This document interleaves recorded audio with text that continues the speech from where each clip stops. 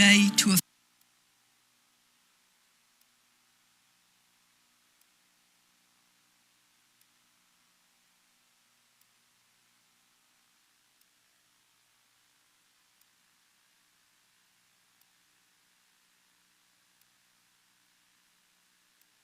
officially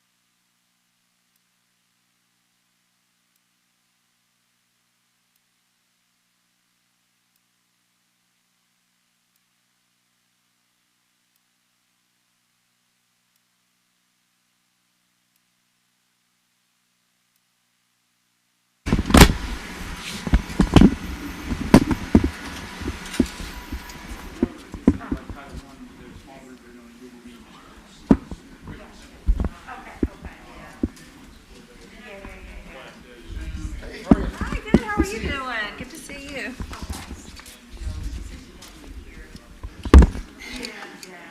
I mean, I know, but I think some of them maybe have gone back and forth. But these people have like some of them. I think the autos, he was kind of going back and forth, but I think now he's kind of going back and forth.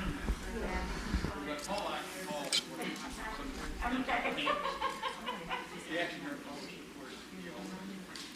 Okay. It was all there, he just read it in one laptop. Gotcha. Okay. Gotcha. So it's a Learning curve. It's a learning curve, right? It's a learning curve. So I know. I mean, sometimes my son says, well, there's been a couple times where I tried to log on and I just can't. And he's like, so I just, send the teacher something and say, hey, I tried, but I just could not get connected for whatever reason, I mean, most of them are being understanding, especially in. No, so they're not bringing those students in yet. No, not yet. Next time.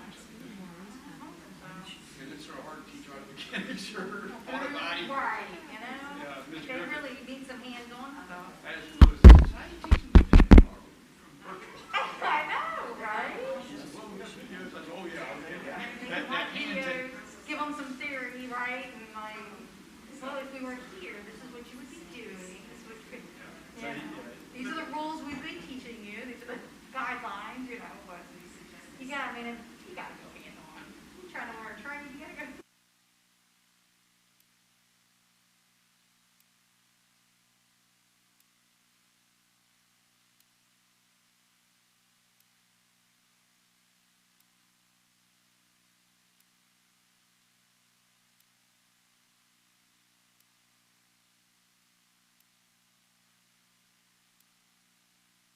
Vision is back to learning.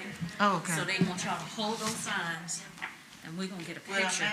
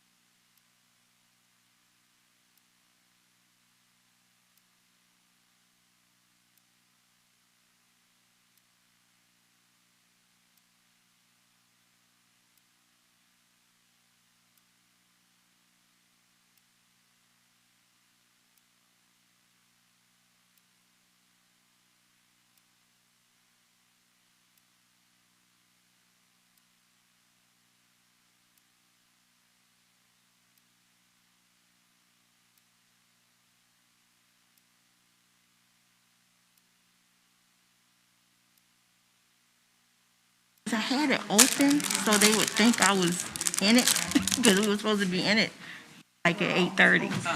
And then when I got to the car, the internet went out.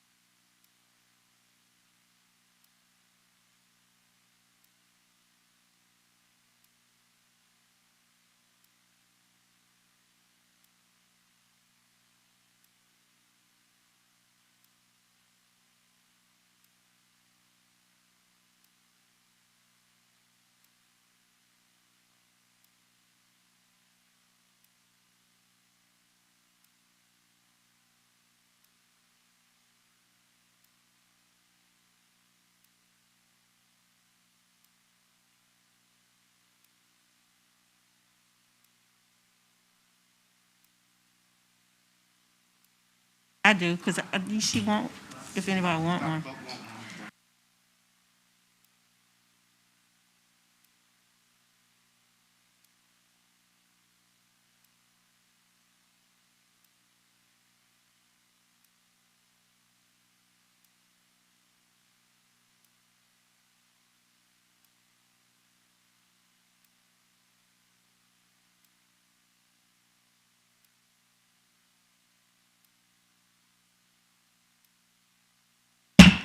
The meeting will please come to order, and we need a motion for the meeting by attendance by electronic device for Mr. Mitnick. So moved. Motion is needed.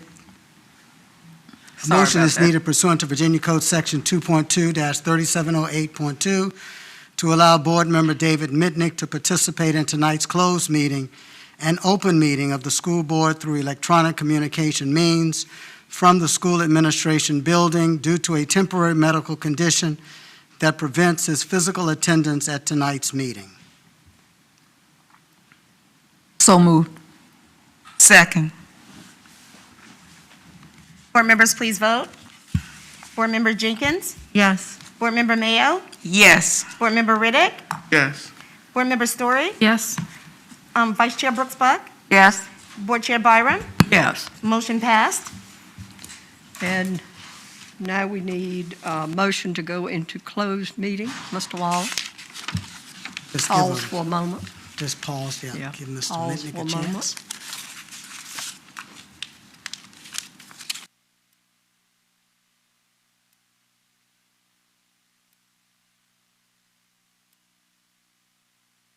with us, Mr. Mitnick?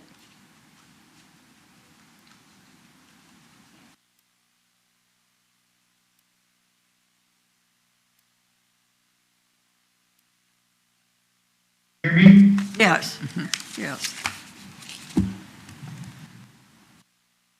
Okay? Hear us? A motion is needed to go into a closed meeting to discuss the following items and subjects pursuant to Section 2.2-3711 of the Code of Virginia, 1950 as amended. Number one, the discussion and/or consideration of the personnel report regarding prospective candidates for employment, assignment, appointment, promotion, performance, demotion, salaries, disciplining, or resignation of specific employees of the school board, and more specifically, as it relates to the following. A, the resignations of individuals employed in the following positions: teachers, teacher assistants, school nurse, bus mechanic, bus driver, custodians, dispatcher, and English instructional specialist. B, the hiring of instructional personnel for the following subject areas: math teacher, second grade teachers, and first grade teacher. C, the hiring of non-instructional personnel for the following positions: cafeteria associate, custodians, head custodians, SPED teacher assistants, and ECSE teacher assistant. D, the hiring of a part-time individual employed as cafeteria associates, custodians, and teacher assistants. E, the hiring of individuals employed as a substitute bus aide, guidance counselor, cafeteria associate, teachers, and teacher assistant. F, the approval of a school employee to be paid a first stipend of $150 for partial training as a substitute bus driver trainee. G, the approval of 2 school employees to be paid a second stipend of $150 for partial training as substitute bus driver trainees. H, the approval for 7 school employees to receive compensation for the 6th grade transition virtual presentation at Kings Fork Middle School in August 2020 at the rate of $26.40 an hour. I, the approval for 3 school teachers to receive compensation for teaching basic computer instruction classes to SPS custodians, food nutritional service workers, and bus aides from September 21st, 2020 to October 31st, 2020, and again in the spring 2021 as needed at the rate of $26.40 per hour. J, the approval for compensation for an employee to serve as a tutor for the Algebra Readiness Program at Kings Fork High School for the 2020-2021 school year at the rate of $26.40 an hour. K, the approval for 2 employees to receive an annual stipend in the amount of $5,000 for the 2020-2021 school year as a 504 coordinator and a lead related services therapist. L, the approval for 3 employees to receive compensation for serving as tutors in the Suffolk Public Schools Algebra Readiness Program at Lakeland High, Kings Fork Middle, Nassau River High Schools at the rate of $26.40 an hour. M, the approval of 11 teachers to receive compensation for teaching Z Block at Kings Fork High, Lakeland High, and Nassau River High School during the 2020 and 2021 school year at the rate of $26.40 an hour. N, the approval of 20 employees to receive compensation for the 6th grade transition virtual presentation at Forest Glen Middle and John Yates Middle Schools at the rate of $26.40 an hour. The approval of a school employee to serve as a curriculum writer for John Yates Middle School from August 3rd, 2020 to September 5th, 2020 at the rate of $26.40 an hour. P, the approval for 12 teachers to serve as homebound instructors for Kings Fork High School for the 2020-2021 school year at the rate of $27.40 an hour, with 40 hours being the maximum monthly hours for the teachers. Q, the approval of 49 school employees to receive compensation for after-school tutoring and after-school detention at Lakeland High School and Kings Fork High School for the 2020-2021 school year at the rate of $26.40 an hour. R, the approval of 90 teachers to receive compensation for teaching extra section classes for the 2020-2021 school year at Lakeland High, National River High, Kings Fork High, and John F. Kennedy Middle Schools effective September 8, 2020, at the rate of 6% of their individual contracted pay. S, the approval for 59 teachers to serve as homebound instructors for Kings Fork Middle School for the 2020-2021 school year at the rate of $27.40 an hour, for 40 hours being the maximum monthly hours for the teachers.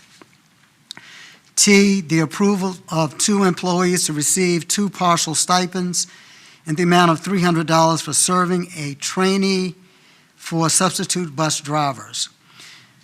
U, the approval of a request for a school employee to be removed from the substitute teacher list. V, the approval of a request for a school employee to receive a leave of absence, all of which is authorized by Section 2.2-3711A1 of the Code of Virginia 1950 as amended. Number 2, the discussion of the pupil personnel report relative to the following. A, request by 87 students enrolled in Suffolk Public Schools to attend school out of their designated school attendance zone. And B, disciplinary actions involving 9 students assigned to Turlington Woods School for a period of time, 1 student being returned to the base school, 1 student assigned to the Tidewater Regional Alternative Education Program for the 2020-2021 school year, 1 student assigned to virtual learning through the first semester of the 2020-2021 school year, and 1 student assigned to the GED program at Lakeland High School through the first semester of the 2020-2021 school year, where the discussion in an open meeting would involve the disclosure of information contained in the student's scholastic record, all of which is authorized by Virginia Code Section 2.2-3711A2 of the Code of Virginia 1950 as amended. 3, consultation with legal counsel regarding a specific legal matter requiring the provision of legal advice by counsel, and more specifically as relates to personnel action number 2021-1, a hostile work environment complaint filed against board member Sherry D. Story, all of which is authorized by Section 2.2-3711A8 of the Code of Virginia 1950 as amended. So moved. Second. Board members, please vote. Board Member Jenkins? Yes. I'm sorry. Yes. Board Member Mayo? Yes. Board Member Mitnick? Yes. Board Member Riddick? Yes. Board Member Story? No, and my reason, I believe that the late revision does not comply with the FOIA requirements regarding providing the public with sufficient advance notice. So I object, and I want that to be in the minutes, please. Vice Chair Brooks Buck? Yes. Board Chair Byram? Yes. Motion passed. And now we'll go into closed meeting.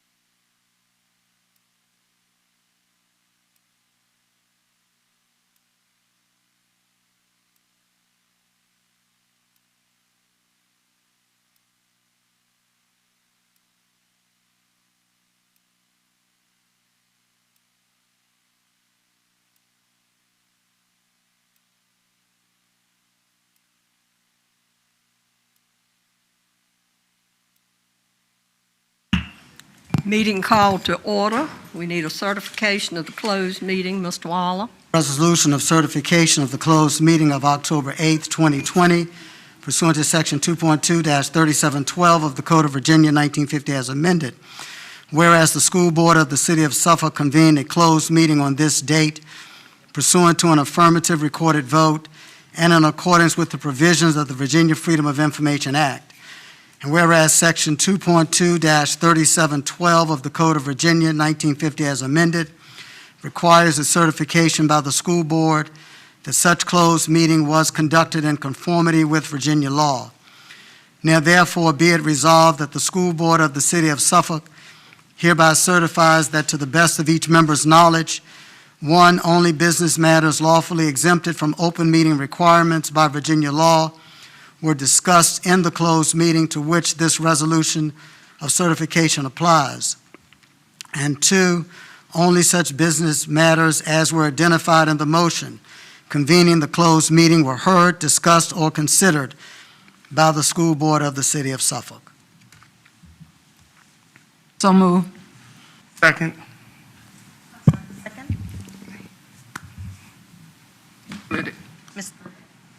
Board members, please vote. Board Member Jenkins? Yes. I'm sorry. Yes. Board Member Mayo? Yes. Board Member Mitnick? Yes. Board Member Riddick? Yes. Board Member Story? No, I believe the late revision does not comply with FOIA requirements regarding the providing the public with sufficient advance notice. I object, and I want it to be recorded in the minutes. Thank you. Vice Chair Brooks Buck? Yes. Board Chair Byram? Yes. Motion passed. Now we will recess until 7 o'clock.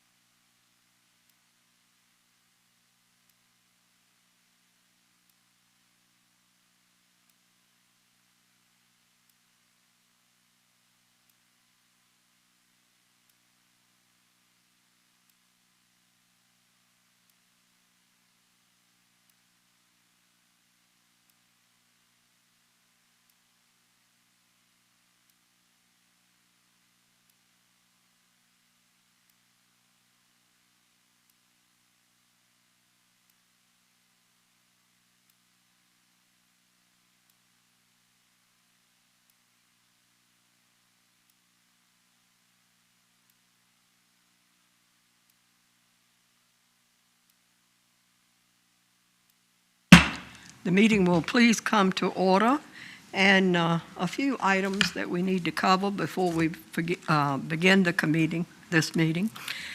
For the health and safety of everyone that is assembled, we will ask that you wear your mask and in the chamber. And when you come up, if you need to address the public, we will ask you to please remove your mask if you would like to speak, and then replace it. Thank you. And at this time, I'll call on Mr. Riddick to lead us in the Pledge of Allegiance.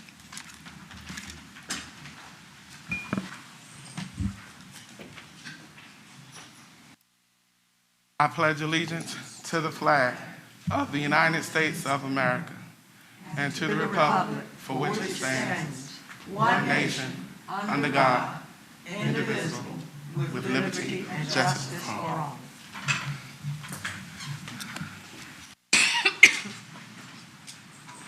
Thank you, Mr. Riddick. Next, we need action on our closed meeting items. Dr. Buck?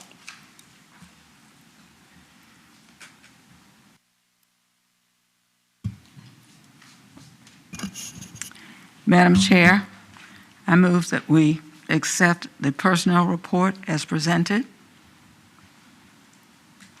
Second. Board members, please vote. Board Member Jenkins? Yes. Board Member Mayo? Yes. Board Member Mitnick? Yes. Board Member Riddick? Yes. Board Member Story? Yes. I'm sorry. Yes. Vice Chair Brooks Buck? Yes. Board Chair Byram? Yes. Motion passed. Next, we have the pupil personnel report. Dr. Buck? Madam Chair, I move that we accept the pupil personnel report as presented. Second. Board members, please vote. Board Member Jenkins? Yes. Board Member Mayo? Yes. Board Member Mitnick? Yes. Board Member Riddick? Yes. Board Member Story? Yes. Vice Chair Brooks Buck? Yes. Board Chair Byram? Yes. Motion passed. Next, we have approval of agenda items. Madam Chair, Yes, Mr. Riddick. I got two motions I would like to make. The first motion is I move to add to our agenda tonight the discussion of the renaming of Pioneer Elementary School.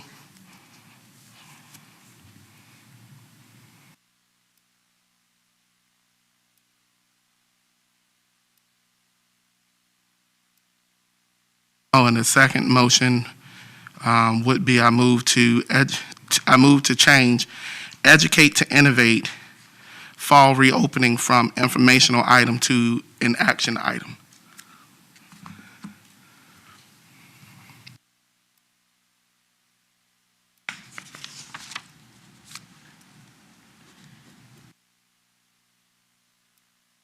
So are we voting on those separately or together?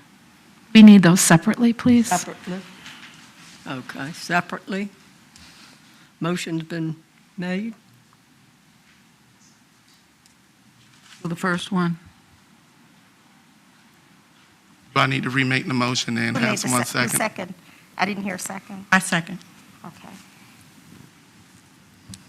Okay, board members, please vote. Which motion are we This is voting for on? the first motion to discuss the renaming of Pioneer Elementary School.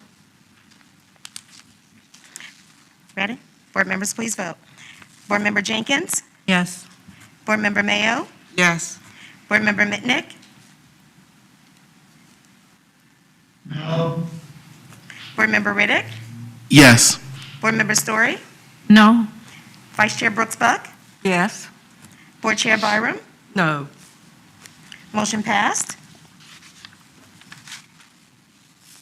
Next, we have, The second motion is for the fall reopening plan to move from an info item to an action item.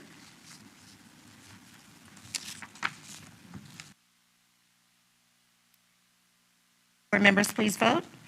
I second the move. Yeah, we need a Oh, second. I'm sorry. Mr. Mitnick, second. Okay, board members, please vote. Board Chair Byram, Yes. Vice Chair Brooks Buck, Yes. Board Member Jenkins, Yes. Board Member Mayo, Yes. Board Member Mitnick, Yes. Board Member Riddick, Yes. Board Member Story, Yes. motion passed.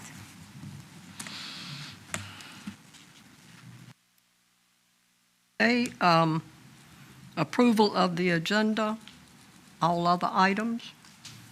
Madam Chair, I move that we approve the agenda with the additional items as presented with the additional items. Second. Oh.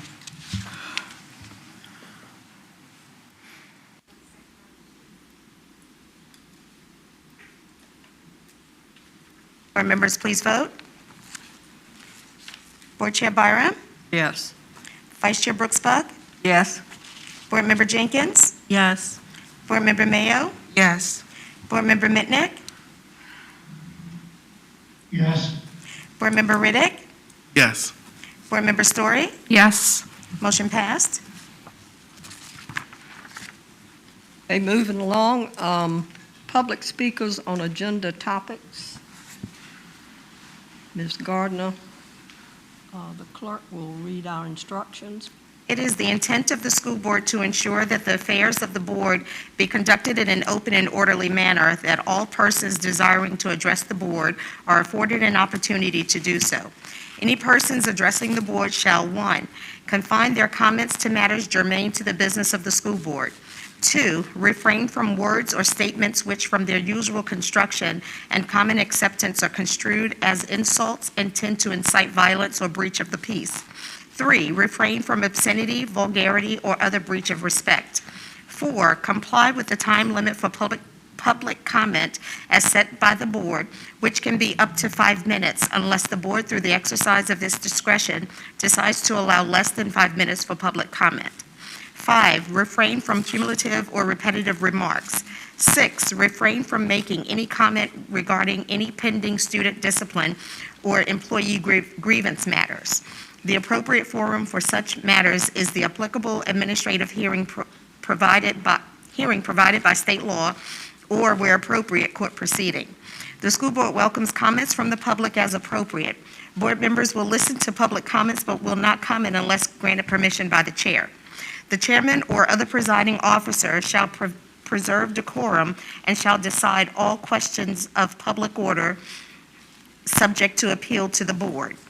At the request of the chairman, a city police officer shall act as sergeant at arms at all board meetings.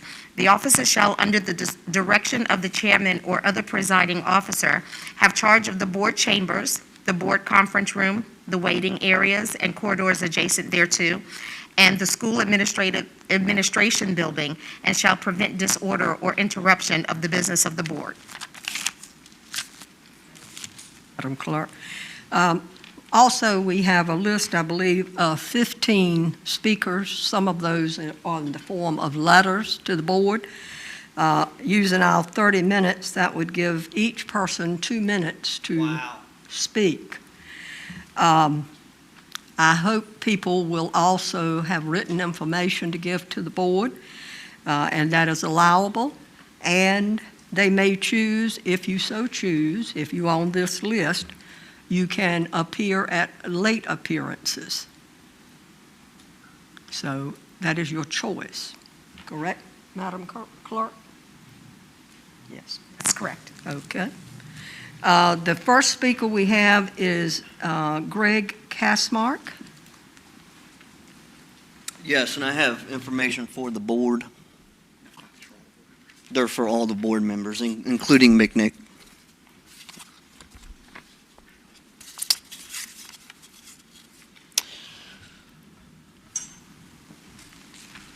Do I need to wait for those to be distributed?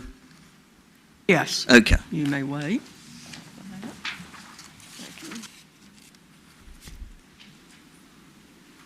And is Mr. McNick in a remote location, or is he just sitting in like a back room somewhere?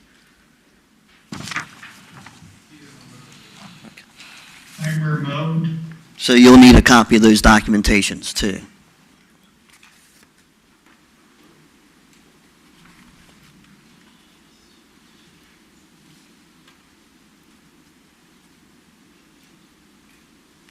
I just wanted, while we're waiting for them to pass it out, I dealt for 2 weeks trying to get access to this PowerPoint, this publicly funded PowerPoint. So I hope nobody else uses it tonight.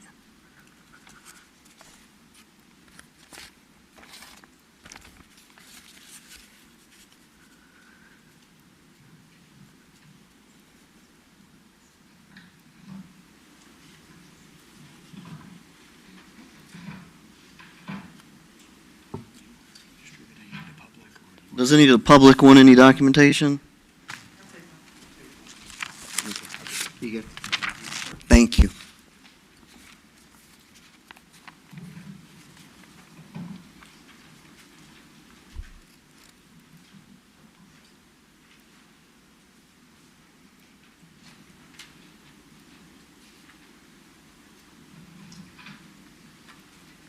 Again, just while we're waiting for Mr. Micknick, I asked for access to the publicly funded PowerPoint equipment.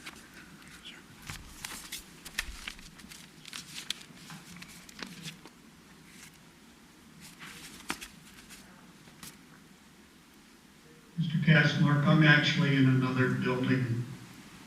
Okay, but according to the FOIA, you have to have a copy of the documentation at the time of the meeting. I have a copy for Mr. Mitnick. He needs it at the time of the meeting. He needs the documentation now, according to the FOIA. Madam Chair, that is not correct. If Mr. Kasmark wants to begin his presentation, I suggest that he'll start that. That information, Okay, I'll he had the start my- opportunity I'll to start provide my- that information prior to the meeting Yes. so that it could be made available to board member. But that's Mitnick, not how the which he FOIA chose not to do. reports it, Mr. Wendell. Sir, Okay, Would you where to like to start? give- I'll start my presentation. would you like Where- to give your presentation? Yes, ma'am. Where to start? I was going to start with the numbers, but the numbers for the local cities have been out of the red since August. So let's start with equality. My children have the same right to equality to be in school, especially being out of the red, just as parents have been afforded the equality to homeschool. The federal government, through the CARES Act, provided Suffolk Public Schools with $2.87 million to adapt and open schools. Why has every single private business been able to adapt to the rules put in place by the government, but the government can't adapt to their own rules? In every single survey I have seen posted online in Suffolk communities and groups, the number of parents that want their children to return to school outnumbers the parents who don't. I don't understand why the school board isn't listening to the public and the working parents. Not only is the school board holding back our children, they are causing parents to neglect themselves because they are so busy being involved in their children's schooling. The few that say this is temporary are judgmental. Something that does not have a date or a start date can't be defined as temporary. You haven't given us a plan on the reopening. Last meeting, you said other districts were calling to see what we were doing. We can see that they didn't take your advice. Chesapeake went 5 days in person for pre-K through 3rd grade, with parents saying their children are learning now and happy to be with friends. Other cities are in or have a plan to open schools. Even Virginia Beach, the most populated city in our area, has their children back. They're adapted. Thank you, Mr. I want to Kasmark. know Your why time has Suffolk, expired. that is absolutely ridiculous that I cannot even get through one Mr. page. Kasmark, your time has expired. Exactly. Thank you, Mr. Kasmark. Please add me to the end. And next, we have Danielle Saunders. Danielle Saunders.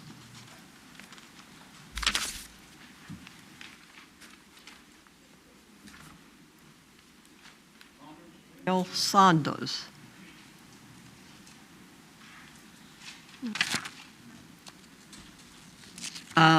Next, Tabitha, 2 more minutes then? no, sir, you Yeah, can't, that'll be my 2 more minutes since she Point didn't of show order. up. excuse me, Nicole, sir. they adapted. I want to know why Suffolk cannot adapt yet to Excuse do me, so. sir, Order. you cannot have the time. Yield Need time. to be removed. He needs to be removed.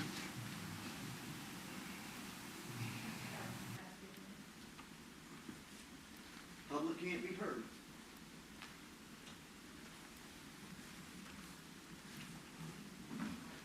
Next, we have Tabitha Sidwell.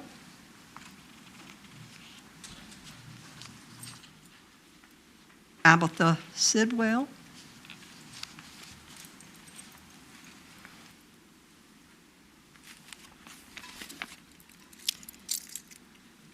My children come from a home that, like most nowadays, have 2 working parents. We just both happen to work outside of the home. My husband and I both work out of the side of the home. We leave early in the morning, and no less than one of us comes home after the school day has ended.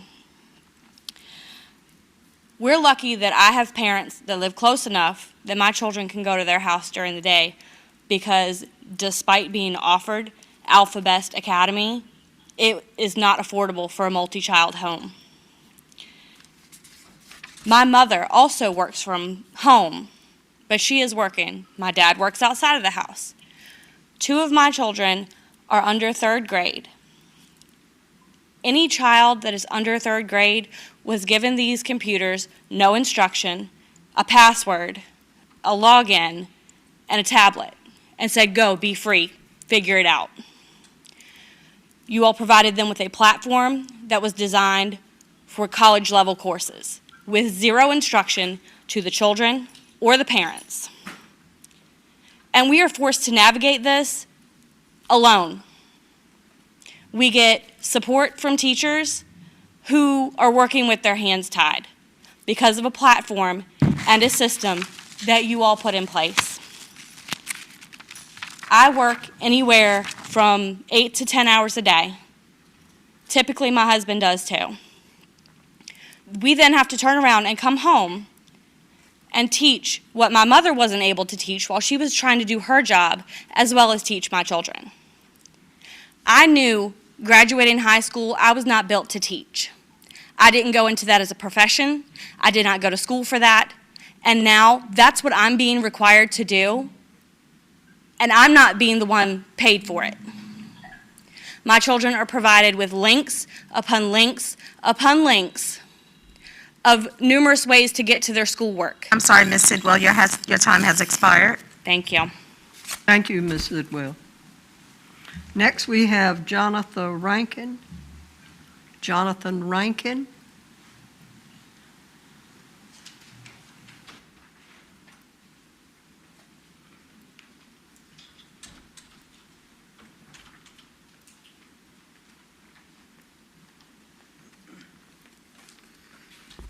Good evening. I want to thank the chairman and the board members for allowing me, a former Suffolk Public School graduate, to speak here tonight. I want to thank you for your leadership and efforts in handling an unprecedented events stemming from the COVID-19 pandemic. I applaud your initiative and creativity in providing alternative resources for educating our children.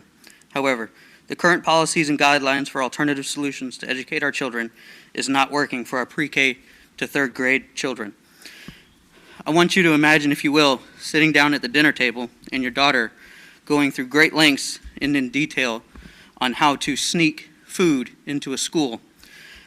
I had the option to pull up her computer, and while I was looking at her schoolwork, I noticed YouTube was on her internet browser. The video that was being played was a pregnancy video. Mind you, my daughter is 5 years old and in kindergarten.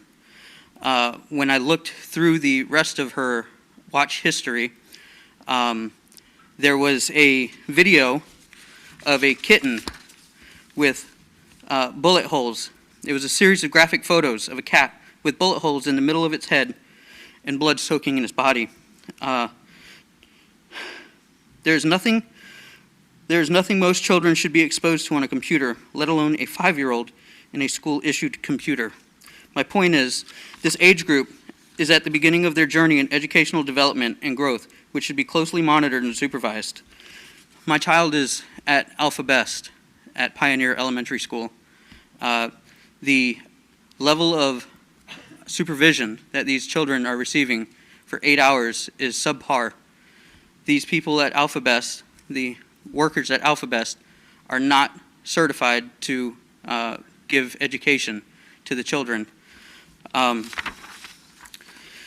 If the students can participate in an all-day dare I'm sorry, care... Mr. Rankin, your time has expired. Thank you for your time. Thank you, Mr. Rankin. Next, we have Karen Cornett. Karen Cornett. I'm sorry, Madam Chair. Ms. Cornett is not here tonight. She said she had the opportunity to email you all. Okay, thank you. Next, we have Amber Feliciano. Good evening. I'm going to talk very fast because I want to get through this.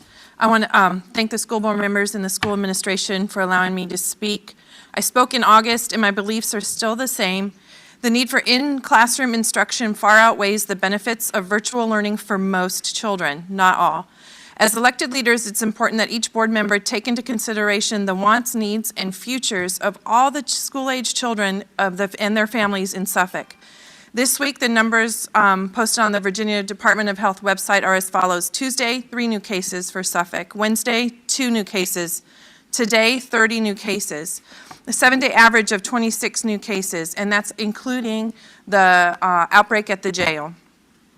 Based on these numbers and direct written guidance from the CDC, the risk of the student population in school versus the mental, physical, and long-term effects of staying home is so lopsided that it's just, I can't grasp it myself.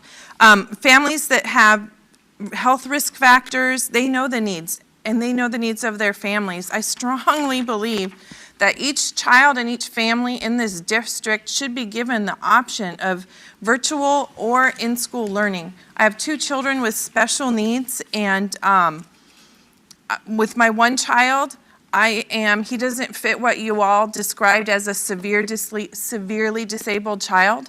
So he's at home with me, he's in inclusion classrooms, and I spend legit all day with him. And it is extremely hard. He is falling behind, despite my best efforts.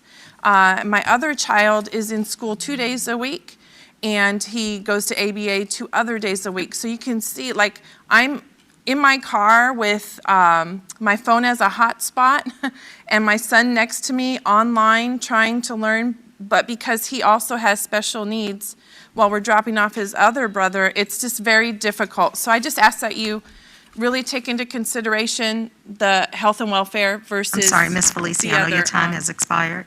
just what people want. Thank you, Ms. Feliciano. Thank you. Next, we have Kristen O'Neill. Kristen O'Neill.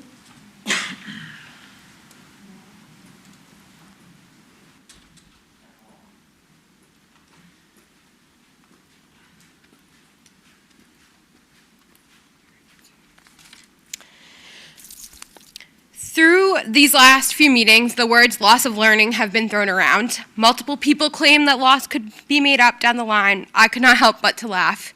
Unless you have a special needs child, you do not understand. I don't care what degree you have. I don't care where you went to school, what books you've read. You just do not understand unless you walked a day in our shoes. Virtual learning is not only setting my son back further, but it's ruining our relationship. When the Chromebook comes out, it triggers an instant tantrum. He's not being aggressive, but rather impulsive because he just does not understand. He screams no at the top of his lungs. He dumps out toy bins. We've had to remove furniture to keep him safe. He does not understand why his teacher is in the computer. He does not understand why I'm trying to teach him instead of cuddling him. He cannot use the mouse pad due to finger dexterity. We are a military family and I am blessed to be able to stay home, but every time I bring out that Chromebook, I'm so worried he's gonna break it and I'm gonna have to pull from our Christmas fund. This is not a neurotypical child who you can reason with. This is a child that has severe needs. But my second grader, Elliot, is also paying the price of these tantrums. Elliot constantly needs help navigating Canvas, but I am one person, and if his brother Landon is screaming and banging his head, Landon's safety becomes a priority. Not only does Elliot not have help, but he cannot concentrate because of all the noise. When you have a sibling with a severe disability, you make a lot of sacrifices. We can't do certain things because of Landon's sensory needs. Elliot handles all that with grace, but now he must sacrifice his education too, it's just not fair. As a parent, you feel helpless, like I'm letting them all down. Hasn't COVID stolen enough from us? How do I care so much for my children yet still feel like I'm failing them? He needs to be in school those 4 days. I'm not being selfish. If you don't think that I don't know what those risks of COVID are, you're out of your mind. I've talked to 2 doctors, 3 therapists, and they all agree there is nothing more that we can do at home. And by doing that, you're setting him back, and you're not setting him back with a loss of learning. You're setting him back with a loss of life skills that will affect him for the rest of his life, that I can't bring back, and it's not because I'm a bad parent. It's because he needs the structure of school, which you've been told multiple times by both Dr. Gordon. I'm sorry, Ms. O'Neill, your time has expired. Sure. Can you add me to the end so that I can finish the rest of this? Thank you very much.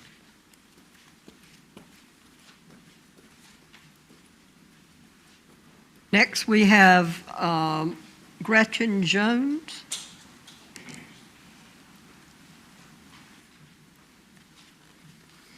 Good evening. I'm standing here tonight on behalf of my kids. My son is 15 years old and a sophomore at Nansemond River High, and my daughter is 13 years old and is in 8th grade at John Yates. They're smart kids.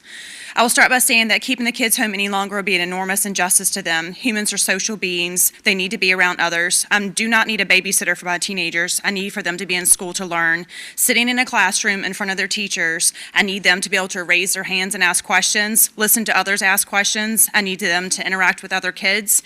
I need them to have a relationship with their peers, their teachers, and their coaches. As much as I would like to think I am everything to them, I am not. I am not their teacher, I am not their coach, and I'm not their peer.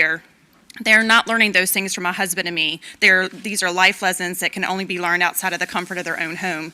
My kids are smart, independent, and for the most part make good choices. Over the last 7 months, their personalities have changed. They're not the same kids they used to be. Learning online without interactions with teachers is paying a big toll on them. They are developing right now foundational concepts that they will build upon throughout the years. Virtual learning is forcing them to teach themselves key concepts, which leaves them feeling unprepared and set up for failure. Virtual learning has stripped away my kids' confidence. They feel defeated by the way of learning. This is not the message we want to send for our kids. Do you know that the suicide rates in tweens and teen are as high as they've ever been? That is not okay. My main concern is these kids will never be able to absorb the work they have missed since March. From March until school got out, there's been zero learning. Now their kids are missing 2.5 hours a day every day and all day on Friday. How will they ever be able to make up that work? My son is in the engineering program and needs to maintain an 83 average to stay in the program, and in several classes he has not maintained that as of interims today. However, parents should have the options to send their kids back. If they feel comfortable, then they should have that option. So many private schools in our areas have returned with little problems. Isle of Wight, Chesapeake, and Virginia Beach have already done so and are doing very well. Across the country, many public schools are opening up without problems. I'm sorry, Ms. Jones, your time has expired. Thank you. Please send our kids back. Thank you, Ms. Jones. Next, we have Gerald Vagat. Gerald Vagat? No. Next, April Thompson. April Thompson. I have a letter. Letter. Yes, ma'am. My name is April Thompson. I am a mother of 3 students. They are in pre-K, 2nd grade, and 8th grade. I am emailing because I am unable to attend the meeting coming this Thursday, and I want to express my viewpoints about virtual learning and my concerns. My 2nd grader and 8th grader are both on an IEP. They both are hands-on learners. I held my 2nd grader back to repeat the 2nd grade because we had just implemented her IEP right before the school closed March 13, 2020. She has yet to receive any of the services she is in need of for support. I was hopeful with holding her back she would gain a better understanding excel this year, not only academically, but also in self-esteem. She struggled last year, March through June, with the virtual learning and is again this year. She is having a hard time staying focused and following along. She is constantly booted out of class, and she has had a hard time with the assignments on the computer. She and my 8th grader have ADHD. My 8th grader, he is begging to go back to school. Half the time, teachers are not posting the meetings to attend, and if they do, they are only on for 10 to 20 minutes. I'm not sure how this is educating anyone in that time frame, or if there is no meeting to even follow along for a lesson.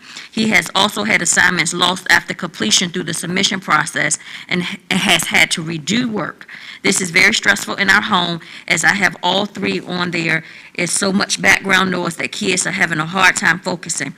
Pre-K, which is active style learning and hands-on, is very difficult to keep her attention focused to a computer.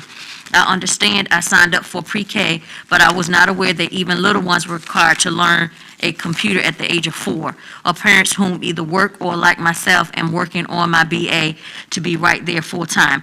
Let me say this, I am online with my classes through Southern Northampton University, and our platform for classes are nowhere near as difficult or stressful as Canvas is for our kids.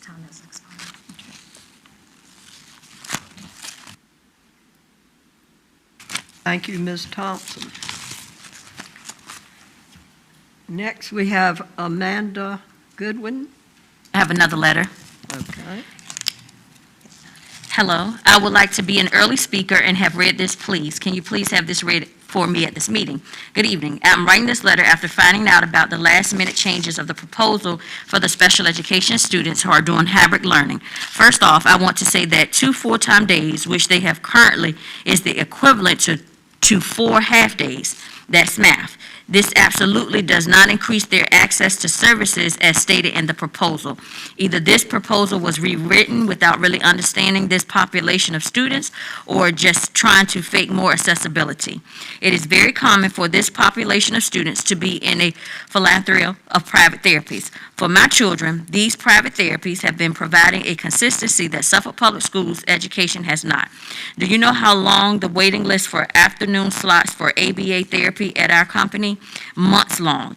What about spots for physical therapy? They are almost a year. I'm not even exaggerating. One of my children does not come to school until 11:15 due to his other medically necessary therapies. Now, the proposal is to switch things to 4 half-days, and I'm sure these are all in the morning. I will now have to choose between my son's medically necessary therapies in school. How is that in his best interest? Virtual learning does not work for him, and I know he's not the only student in this situation. Many of the students in this program are in other therapies as well. This half-day situation will be robbing my son of either an education or medically necessary therapies. This is not the best interest of these students. Please send these students back to 4 days per week, or at least to be at 2 days. Suffolk is starting to fall way behind some other districts. Private schools have been back for several weeks now. Chesapeake and Virginia Beach are now back as well. I beg of you to help our special education students get the education they need and they deserve, because they are falling behind. Thank you for your time. Respectfully, Amanda Goodwin. Thank you, Ms. Goodwin.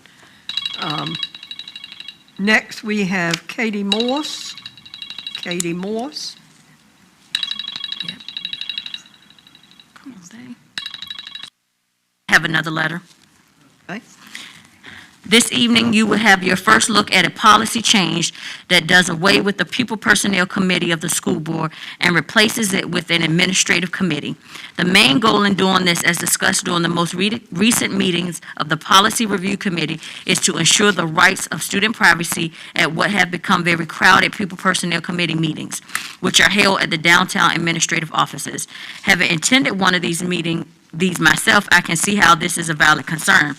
I would like to take a moment of your time, however, and point out that these committee meetings have been so crowded because the initial appeal in the process, the one before it gets to the Pupil Personnel Committee, has become little more than a gate designed to keep students out of school for the entire time initially set by the discipline administrator, and is not serving the function of an actual appeal.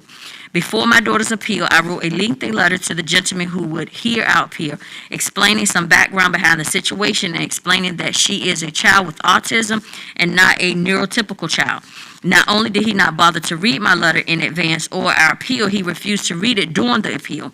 He flat out stated that he wasn't at all interested in anything I had to say on the matter and that he was only going off the report from the administrator. How can a process where a parent has no input or rebuttal even be termed an appeal? He asked my daughter a few questions and then did what he came there to do, wholeheartedly agree with the administrator. I suspect that if you look at the case that makes it to the People Personnel Committee, you will find that the vast majority are there because the first appeal didn't make any change to the punishment. After the failed appeal, you and your child end up at the People Personnel Committee meeting at least 10 days after your child is suspended, but almost certainly later than that. Your child has, in most cases, already served his or her entire suspension and returned to school. And you are there to ask that the punishment that your child has already served be amended on paper because it's too late for anything else. Even if your appeal is successful.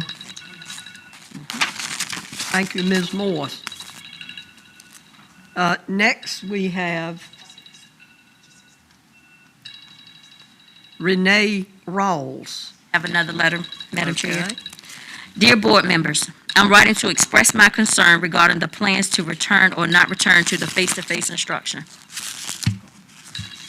First, I would like to start off by saying that it is imperative for all students to have the option to return to face-to-face learning next quarter, and I urge you to all to really consider this. Many students, parents, and teachers are suffering under the current virtual plan. I'm sure you have heard countless concerns relating to this.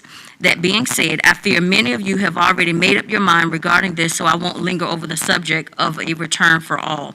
Instead, I would like to turn your attention to the immediate needs to return the students enrolled in CCAP classes. A majority of these courses are not able to be taught online. I think we all agree that the students enrolled in these courses will not be receiving the necessary training to successfully complete these courses if they remain virtual. The class sizes for these programs are already smaller than regular classes. Therefore, the task of developing a plan to safely return these students will not be as big of an undertaking. I urge you all to give this serious consideration and make this issue a priority. Thank you, Renee Rawls. Thank you, Ms. Rawls. Next, we have Christy Whitaker. Have another letter, Madam Chair. Okay. Topic, Educate and Innovate Plan. I am a mother to 3 children that go to Suffolk Public Schools. I have a first grader, 6th grader, and a 7th grader. During the virtual learning, we have experienced several issues. We live out in Holland, and our internet is very spotty. We do have a Kajit device. However, the device will only work if it is only connected to one laptop. And if the weather is bad, we lose all internet access. My youngest has autism and has an IEP. She is in a general education classroom, therefore she cannot return until general ed classes return.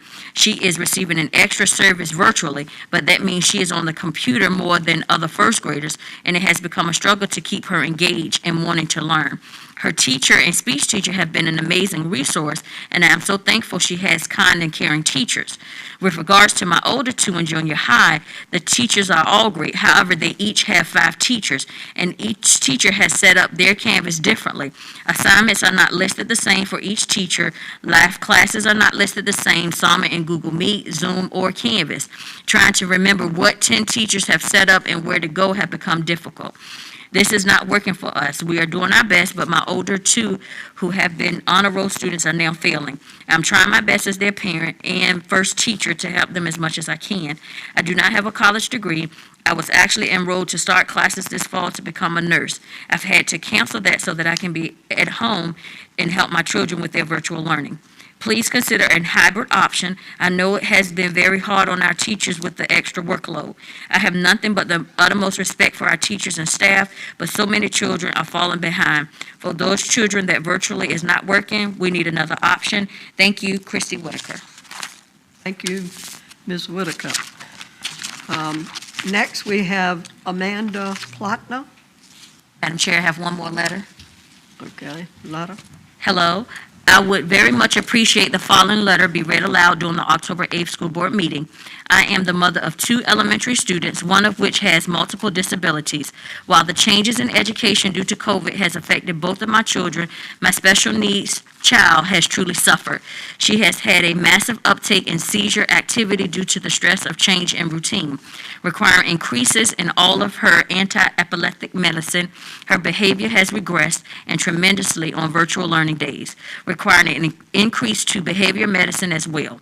We were thrilled to hear just before the start of school that students like my special needs child would be returning for 4 days per week, only to have the school board decide on 2 days per week. We held out hope that the school board would make the decision during the September meeting for these children to return 4 days per week, only to have the discussion table. My child with multiple disabilities is in a self-contained classroom, which is really a small cohort of children. The risk of attending school for 4 days per week is no greater than the 2 days per week they are already attending. I will add that Mr. Gordon previously stated most teachers are already working in the schools 5 days per week, although only 2 days are required. I supplicate the school board to vote for our children to return for 4 days of school per week. I was recently informed that the board is now voting on an option for 4 half-days. I would really like to know what data the board is using to make these decisions. Half-days could prove to be more disruptive than 4 days missed. Our children has reestablished their 4-day routine. A shortened day, they are not receiving a full day of instructions. To change the 4-day routine to a half-day, 4 days per week is senseless. It feels as though the board is making snap judgment decisions without any concerns for the ramifications that follow this unique population of children.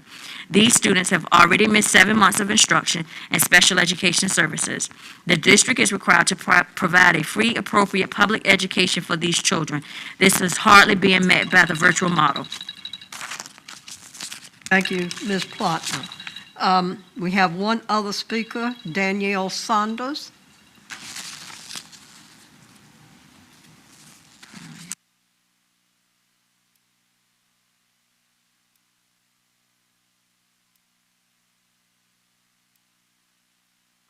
My children, I have 2 that are currently in Hill Point Elementary, and a little boy, he's in the 3rd grade, and my daughter, she's in kindergarten. But my 2 children are high risk, and it is hard to do virtual, but I just would be at ease if they were at home with me, because even before COVID, it was very hard for my children to stay well. I worked very hard to keep them well, and when they got sick, it looked like death, really. And I got them better, and they'd go back to school, and it was just repetitiously. And it's only because of other children, the parents are allowing their children to go to school and be sick and get everyone else sick. And I'm just really scared for them to go back, return in this atmosphere that we're under right now. My little girl, she not only she was born premature, a late preemie, and she's overcome a lot of battles with that. She's on point, but she has asthma, and on top of that, she has a narrow airway. They're both being seen at CHKD, and I keep up with all their meds. My personal battle was breast cancer last year, and I overcame that. But while I was on my journey, her doctor told me it didn't matter how much nebulizing, how much asthma medicine I gave her, when she gets sick like that, it would not help her. So she's been on prednisone, a steroid, for a 4-year-old, then 5. And that's not good for her either. I'm really, truly afraid of this disease that's out here and afraid for our children. And I'm sorry, your time has expired. Okay. I just would like for you to reconsider. Thank you. Thank you, Ms. Saunders. Thank everyone for their remarks to the board. And now we will move to reports by the superintendent. Thank you, Madam Chair. As Ms. Ward comes to the podium, I did want to take the time to thank 2 of our outstanding educators. Each one of our board members have been given bags today. A bag with an apple from Stephanie Morris, who's an early childhood special education teacher at Florence Bowser. One of her virtual lessons was to make applesauce, and she wanted to share that with the board. That's in the smaller bag that you have right here that has an apple, a cup, and some applesauce. Also, there is a bag with goals from Principal Mr. Garrick Rose at Macmillan Elementary School that includes a mask and some other gifts. He's using the acronym for goals of gracious, optimistic, accountable, leaders, and self-reflective. So we wanted to just take the time to publicly thank both Ms. Morris and Mr. Rose for these very generous gifts that were given to the board. And I will turn it over to Ms. Ward, our Community Engagement Officer, to start our good news report. Ms. Ward? Thank you, Dr. Gordon. Good evening, Madam Chair, Vice Chair, and members of the board. Tonight, I'd like to start our good news report by acknowledging an alumni student from SPS. James Jimmy Cox is a class of 2009 graduate from Nansemond River High School, and during his time as a Warrior, James participated in the NRHS marching band. After high school, James attended Howard University, where he earned a Bachelor's of Communications and Telecommunications Management and was commissioned as a signal officer in 2013. After completing the Signal Officer Basic course, he was assigned to the 63rd Expeditionary Signal Battalion, 35th Signal Brigade at Fort Gordon, Georgia. Upon arrival, James's first assignment was platoon leader of Bravo Company. Next, he served as the company executive officer for Alpha Company, where he played a key role in the unit's relocation to Fort Stewart, Georgia. From Fort Stewart, Georgia, James deployed to Baghdad, Iraq, as the Regional Network Operations and Security Center. Upon redeployment, James attended and completed the Signal Captain's Career Course at Fort Gordon, Georgia in November 2017. His next assignment was at the Battalion Communications Officer for 2nd Battalion, 508th Parachute Infantry Regiment, 2nd Brigade Combat Team, 82nd Airborne Division at Fort Bragg, North Carolina in December 2017. In the fall of 2019, Captain Cox would be afforded the opportunity to become the company commander of the 178th Signal Company, 82nd ABN DIV, comprised of 54 paratroopers taking direction under his leadership. His awards and decorations include the Bronze Star Medal, Army Commendation Medal, Army Achievement Medal, Military Outstanding Volunteer Service Medal, National Defense Service Medal, Global War on Terrorism Service Medal, Overseas Service Ribbon, Operation Inherent Resolve Campaign Medal, Global War on Terrorism Service Medal Expeditionary, and the Army Service Ribbon. His military education includes the Signal Officer Basic Course, Airborne School Combative Level 1 course, Signal Captain's Career Course, Unit Movement Officer Course, Air Assault School, and the U.S. Army Ranger School. In addition, Captain Cox is also a member of Kappa Alpha Psi Fraternity, Incorporated. And he's from Nansemond River. Great job. Is he here? Is he here? No, ma'am, he's not here, but his parents are watching tonight. Oh, okay.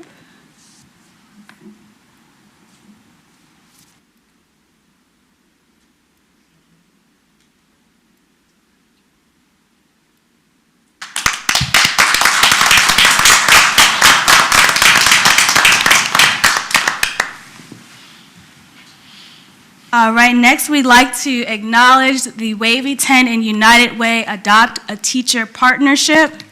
Wavy 10 and United Way have partnered together and have reached out to ask teachers from various school divisions to build a wish list for their classroom as they prepare for a return to school. Both groups will make a teacher's wishes come true by providing everything for that teacher's classroom, from books for the children to take home to any other educational supplies needed for them to do their best work. A teacher's award would range from $500 to $1,000.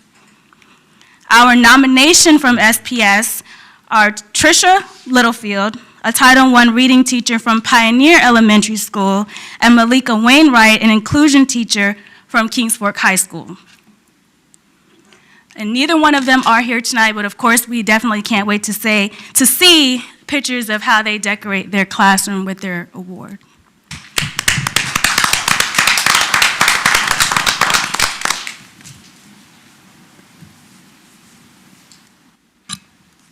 All right, we have some more good news from Nansemond River.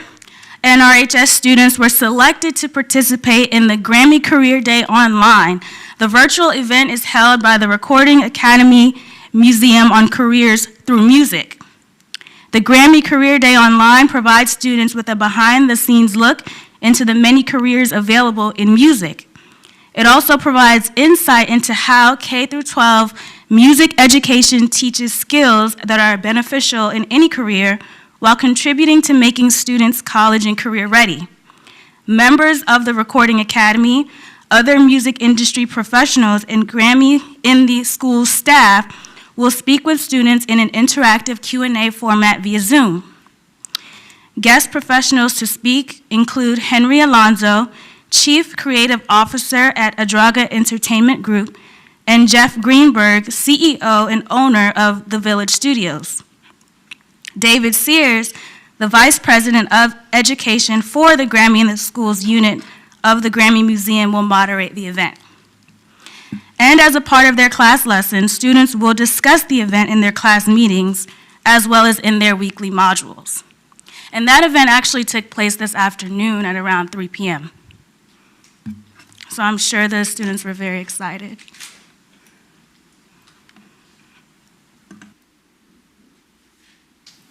And in recognition of Hispanic Heritage Month, we have Nicole Aponte, who we're recognizing tonight. Nicole is a paraprofessional at Creekside Elementary School. When Nicole was a student at Menchville High School, she painted a portion of the cafeteria that celebrated Hispanic Heritage Month. Unfortunately, the mural was a casualty of a makeover a few years back. However, Nicole is contributing a pair of videos to Thomas Nelson's celebration of Hispanic Heritage Month in hopes to plant another seed for another generation. Nicole says that in today's climate, Americans think mostly about black and white when it comes to racial issues, overlooking the country's second largest ethnic group. A quote from Nicole says, "It's really important for people to recognize our contributions, our concerns, and how best to support Hispanics, how to celebrate their contributions beyond just having great music or having great restaurants." Nicole believes that showing the Hispanic community's contributions to technology, education, and other areas are not only beneficial for other Hispanics to see, but informative and educational for non-Hispanics. She says others can be encouraged that they can do it. So we definitely thank Nicole for sharing her story with us.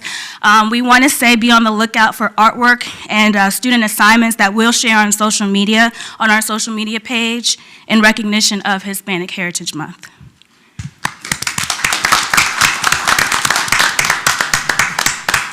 Thank you, Ms. Ward, for bringing those highlights. We have so many good things that have gone on in the past, former students that are doing great things and going out, and staff members that are involved in a lot of unique things that the public needs to be aware of. Thank you for bringing those to us. Absolutely, you're welcome. Okay. This concludes our good news report this evening. Dr. Gordon? Thank you, Ms. Ward. Thank you, Madam Chair. As Ms. Gardner is going to assist, because at this point in time in our board meeting tonight, we want to take the time to really recognize our school board for their belief in participating in professional learning. It is always good as a school division when you have a school board that actually models the expectations that we have for our professional staff, for our clerical staff, for basically all of our staff. And tonight we want to recognize the school board for the Virginia School Board Association School Board Academy Awards, where school board members can earn academy credits through participation in Virginia School Board Association meetings and other academy sessions, and through VSBA governance and service activities. A list of credit hours is described fully in a light blue VSBA School Board Academy brochure. We're going to first start with Mr. Tyron Riddick, who's getting an award of achievement for 24 credits per year as a minimum, but he had 46, and a bronze VSBA pin. Congratulations, Mr. Riddick.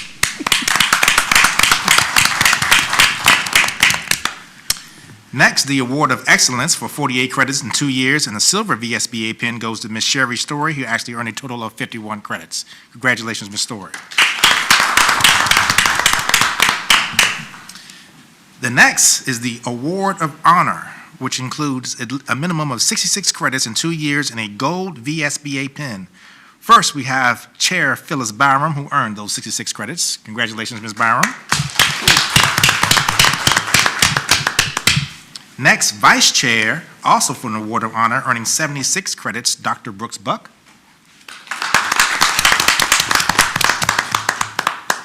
He has already received his virtually, and maybe he'll be able to hold it up for us. But next, with 73 credits, is Mr. David Mitnick, also receiving an Award of Honor. We would also like to take this time to recognize Ms. Loretta Mayo for also receiving the Gold VSBA 10 for an Award of Honor with 70 credits. And last, but definitely not least, with a total credits of 67 and also the Gold VSBA pin for the Award of Honor is Ms. Karen Jenkins. So just like I said, school board, to you all about a year ago, now that you all have earned these great honors, there's only one thing left to do, and that is to become a Virginia School Board Association Board of Distinction, and you are so close. So we're going to ask for that coming up in the near future, and yes, I do have one too, but my credits are nowhere near as close as theirs, so we're not going to even talk about it. Thank you. I want to thank all the members for their dedication to do this, because it's time-consuming, and we travel a lot, we do a lot of things, but it's all for the good of the kids and our students. We work very hard. Thank you. And next, we have Dr. Gordon, School Board Retreat Overview. Yes, I'm going to ask Dr. Akima Branch, our Chief Academic Officer, to come to the podium, and she's going to provide additional details to the board and the school community about the upcoming annual school board retreat that will take place on October 23rd. Dr. Branch? Good evening, School Board Chair, Vice Chair, School Board members, and Dr. Gordon. This year, our school board retreat will be held on Friday, October 23rd from 2 p.m. to 5 p.m. at our CCAP, which is our college at Pruden, our College and Career Academy at Pruden. This year's retreat will be slightly different, but no less informational and engaging. We will take the time to specifically review the strategic plan goals and 2019-2020 performance measures. We will review all of that data with you and have great discussion. But I've also included some interactive and engagement activities during this time. We will be working collaboratively as a school board, division leadership, and other members to actually discuss what's really pertinent and that will push us forward as a division. We are expecting a great time of communication, collaboration, and really conscious thought. We will be working within teams and in groups, so I do ask you to bring your devices so that we will be able to pull information and use that. We will be working across the board as well as across our division leadership. We will, during this time, also have our departments reporting. All of our departments will report information about where we are right now and where we're going.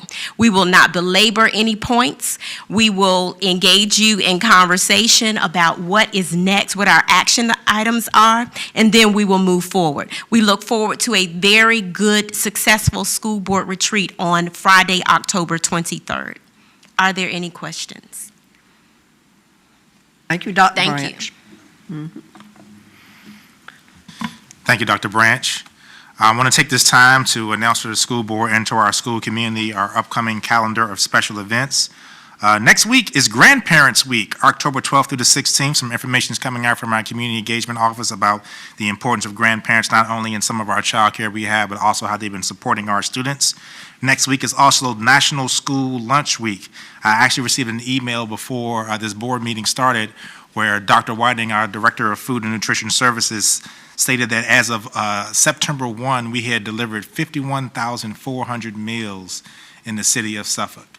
And that meal program that we started basically when we got out in the middle of March is still ongoing, and just outstanding work both by the Food and Nutrition Services team as well as our Transportation Department. Speaking of Transportation Department, National Bus Safety Week, October 19th through the 23rd. Bus Driver Appreciation Day is the end of that week, specifically on October 23rd. National Red Ribbon Week is October 23rd through October 31st. This is Disability Awareness Month for the month of October. This is also National Bullying Prevention Month for the month of October, and National Principals Appreciation Month for the month of October. For next month, Virginia School Board Association Take Your Legislator to School Month, and Ms. Ward, Ms. Gardner, and I have been having some conversations about sharing some plans with the school board and the school communities. We want to make sure that we invite our local leaders and regional and state leaders to participate in that with Suffolk Public Schools. Election Day, very important election day coming up on November 3rd. That's going to be a teacher work day that has no school for students. Veterans Day holiday is also no school for students and staff, as we want to honor all of our veterans. And our next school board meeting will be Thursday, November 12th.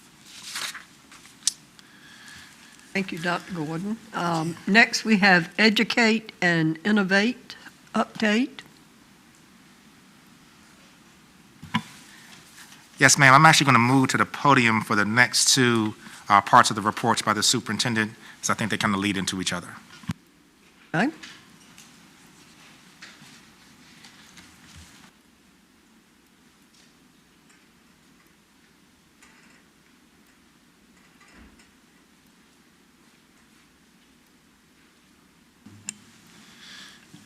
All right. Thank you, Madam Chair, and school board members, school community. I have to be honest and say that it has been a whirlwind of a month. And I am proud to report that our teachers, students, and instructional staff have done an amazing job in their adjustment to online learning. Now, you all have heard and we all know that there have been some challenges, but our resilient staff and determined students have persevered and are making the best of our new normal. Now, part of our goal in providing to the board in July were two options, was to ensure that we did not have a division between parents and students and teachers regarding if students were going to be back to school in the face-to-face setting versus the virtual learning. I know that we have seen conflicts and protests in other school districts that have created disharmony and a lack of collaboration. Our goal was to make sure that that did not occur in Suffolk Public Schools. I have received hundreds of emails and communications from our staff and school community on the progress of Educate and Innovate. Thank you to those constituents who were patient, empathetic, and understood that our fall learning plan was going to be a new experience for all, and that they were going to be tweaks to better fit the needs of our student and staff. To those individuals who want our students and children back in school, we want that too. But we are not going to make a hasty decision just because some voices are louder than others. Those loud voices even got to me one day when I instructed Dr. Branch to send out a message to eliminate the use of the big blue button in Canvas. Thankfully, our teachers and our staff gave us the feedback that we needed to be flexible. I almost went against my own request to staff, and I let the negativity get to me for a little while. A time of reflection allowed me to remember that I am forever an optimist, and that we have a team in place that shares the same optimism for Suffolk Public Schools. We will always make our decisions based on data, logistics, and the overall safety of our staff and students. We discussed the options and presented the information to our school board in both July and August so that they would have all of the facts, data, and fully understand our systemic processes for either choice. We also made it clear that even if we had recommended a return to face-to-face instruction, that parents who chose virtual instruction would still have that option. Educate and Innovate, our fall learning plan, has been the focus of our last 3 board meetings. Many of you have mentioned that our school board has spent too much time fighting with each other and not focused on the students in the school division. I can honestly say that overall, our school board has the best interests of Suffolk Public Schools at heart, and that there will probably always continue to be disagreements. I can also say that it is our goal to focus on the topics that have the greatest impact on students and not any personal vendettas that may exist. I wish we could always be in agreement or work out any differences of opinion before we get to the school board meetings. But after 1 year of being a part of this great school division, that may not be the case. Now, our school board is now tasked with one of the most difficult decisions that they will ever have. And I hope that everyone fully understands that. We also know that there is no way to make a decision that will make everyone happy. The majority of our school board communicates with me to address any concerns that they may have before our school board meetings. That's because they trust me and our staff to do what is right for this school division. They trust us to do the jobs that we were hired to do. I want to be clear when I say that Suffolk Public Schools has worked diligently to address each and every issue, but we will no longer take a valuable time to address falsities and other misinformation that is nothing more than rumors that distracts away from serving our students. We are going to keep the main thing, the main thing. The main thing right now is how can we improve virtual instruction? And how can we prepare for a safe return to the building for our students whenever that may be? We have asked for a stronger partnership with our parents and community partners. We have asked our city government to improve the broadband in the city of Suffolk. We have asked for our staff to follow every CDC guideline and safety precaution possible to mitigate the spread of COVID-19. Now, I wish I could tell you that I could guarantee that every aspect of every plan was always going to work to perfection, but I am a realist. I understand that adjustments sometimes need to be made. This is why we recently purchased the paid version of Zoom to provide our instructional staff with greater flexibility on which visual platform to use for instruction. I can guarantee that we will continue to work as hard as we can to support our students and our staff. Now, I know it bothers some people when I say that our students are our most prized possession. I know we still have people in our school division, and maybe even in leadership, that believe it is all about the adults. But I can tell you that over 95% of our 2,200 employees do not look at it that way. We have a custodial, maintenance, and facility team that even though they have been shorthanded, have worked extremely hard every day. I want to pause and thank them for what they have done. We have 1,100 of some of the best teachers that I have ever seen. We have asked them to do more in the past 6 months while navigating a break from the norm. We have asked our teachers, or should I say our heroes, to become experts in the Google Suite, Canvas, and Zoom, while still maintaining an engaging classroom in a virtual setting. It's a lot. We have asked our students to shift their mindsets and learn how to become digital citizens even at a very early age. Our students are creative. Our students are learning. And of course, our students want to be back in school. They miss their friends, they miss their teachers, and we miss them. Later on this evening, Dr. Rice, Dr. Branch, and Dr. Davenport are going to discuss our recommendation for a transition to a hybrid model beginning November 16th for students in grades pre-K through 5, and November 30th for students in grades 6 through 12. We will also discuss our recommendation for special education students who are in specialized programs to adjust their schedule to 4 half-days on November 16th. Within our recommendation is the reminder that our parents will have a choice. This is also what we said to my letter in the community way back on August 4th, 2020. Nothing has changed regarding that. However, I need to be clear that any plans that we make are fluid, and things could change based on the health data for the city of Suffolk. Our school board understands that the health data will drive our decisions. And if there are spikes in the total number of cases per 100,000 or the positivity rate, then our recommendation would change to keep our students virtual. The good thing about making this recommendation and announcement to all of you all right now is that it gives us another month to make sure that all of our logistics are finalized. It allows school administrative staff, building administrators, teachers, and students to provide us feedback and make suggestions on what could work well. We have met with all of these groups over the last couple of weeks as we prepared for this meeting. As I have said previously, we will always talk to our students last, which we did this week, as they are the group that will be most affected by any plan that we put forth. Now, to our entire Suffolk Public Schools community, I am asking you to keep the kids first. I am asking you to not pass blame onto parents, teachers, administrators, bus drivers, food nutrition staff, or anyone. I am asking you to work together for our students. It is easy to allow frustration to creep in and to try to find someone or something to be the source and take it out on them. The students seem to be the ones that are actually handling this a lot better than some of us. I told you that our kids are resilient. It is already not fair to them that they are losing out on social interaction, that they have missed some time with their friends, and yes, even though they may not want to admit it, they do miss being in school.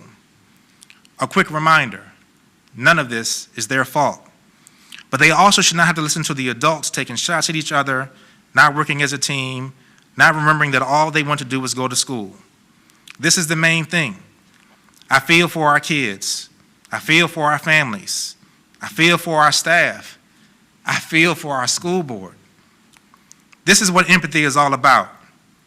As we transition into the next phase of our plan, please remember to be patient, show empathy, be flexible, and be professional. This is the image that we need to project for our students. This is the culture that we need in Suffolk Public Schools right now more than anything else, and I am confident that I know we can do it. Thank you, Madam Chair. Thank you. The last thing, Madam Chair, and the rest of our school board that we have under reports from the superintendent is the year in review. And it was October 14th, 2019, which is next Wednesday, as my first official day as your superintendent. So in working with our administrators, SAO staff, our community engagement team, with a special thank you and shout out to Mr. Charles Brabble, our video specialist. He's put together this short video to kind of summarize my first year as serving as your superintendent.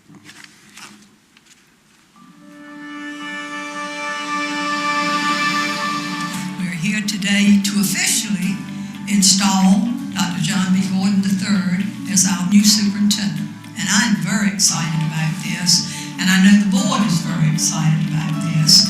The Suffolk Public Schools Division began with new leadership in 2019. Dr. John B. Gordon III began his tenure as SPS Division Superintendent. Ms. Byram, chairperson of the Suffolk Public School Board, proudly introduced the new superintendent to the SPS family. Dr. Gordon was sworn in and spoke to the audience about his immediate plans and role in the division. One of the things that we shared with the staff today, that after the 100% accreditation that we had, after the increase in graduation rates that we had, some improvements that we had in literacy scores, this means that we cannot go down. And where we are right now is going to be the floor moving forward. His vision, professionalism, and personal presence was affirmed by James F. Lane, Virginia Superintendent of Public Instruction. The match that you've made here today is just perfect, and I think this is the beginning of the next step of great things for Suffolk. He's created strategies around how to handle this pandemic that have become models for other school divisions around the state. Dr. Gordon began as superintendent, visiting elementary schools 47 times, middle schools 27, high schools 22, alternative programs CCAP and Turlington 8 times, totaling 104 school visits. 1 year later, he has continued to visit schools, meet with administrators and teachers, assisting and assessing facility preparations.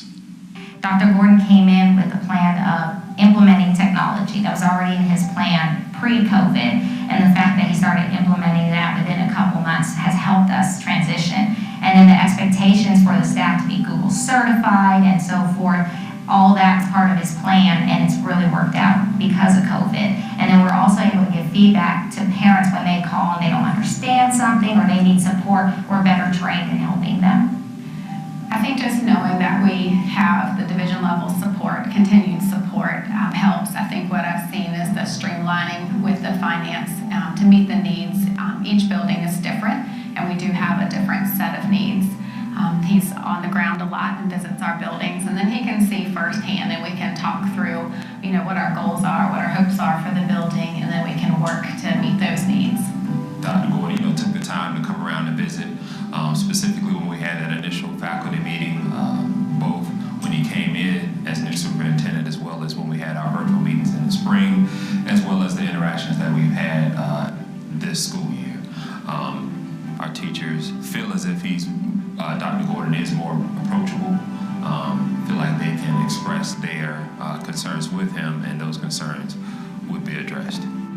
Learning from the history of the school division and building on past successes, in year 1, Dr. Gordon is employing strengths and renovating weaknesses to create a contrast of the past toward a clear future.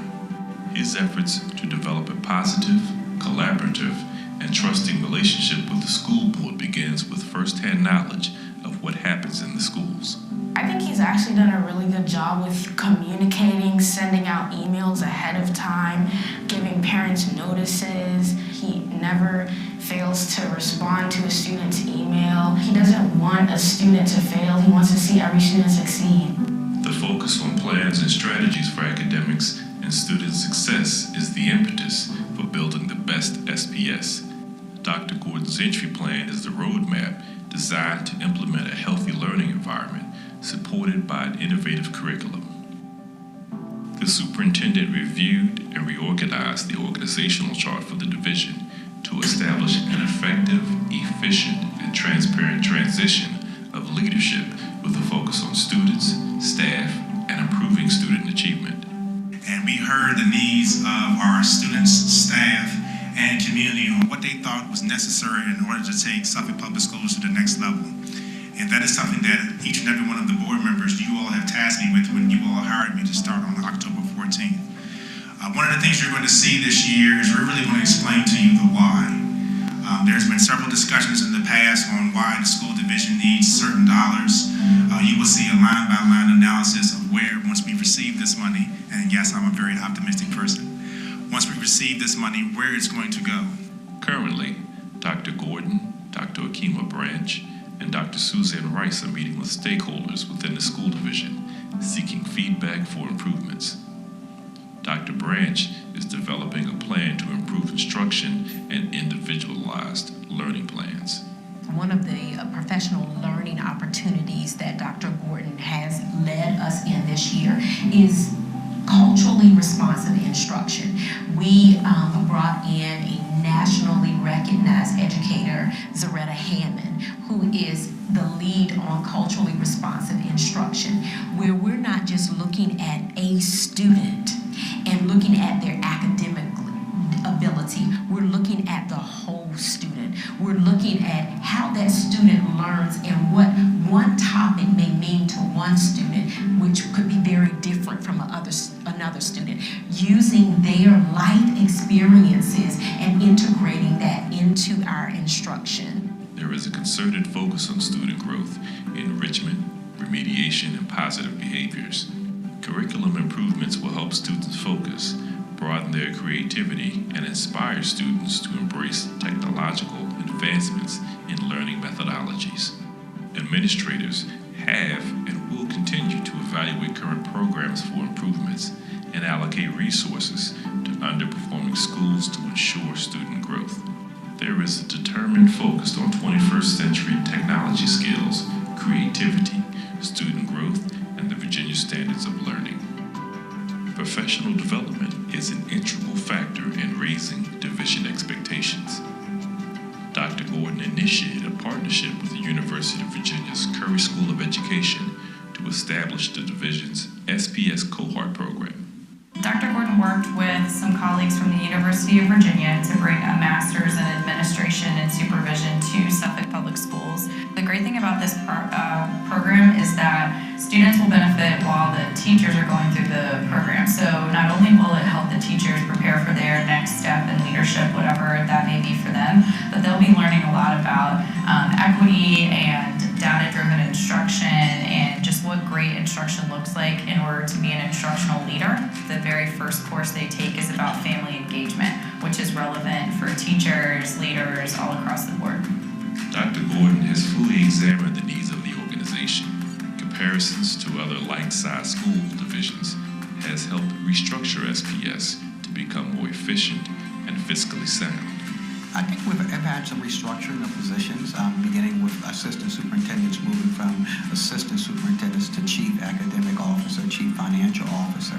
This has allowed us to kind of restructure who people report to and accountable for. It has made us more streamlined with who we talk to and who we get our directions from. financially, it is a big gain because we're able to look at some of the funding and where we can spend funding more wisely. Dr. Gordon's very collaborative. He wants to have lots of minds on all types of decisions. He's not looking for instruction to make instruction decisions or finance to make finance decisions. He's very much about the collaborative and inclusivity of the team itself. Everything we do, every decision we make, every allocation, every financial decision we make is surrounded by the idea that what is the experience for the student? How is this going to be more inclusive? How is this going to close achievement gap? A key component of change is communication. Revitalizing the social media presence, building relationships with local newspapers, and developing the YouTube channel is essential. The Community Engagement Office's primary role within the Strategic Goals Plan is to really bridge that gap between students, staff, stakeholders, and our parent community. Dr. Gordon is a very creative, out-of-the-box thinker, so his primary way of reaching those audiences are through social media. So our office has came up with several social media campaigns that we've used as effective methods to communicate some of the things that are happening in our office and in the division overall.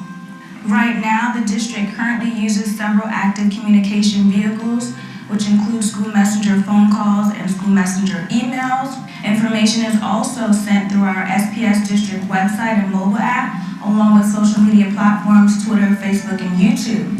You may have seen him addressing the community during one of his Facebook Lives, which have generated over 10,000 views in total. Facebook likes for our SPS division page has increased by over 2,000, and Twitter followers have increased by over 500. Dr. Gordon is also big on engaging our students, which we can see from his Suffolk Public Schools Student Logo Contest, where students were able to redesign the logos for their school. Alicia Jones was the winner we recognized from Colonel Fred Cherry Medal at a previous school board meeting. My overall goal in taking this position was to try to create the most dynamic learning environment possible. And I think we've done that. You know, one of our biggest first initiatives that we did, because instruction is going to be one of our core foundational elements, is the SPS Connect model. And we started out with 6 through 12, and now expanded to be pre-K through 12. We also wanted to make sure that we were going to try to find any type of thing that we could to make our students and staff excited about coming to school and coming to work.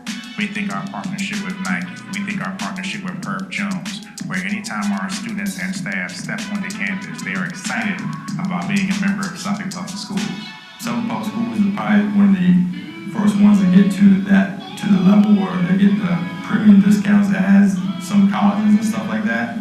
Because they got, you know, they're the first one with elementaries involved, middle schools involved, and high schools involved, you know, through the whole district. To me, that's what we're going to continue to build on, and we really try to make sure that everyone understands and takes pride in being a member of Suffolk Public Schools. If it's our school community, if it's our staff, if it's our students, if it's our business partners, it is our job and it's our goal to make Suffolk Public Schools the premier school division in the nation.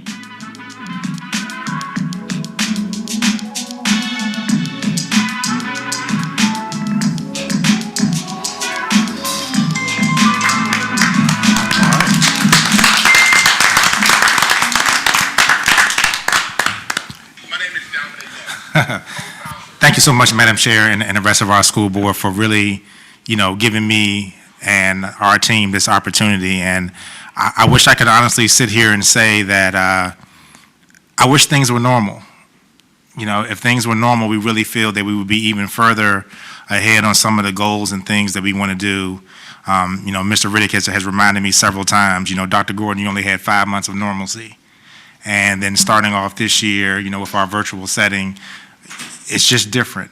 But I honestly believe that we have the staff in place, we definitely have the students, and we have the leadership here from the board that's going to really help us to be able to continue to move this school division forward. So thanks again to Mr. Brabble for doing a tremendous job on putting that together, and that is my superintendent's year in review report. Thank you, Dr. Gordon.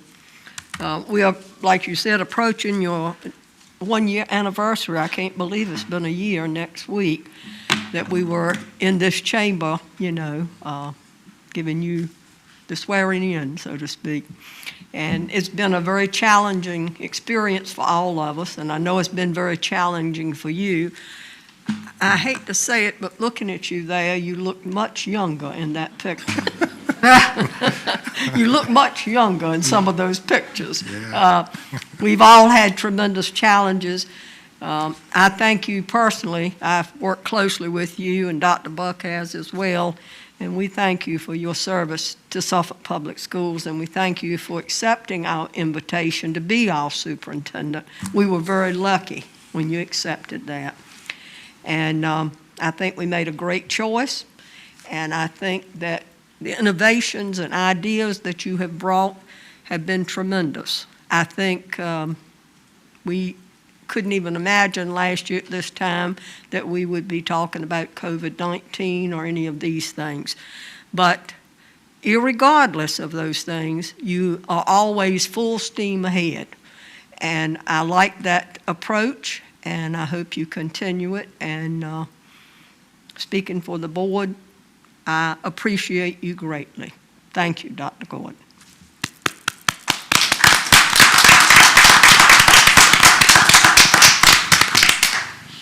Anyone else want to say anything? What? Oh, Dr. Buck? Dr. Gordon, I just want to say ditto, and I want to say to you, I told you there is no book that has lessons that could have taught you how to handle this type of situation, you and the staff. No one expected this to happen, and there is no written way. Nobody could have come up with a method or a track or a path to get through this. We're trying to get through this together the best way we know how, the safest way we know how. So just kudos to you. You've done a great job in the time that you've been here. I'm very pleased with the work that you've done. Thank you. Chair.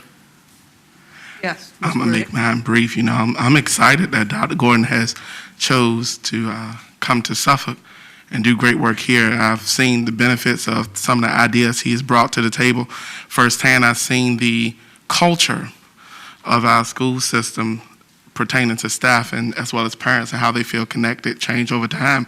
And you know what, with him being in such a demand like this, I would like to see us extend his contract at the next meeting to begin a discussion on that, because we're not the only ones who are keeping our eyes on Dr. Gordon, and I've had some people reach out to me from other divisions who was asking about his quality of work, and him being as innovative as he is, he's a sought-after person, so I think we need to lock him in a little bit more, and I would like to see us do that at our next meeting.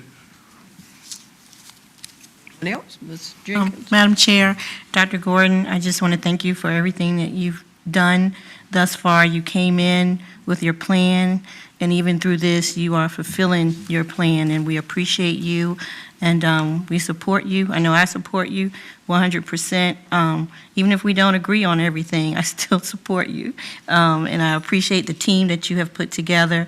It's an amazing team, because I know you can't do it by yourself, and I just want to say I appreciate all of you all for working with Dr. Gordon. Thank you so much.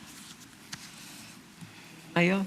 Thank you, Madam Chair, and I, along with my fellow board members, thank you, Dr. Gordon. And that was a very impressive overview of your first year. It's hard to believe it has been almost a year, and we thank you for your leadership, for your vision, and for what we can do in Suffolk Public Schools. We're so grateful for you. Thank you so much. Anyone else?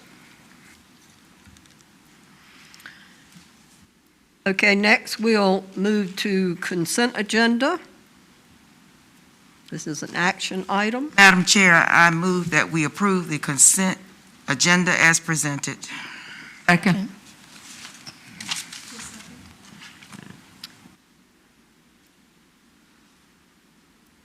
Board members, please vote.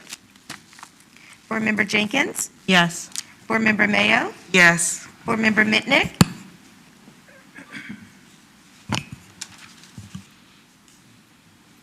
Hey.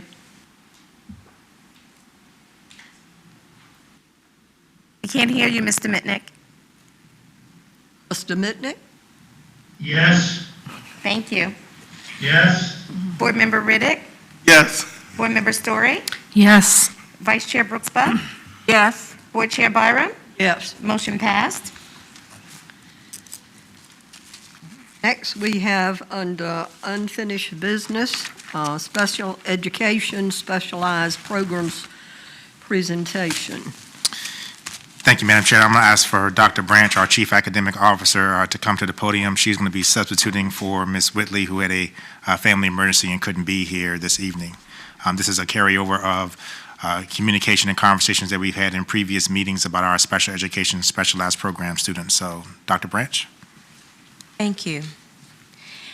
School Board, last month you asked Mrs. Whitley to provide data and teacher feedback, and that is what we will be presenting on tonight. And this is primarily feedback on their interest in adding days to the current fall reopening plan, Educate and Innovate, as well as what they see in their students doing and how the students are progressing, those who are in the specialized programs. We surveyed students from early childhood special ed, surveyed teachers from early childhood special ed through our postgraduate program, and that was a total of 45 teachers. In that, we received 42 responses. And this ask, in the 3 that we did not hear from, they are actually out on FMLA leave due to non-COVID related issues. Of that 42, 40 of them stated that they are currently teaching in the hybrid model. So they are actually those coming in on Tuesdays and Wednesdays and working with our specialized students. 2 of them teach online.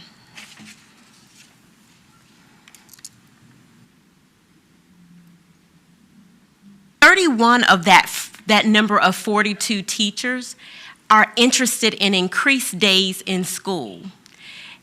To be more specific, 9 of them want 4 full days for our specialized students, as well as 22 want 4 half days. And I believe I skipped, John. While it's off, may I ask you a question? Are these Yes, the only preschool teachers you're talking about? Not all special classes, just preschool teachers? No, ma'am, these are all teachers. It was 45 teachers from early childhood special ed through our postgraduate program for the specialized program. I just wanted to make sure I heard 45 you. total teachers. Okay. Yes. Okay.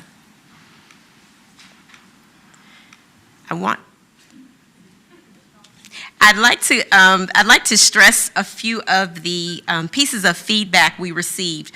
With those 31 in favor of more days in school or increased days in school, they actually stated that they needed more contact with the students. They appreciate being able to establish schedules and routines with the students, and the students actually want to be there. Many of them not understanding why they only have 2 days and then they don't see their teacher for a number of days in between. Parents have also asked for an increase in the number of days. Now, so that you would hear from our teachers, we've asked 3 teachers to come and share their insight on increasing the number of days for our specialized students. We have Ms. Ashley Shanfelter, and Ashley, you can begin coming to the podium. She is a teacher at Hill Point Elementary School, where she teaches autism and other disabilities with the younger mixed-age students. She will be followed by Leslie Wolf from Forest Glen Middle School, who also teaches with the alternative adaptive classes, our intellectual disabilities. And then last, William Cameron from Lakeland High School, again, our alternative adaptive classes with intellectual disabilities.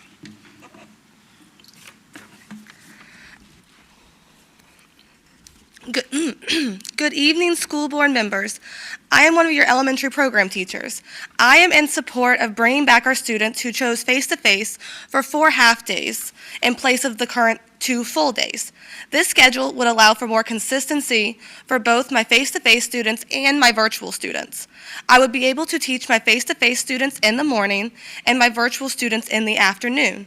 Due to the unpredictable behaviors of my students and to not violate FERPA, I do not virtually teach while face-to-face teaching. I am only live with my virtual students on Mondays, Thursdays, and questions and small groups on Fridays. On Tuesdays and Wednesdays, they have pre-recorded lessons and activities. My students thrive on consistency. The structure of a classroom is not the same as a structure of a home. Therefore, it is difficult for my face-to-face students to get into a groove of a routine in the classroom due to having 5 days at home in a row and only 2 days in the classroom. As well as these parents chose face-to-face for their children because they knew they would have a difficult time on the virtual platform.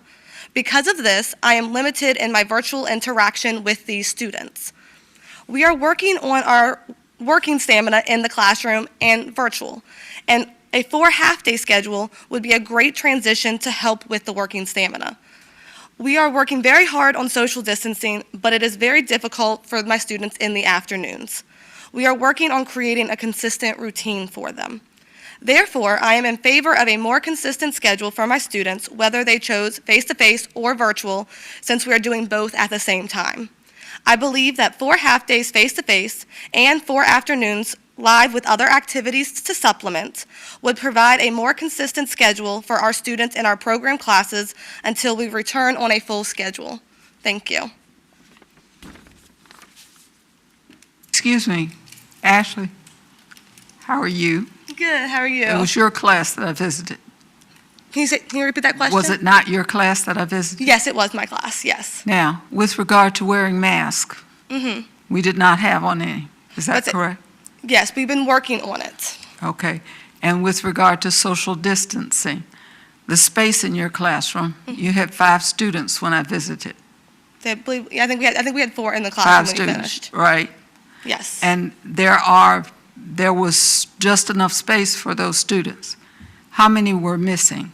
How many students are assigned to the class? I have 4 students in person currently and 5 virtual.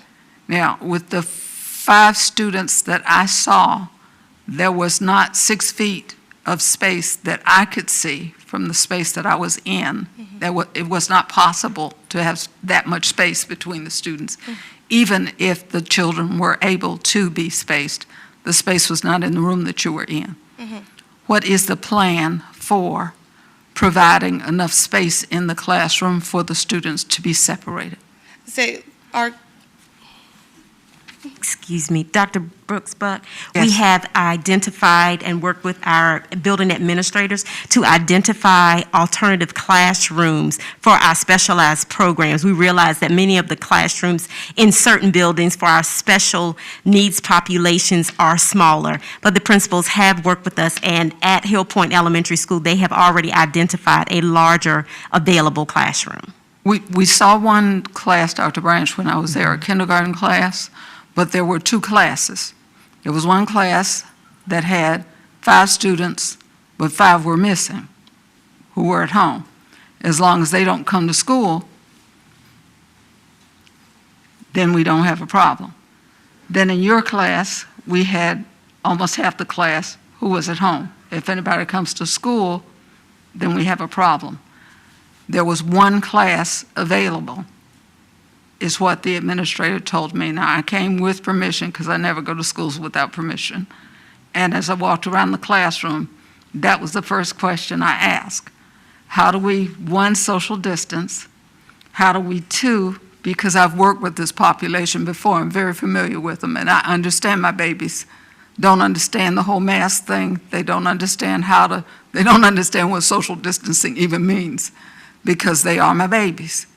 So how do we manage to do the things that we need to do with regard to this group and their disabilities in the building?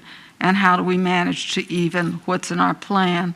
Because there is 1 room, and I'm thinking about 10 children ultimately who can possibly come to school who will need a space, and there is 1 room for 2 different classes with the extra children.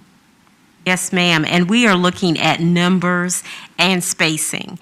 We're also looking at using the paras and the teachers not differently, but in a way where the parents are more involved in keeping the kids apart. It is very difficult, as you stated. They want to be connected. They do not understand social distancing. But we are looking at the dynamics of classrooms so that we can potentially space them out within, even around the walls, so that they can be seated and have the proper social distancing. So we are working with the building administrators as well as our maintenance and facilities areas to work on that plan. Thank you. I got a question.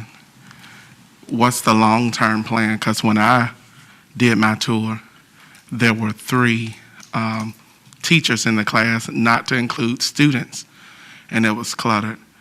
And then if we do a hybrid model where we're allowing general ed to come back, and whether it's staggered or not, what's going to come of these particular class populations. I don't want to move them to one room and they get used to that room, then we have to move them somewhere else because we don't have space to accommodate. So what is our strategic plan regarding this matter? That's why we're working with the building administrators. As we look at how many students are coming back or could potentially come back, where space will be available, we don't want to make too many transitions with this population. What you all have seen on your tours are our specialized programs. So general education classes would be located elsewhere, and they would not be included with these students. However, we want to make sure that where we put them is accommodating for their disabilities also. So we are working with building administrators. We don't know exactly how many students are going to come back. It is a parent choice, and as we present the recommendation tonight, you'll hear that in Dr. Rice's presentation. Once we have numbers, our building administrators will be able to calculate who can go where. And so that is still a work in progress, and it is based on numbers. So I have another question. So this doesn't really, it helps them see every day, but it doesn't increase the time. So you went from 2 full days to 4 half days. So the total teaching time face-to-face has not increased, correct? That is correct. They will be working with the half days, but the instruction will be more consistent with the students. We're trying to build more routine and schedules for them. You know, one of the things I thought of by doing this, however, when we've heard from a lot of parents of these students, now you're asking them to be home at noon-ish every day. And for those parents who are working, and we've already stressed parents to the max who are working. So instead of saying, okay, 2 days I have, and then I have to provide for 3, now you're asking them to, for 4 days a week, they have to be home in the middle of the day. I think that's very difficult. You know, I think I'm just making a comment. I think that is now upping the level of stress for them, because it's not like anyone can be there at home to receive the children. So I'm concerned about that we've now put it in the middle. I'm also concerned what a parent said. If there's therapies in the morning, and a lot of them do have therapies, then they're just out that entire day. There's no school day there, rather than if they're out in the morning, they can still come to school. Parent could bring them in, they could be there in the afternoon. So now we've put the burden on every morning, which is going to be tough for those students who have therapies in the morning. I'm just trying to think this. We certainly got many emails, all of us, where parents would like them 4 days in school. Consistently. And although that wasn't the biggest choice for the teachers, I wish I had, I think when it comes to the parents, just from the feedback I've gotten, I would say it's a pretty high percentage of these parents want their students in school 4 days a week. I'm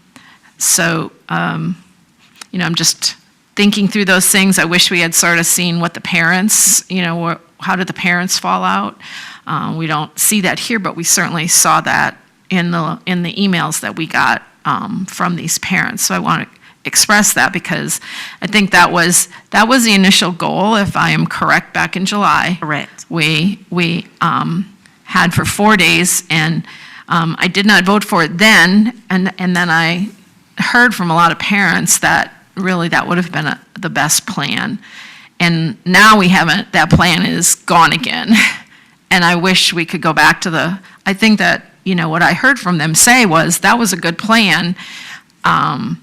Do you have any idea, anyone, what the other districts are doing in terms of these students? And, are they back in school for 4 days a week? I don't know. But I wish we had, from my point of view and from hearing from the parents, I wish that was an option on the table to go 4 solid days a week. Ms. Story, thank you for your comments. One thing you all as a school board can determine, as we did when we initially presented the fall reopening plan, you made recommendations as to how we could adjust the plan. And I'm not certain of the exact number of parents, but we have received so many parents who have said they want 4 full days for their students in the specialized programs. But as a school board, your recommendation to us could be that we consider the 4 full days. It is based on the feedback from last month and the previous month when it was in discussion. The 4 half days is being presented tonight. However, as a school board, that is you all's recommendation. Dr. Branch, may I go back to what I said about space? The reason that I brought up space is this. If we have only, and right now, we're talking about 126 students being in school when there are over 300 children who can actually access this. Yes. We only have space right now using social distancing for the ones that are in school. If we opened it up to 4 days for the children, we may have more children coming back to school. What would we do if we don't have the same options that we have other students who are going on a split schedule, on the hybrid schedule, where they come 2 days a week? We would not be able to allow that or even give that option to other parents and have the same safety conditions. That is a concern for me. That's one. The other, when we addressed the half day, I went over to Kings Fork, where we have different kind of disabilities classrooms. And because of the children's disabilities, half the day is spent, I asked the teacher about the schedule in the classroom. I've worked with those children before for many years. And she would be dressing, undressing, changing, and feeding for the half day of school. Nothing else would be going on. The children would spend more time on the bus than they would be in school with a half day schedule. So my concern is this: what will we do? Because the principals have said, and several of us have said, have mentioned concerns about space in the buildings. Each school I visited, each classroom I visited, I ask administrators about space. I know that while everybody has a good heart and everybody wants to do the best they can, if there is none, there is none. I ask about air quality in rooms with no windows. I ask about several things. So I mean, these are conditions that exist, and they're realities for us. But if we don't allow for the fact that we may have to split special education schedules, just as we are splitting schedules for the other children, we may not have the space for social distancing. It is not a matter of trying to keep anything away from anybody. It's a matter of being realistic about what options we have. And if there are some rooms that we don't know about, then the argument that we have about overcrowding is sort of, we need to shoot some holes in that, because that doesn't exist. From what I saw, we're telling the truth about overcrowding. So the space just doesn't exist. And I think that's something to consider, and it needs to be something that we really talk about in our plan, because there are more children at home now than there are in school in the special programs. I too would like for things to go back to normal and everybody to be getting what they need to get. I don't think there's anybody who's not for that. But of course, safely and realistically, and dealing with the issues at hand, there are some concerns that we need to address, and not for teachers to try to figure out after we've decided, yes, everybody go back to school, and then say, now teachers, you figure out what to do. Because there's no figuring. Once you have them, you have them. And we can't say your child can't come to school because we don't have space. Madam Chair? That's my concern. Yes. So the concerns that Dr. Brooks-Buck and Mr. Riddick have brought up today, our team has been reviewing that and discussing that. And part of what you're going to hear when Dr. Rice presents is the survey information that's actually coming out tomorrow, which will also include our parents and those specialized programs. And with the short turnaround of the survey being completed by October 14th, we will then have the numbers. Now, in our conversations that we've had with every administrator, every principal in the buildings that we have those specialized programs, they have begun to identify classrooms. So it wouldn't just be the one extra classroom, it would be that one extra classroom plus the one they're currently using. But at the same time, we won't specifically know the numbers until we get the survey data. The air and ventilation concerns that you and Mr. Riddick brought forward to us, we had conversation with Mr. Napier and Ms. Forsman where the amount of outside air that's coming in, if you all remember, we spoke about this in April where we actually turned that up. So I think it's about 30% or so. And Mr. Napier, you can correct me if I'm wrong, which helps with increased ventilation. But we also, based on your recommendation, Dr. Brooks-Buck, Ms. Forsman and Mr. Napier have looked into purchasing additional air purifiers and filters. And so that process actually started yesterday. So a lot of the concerns that you all have brought forward, we are actively addressing.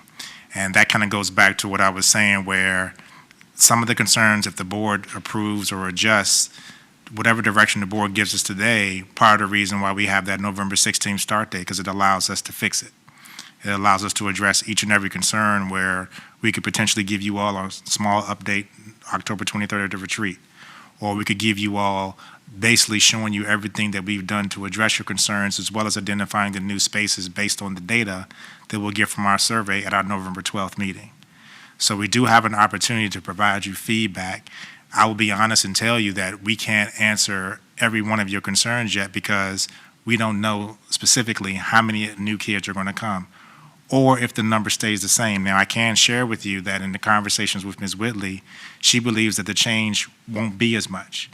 We do believe that if we do increase the total number, that it will help the total number of days, it will help to benefit the routine, and it may give us some additional kids. But each principal in every one of those specialized programs buildings has already stated they have one and sometimes two classrooms, and depending on how many of our staff or students, actually choose to stay virtual, that could actually also open up more. We do not expect to use every classroom in our 50% recommendation. We think we're going to have some open classrooms that we can use for these kids or other classrooms if needed.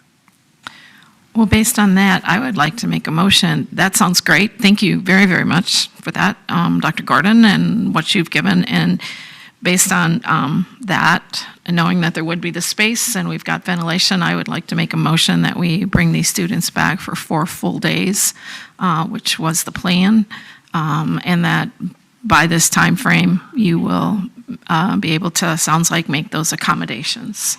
And so that's my motion.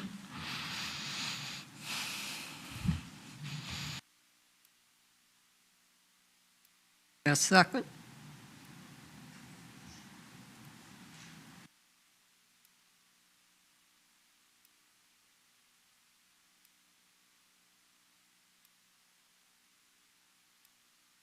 Any other discussion? She could finish the report. Yes. Yes, we have 2 more teachers to speak.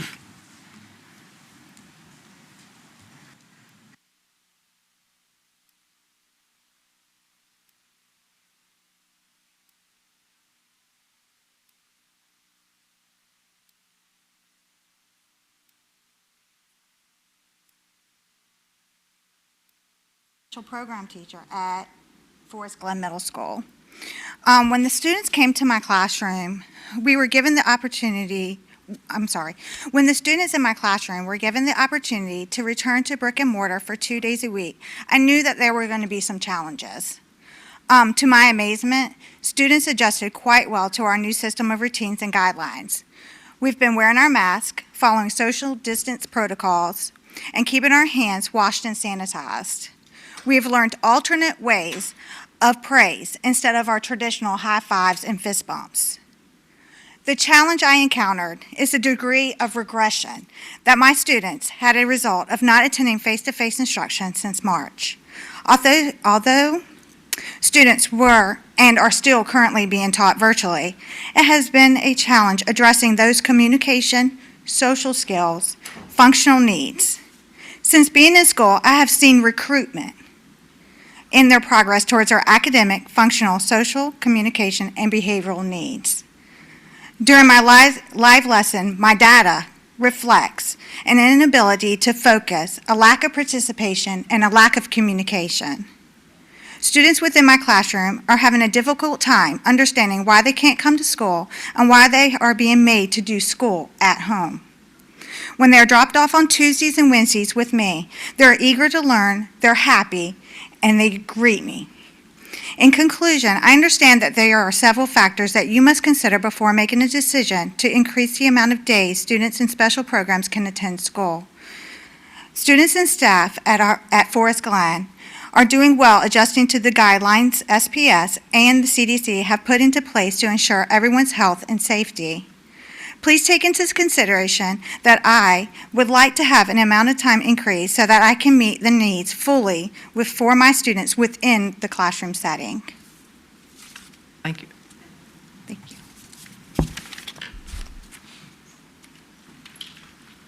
Madam Chair, Yes. before she leaves, how many students do she currently have? I said what I said.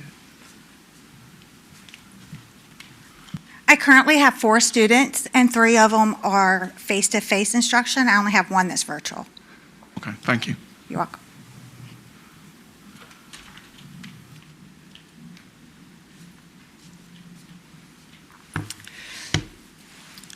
All right, good evening. My name is William Cameron. I am one of the SPED program teachers at Lakeland High School. I just want to thank you for the opportunity to come and share a little bit about the experience that we're having so far with the virtual learning. So far, the school year has not been without its challenges, but I do want to share that there has been some positive experience. I am currently running the hybrid model. I have 10 students on my roster. However, only 1 has currently decided to take the option to actually do in-person. My other parents currently are still wary about sending their schools back. However, for my virtual students, they all show up eager and ready to learn, so that has been positive, and they have been absolutely wonderful. I've utilized every bit of technology provided to me to make this work. We use Google Meet for our virtual meetings. I give them assignments through the classroom using forms and docs. I've utilized Nearpod to create interactive presentations that allows them several opportunities to respond throughout the lesson. I use Jamboard, which allows them to write on their screen and me to write on the screen back to them, so we can, it's like a digital marker board of sorts, where we can kind of keep track of where they are, what they're working on, and I can see in real time what they're doing. Technology honestly was an integral part of our lives even before COVID, and it will continue to become even more ingrained to our everyday lives. And along with the academic instruction, I've taken this situation as an opportunity to train them to be the strongest digital citizens that they can be. And my hope is that the technological know-how that they learn today could even lead to a job in the future. So my focus is to make the most of this time that we have right now. But it has taken some time for the students to get into a rhythm, and it's definitely difficult for me to give them the full support that they need. Primarily, when they are struggling, it is hard for me to see exactly what they're struggling with particular assignments at any given moment. And if they cannot explain where they are on a particular problem or assignment, it becomes difficult to communicate and give them assistance exactly where it is needed. Often I feel limited with how much help I can give them on an assignment when I am unable to see all of their work as they work. So even though I only have 1 student who currently has elected to come into the building, I do think students having the opportunity to come in for 4 full days, as my team has presented, will be beneficial. I believe the more face-to-face time that we can get will be ultimately better for these students. I think it will provide more consistency than our current 2-day schedule, and I believe that, as we know, that a routine is very important for our students, just having that consistency in routine and schedule. And I hope it will encourage some of my parents to now have their students join us in person with the increased days. Thank you. Thank you. Thank you. Mr. Cameron, you said you have 9 students on your roster.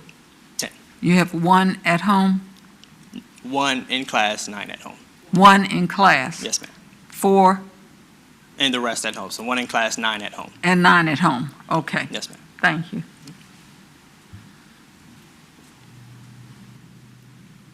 Thank you for allowing us to share these updates with you on the teacher feedback and hearing from our special program teachers. It is, I don't think I can go back.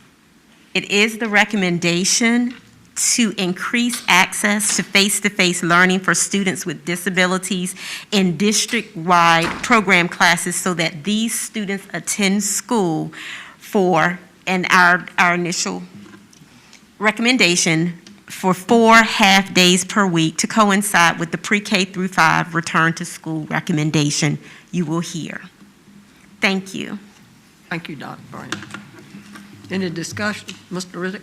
Madam Chair, I'm not fond of that recommendation, and I'm going to tell you the following reasons. Let me pull back up my data.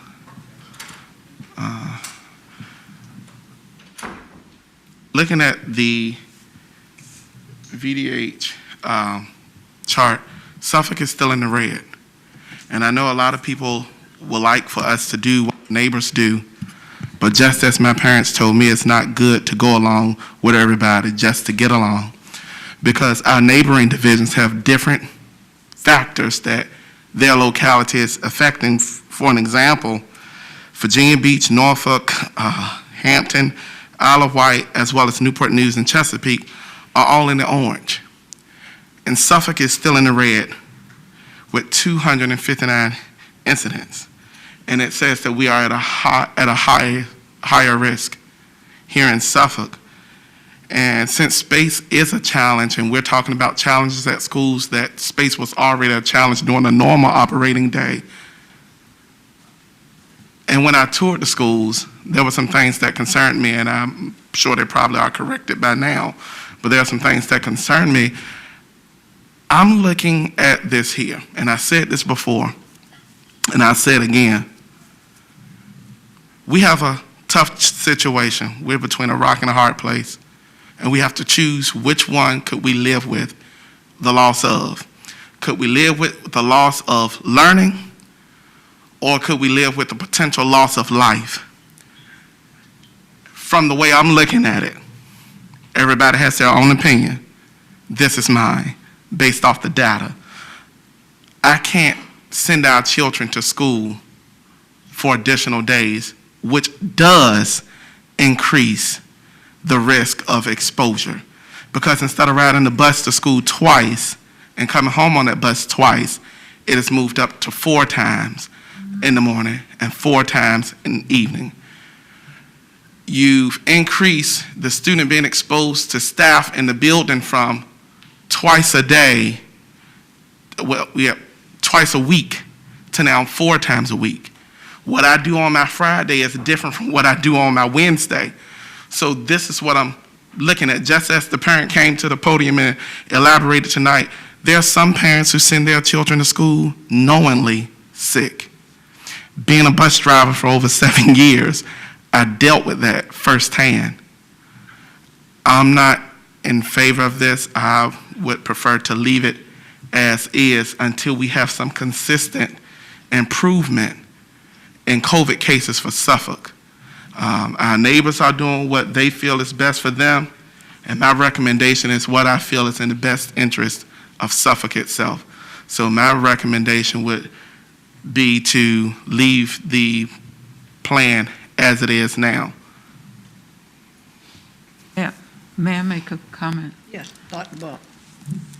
When I think of space, and like I said, I believe that we're going to work as hard as we can. But on the one hand, I hear a concern about space. I visited 4 classrooms at National River High School who are right now saying we're out of space, who are right now saying we're overcrowded. Every class I visited was full. And I know that more children are gone at home right now than there are in school. And again, I say, as good as those principals are, I have the utmost faith in them. They cannot make that work. They can't make it happen. Again, I visited Kings Fork. Half day will not work for that kind of class. I had hoped that everybody didn't have to have the same stroke. If elementary needs something that middle school needs, that high school needs, that's different. But I know that that class at Kings Fork, from my conversation with the teacher, not just from my experience, but from the conversation with the teacher, with that particular group, a half day would not serve those children well. From the parent who expressed concerns, who wrote to us, from some other parents who've written to us, a half day would not help them. So I can't support that.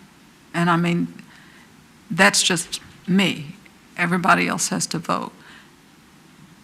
And so that's the way I feel. And I don't know if anybody else has a discussion they want to add. If they don't, then we can call for the question. Oh, Mr. Mitt. Madam Chair, I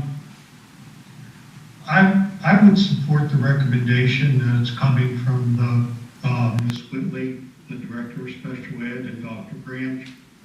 I like what Ms. Schanfelder said, that with the half day, she was able to teach her students that are face-to-face in the morning and then do her virtual learning in the afternoon. I've heard from another teacher who was trying to do both at the same time.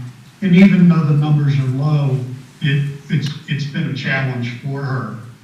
So I would hope that we could bring the children back in 4 half days a week, let our teachers teach the face-to-face children in the morning, if at all possible, and then in the afternoon, let them do their virtual so that they don't have the additional challenge of trying to teach both groups at the same time, which some teachers are experiencing at this time. So I do support the recommendation. I have a question. Are all of the students, how can I say this? All of the programs, are they arranged the same way? The teacher who said that students, she could do half days in the morning with her face-to-face students, and then in the afternoon work with the virtual. Is that the setup, for lack of a better term, for all of the programs? How does that work? I'll go ahead and address that, Ms. Mayo. So if you remember in our schedule that we presented to you all in August, we have set up established times at the end of each day for enrichment and remediation, small group conferences, et cetera. And that's what many of our teachers are doing. They're trying to make sure that they can balance that time with those students who are on virtual. Even though the lessons are recorded, we wanted to make sure that we were going to give that opportunity to answer questions and to work with those students as individually as possible. So that's really across the board, you know, with pre-K through 12. So we were very deliberate in making sure that that last hour and a half to 2 hours a day was for that opportunity, especially for those kids that needed that additional support when they were virtual. A question, Madam Chair? Yeah, Mr. Ridden.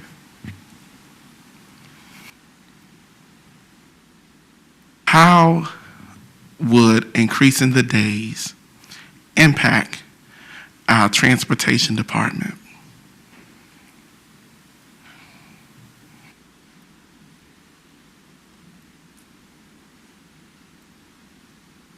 Are you referring to going from 2 to 4 days? Yes, ma'am. Not at all.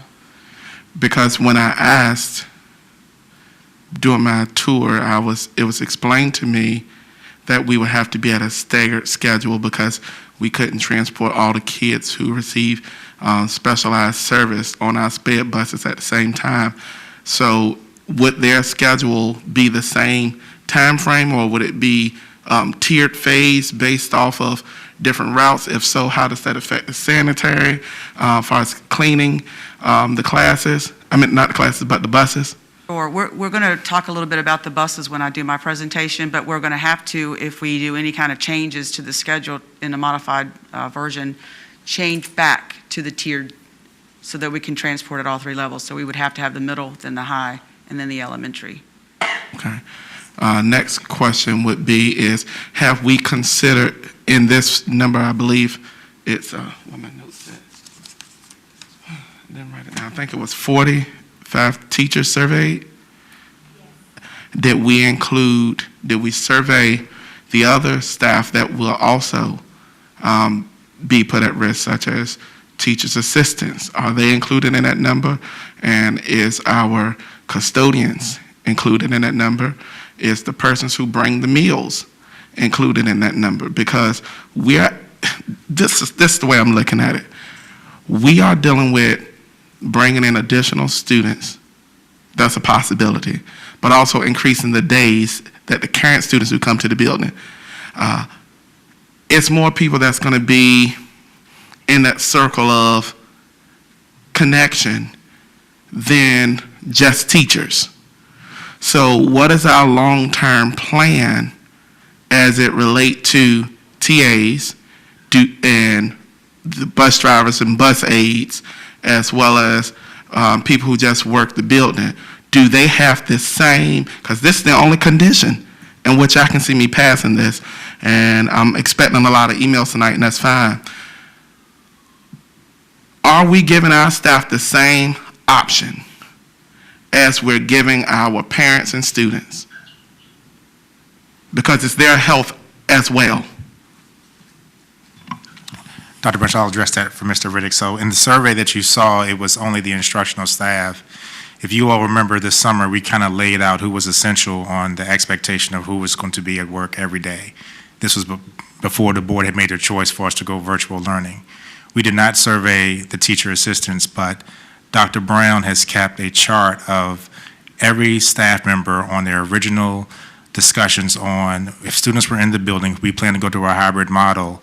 How many of you all have pre-existing medical conditions? And if so, have you brought in your documentation? Or how many of you all originally said that you were hesitant about coming back, but now you are willing to come back? And so we basically have been looking at that, Mr. Riddick, on a case-by-case basis. We are not concerned about having enough staff to be there for the kids, if that's part of your question. We were a little bit more concerned about making sure that we had enough virtual, depending on how many kids and families select that. We're not given the option to the teachers and staff on how many days they can be at work. We already had 2 days that they were being there for all instructional staff on Tuesdays and Wednesdays, which was the same for our overall instructional staff. Part of the survey data that Ms. Whitley had collected, the staff was under the impression, they knew that if the board decides to go to 4 half-days, then they were going to expect it to be there for 4 half-days. You're right that teacher assistants weren't included in that, but we haven't received any feedback from them saying that they would not be comfortable coming back to work, because if they did, that would have been part of the original surveying of the staff that we did when we first started this plan.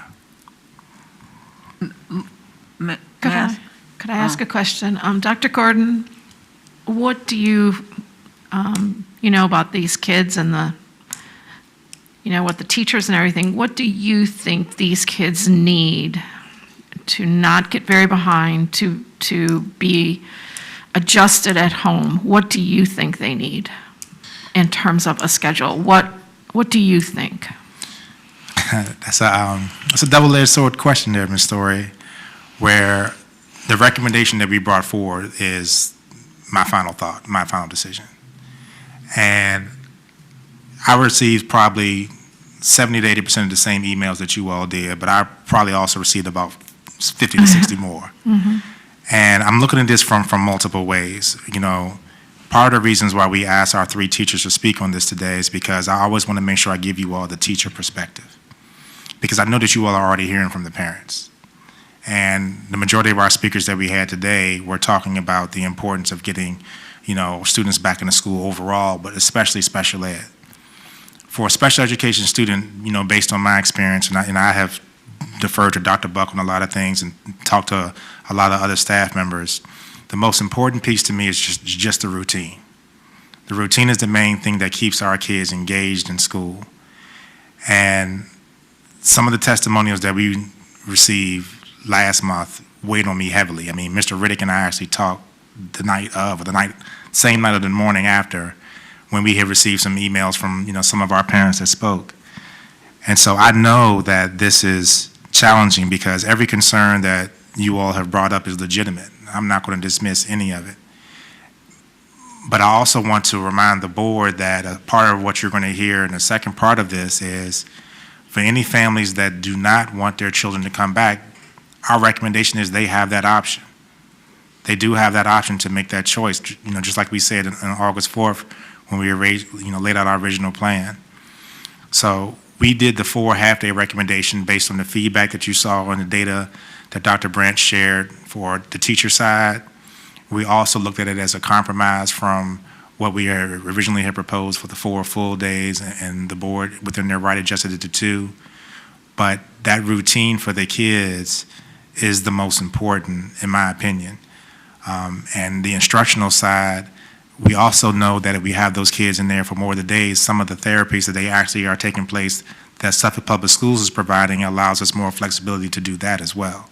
That really weighed heavily on my mind when the team brought us that. And, I'll be honest, this was probably the one thing, because you hear about, a lot of people have spoken about other school divisions, this is the one thing with bringing early learners back, bringing special needs students back with severe disabilities, because we want to make sure that we're clarifying that. Those are the first groups that we know that we had to address. And this is why you saw in Ms. Whitley's and Dr. Branch's presentation to coincide with the pre-K through 5, and to have a 2-week delay, as Dr. Rice is going to talk about, for secondary. So I honestly feel that this is an opportunity we need to look at. This is the reason why we brought this recommendation forward to you all. But the choice is still going to be there if families aren't comfortable. And as you all remember, at the last meeting, we asked for our case manager and our teachers to kind of have those conversations with the parents.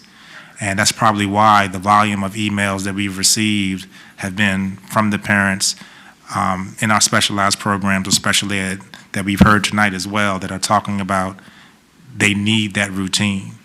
So I think that's the best way I can answer your question, Ms. Story, without really going into any more detail that we've kind of already discussed. No, I appreciate that answer. Thank you.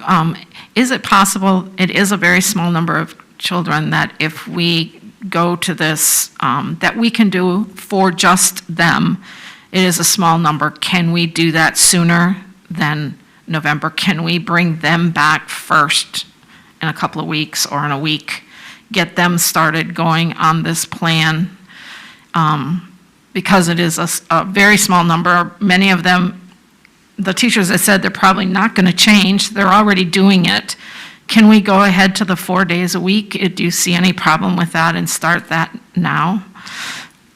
My only concern is the overall just planning for the logistics, because, you've heard some concerns from some of your colleagues as board members today that I do want to take the time to address before we bring them back.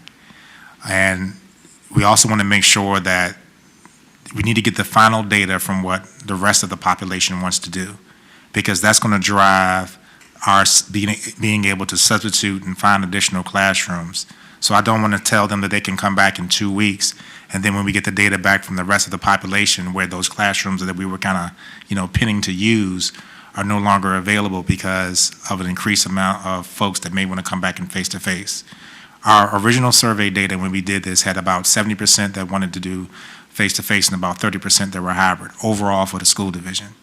And so now we want the survey that's going to come out, and Dr. Rice, I'm trying not to steal your thunder here, but the survey that's going to come out tomorrow is basically asking, do you still have that same selection and choice that you chose before school started? So I need to be able to take the time, our team does, to process that, then get with our building level administrators so we can count the rooms, so we can count the space, verifying that we have enough face-to-face instructors, virtual instructors, and just make sure that every concern that you all have brought forward, that we can actually say we've addressed. And that's going to take a couple of weeks at the earliest to do that. Madam Chair, Yes, Mr. Ritter. I'm looking at it from a logistical standpoint as well as a realistic standpoint as well. And I've reached out to several different agencies, and I did my homework because I really wanted to make sure that when I speak with a full understanding. So basically, what I'm drawing from this is we increase the days, staff don't have a say, so pretty much we're saying, without saying, report or quit. That's what I'm getting. This is what I'm drawing.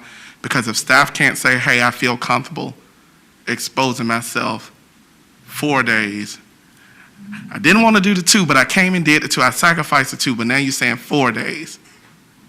Okay, or for that other staff that is not teaching the class, but will have to come in contact, such as the custodian. That's what I'm pretty much getting from it. But then I'm also looking realistically at the schedule. To start November, then you have Thanksgiving holiday. You come back, you have early December, then you have the Christmas New Year holiday. What do people do over the holidays? They get together. And where I work at, it's those get-togethers that cause the spike in COVID cases. So breaking news came in earlier that one of our localities did virtual for the remaining of the year and will look at going face-to-face January. I don't want us to rush to make a decision to soothe a group of parents. And I understand, I've listened to the parents, I feel their concerns 1,000%. Madam Chair, I have the floor. I will ask that you ask Board Member Story to please refrain from comments while I'm giving my, while I have the floor. I have not done that while she was speaking, and I ask that she share that same courtesy as well. Right. Thank you, Mr. Ritter. Same courtesy. Thank you, Madam Chair. This is the way I'm looking at it, and I really want someone to ease my mind, but this is how I perceive it. Based off of speaking with the VSBA, attending the SEAC meeting with some people at the Children's Hospital of the King Daughters to get the medical approach, contacting Virginia Department of Health, worrying Dr. Gordon, asking him 1,000 questions. This is where I'm at. Please ease my mind. Give me a better choice. Your concerns are valid, as well as everyone else's.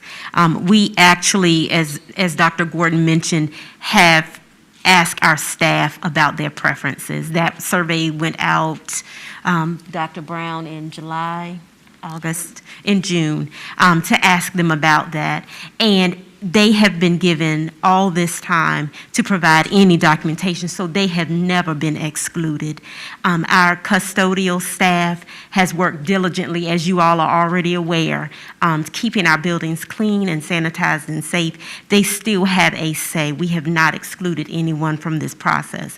The 45 survey results, that information was based off of the request of the board from last month to ask the teachers, and so that's what Mrs. Whitley did.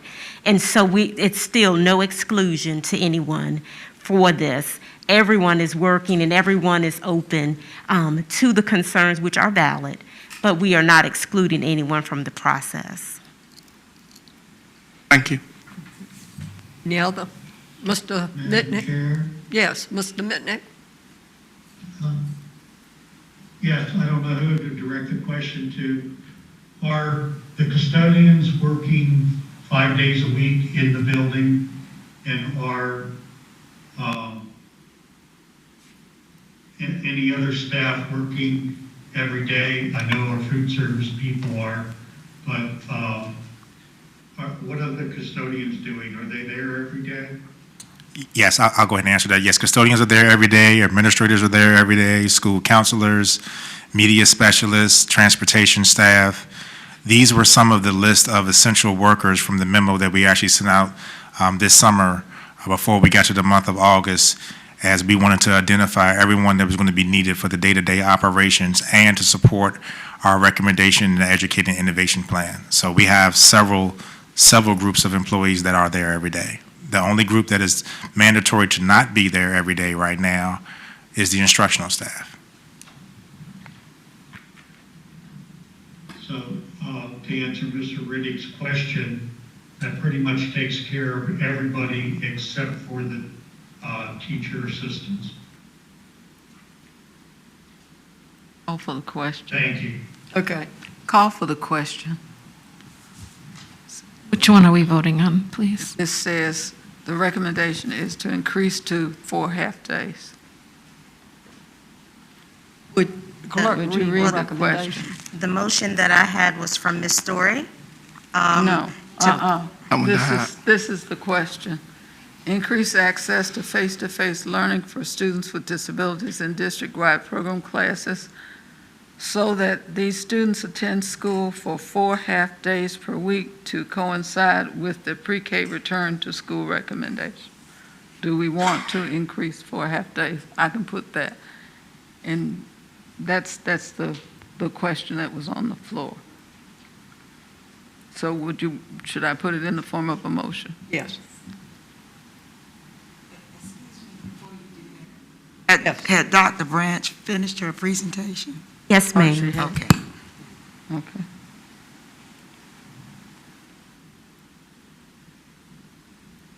Dr. Buck?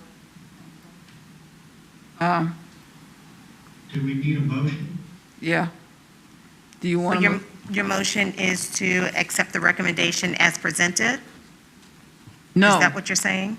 No. I move that we disapprove the recommendation. This is a move to disapprove the recommendation.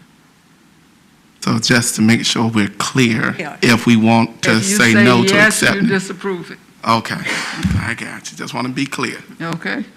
Would you read the It's a move to disapprove the Okay. recommendation. Read the motion. The motion is to disapprove the increased access to face-to-face learning for students with disabilities in district-wide program classes so that these students attend school for 4 half-days per week to coincide with the pre-K-5 return to school recommendation.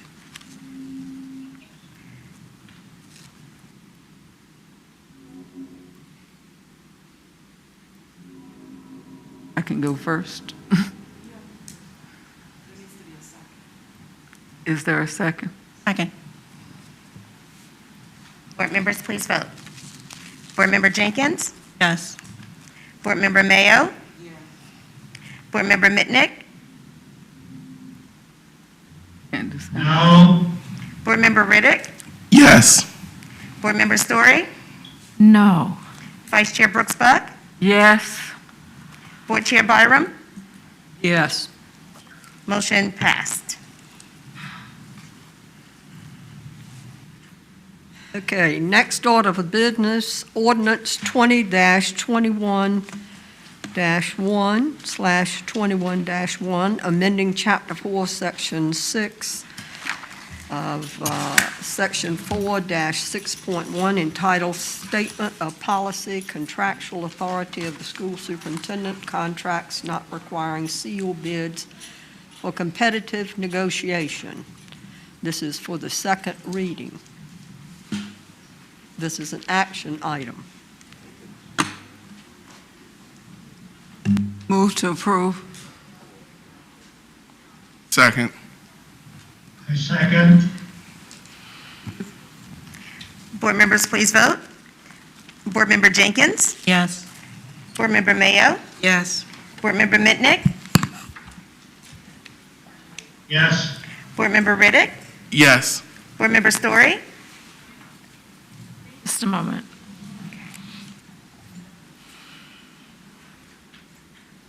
Yes. Vice Chair Brooks Buck? Yes. Board Chair Byram? Yes. Motion passed. Next, we have ordinance 20/21-2, deleting Chapter 4, Article 6, Section 4-6, 1.1, entitled Other Professional Services and Non-Transportation Related Construction Costs. This is the second reading. Move to approve. Second. Board members, please vote. Board Member Jenkins? Yes. Board Member Mayo? Yes. Board Member Mitnick? Yes. Board Member Riddick? Yes. Board Member Story? Yes. Vice Chair Brooks Buck? Yes. Board Chair Byram? Yes. Motion passed. Next, ordinance 20/21-3, amending Chapter 2, Article 8, Section 2-8.1, entitled Early Appearances, defined 5 minutes for presentation, more than 6 speakers, equal time allotted allotted for the policies of the Suffolk School Board. Second reading.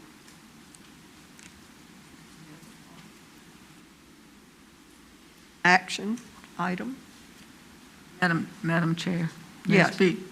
There was one part of this that the policy committee reviewed, and I think when we reviewed it, it didn't seem to be, it seemed to be very benign because it had to do with a member of the Suffolk community, and it appeared to be a concern.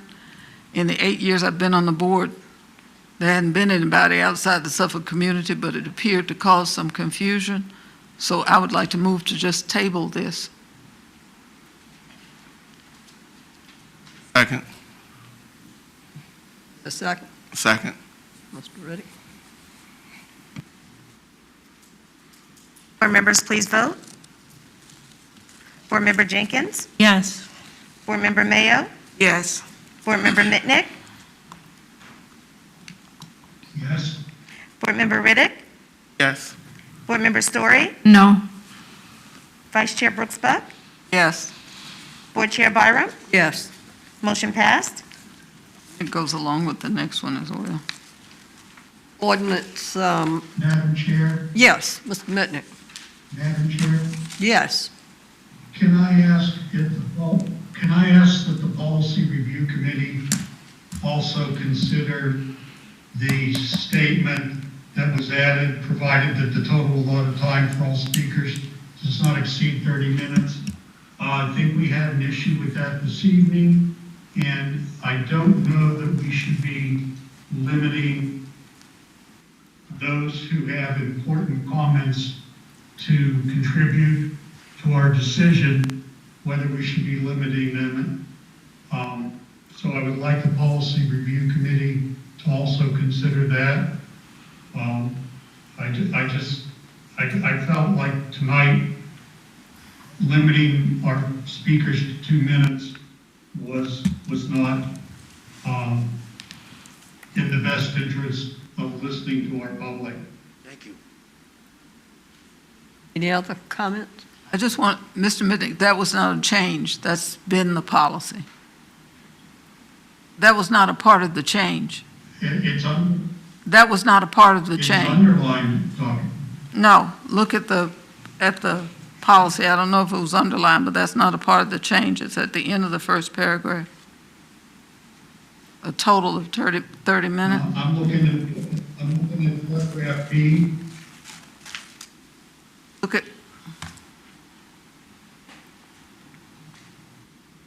Look at the first paragraph.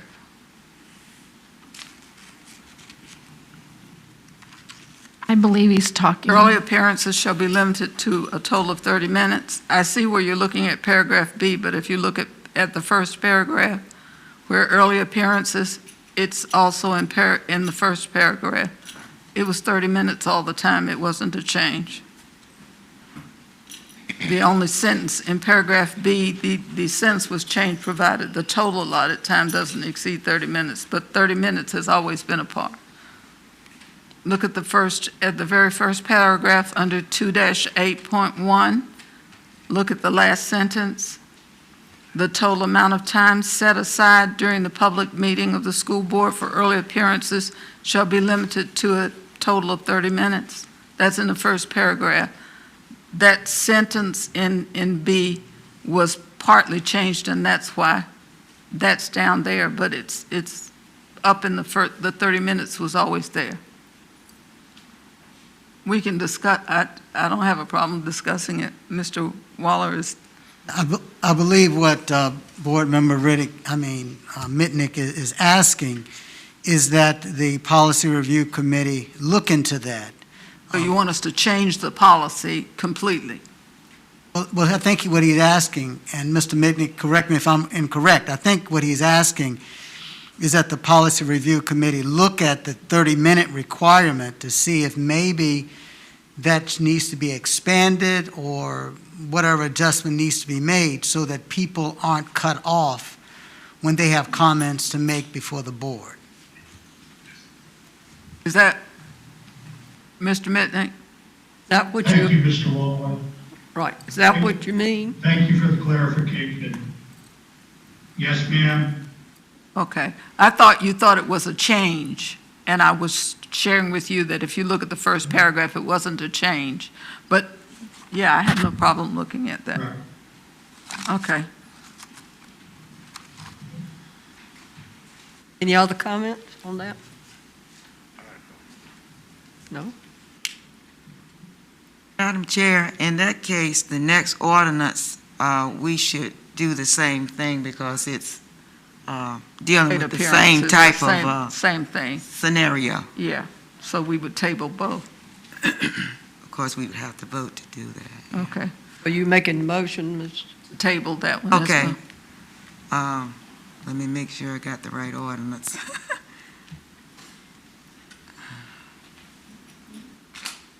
(2-8.2).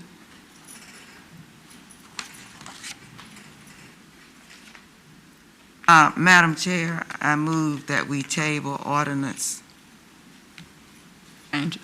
20/21-4, amending Chapter 2, Article 8, Section 2-8.2, entitled Late Appearances, Defined Notice Requirement of the Policies of the Suffolk City School Board, second reading. Second. Board members, please vote. Board Member Jenkins? Yes. Board Member Mayo? Yes. Board Member Mitnick? Yes. Board Member Riddick? Yes. Board Member Story? No, and I want to explain, the reason I'm voting no is I think we could have just all eliminated that to begin with and voted on it tonight, or just vote it down how it is and go back to the original.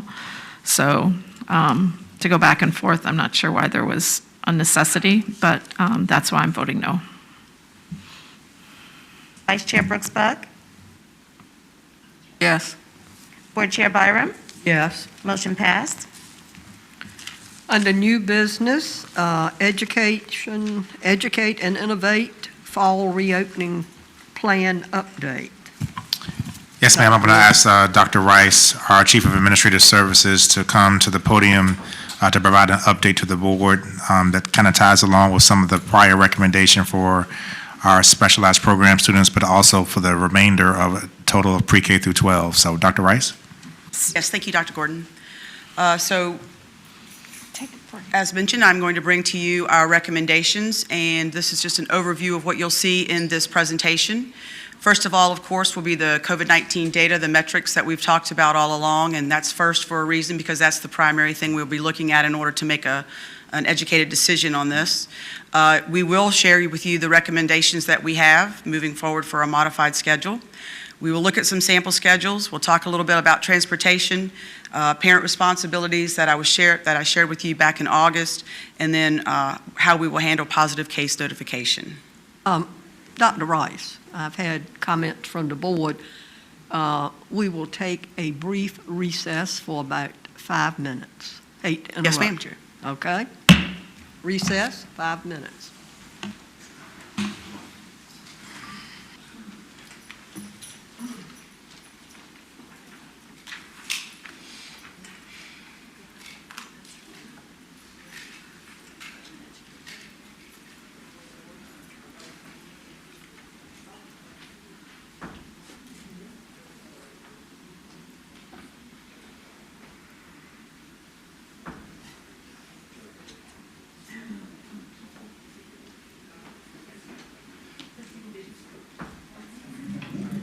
Yes, sir. What do you have? You have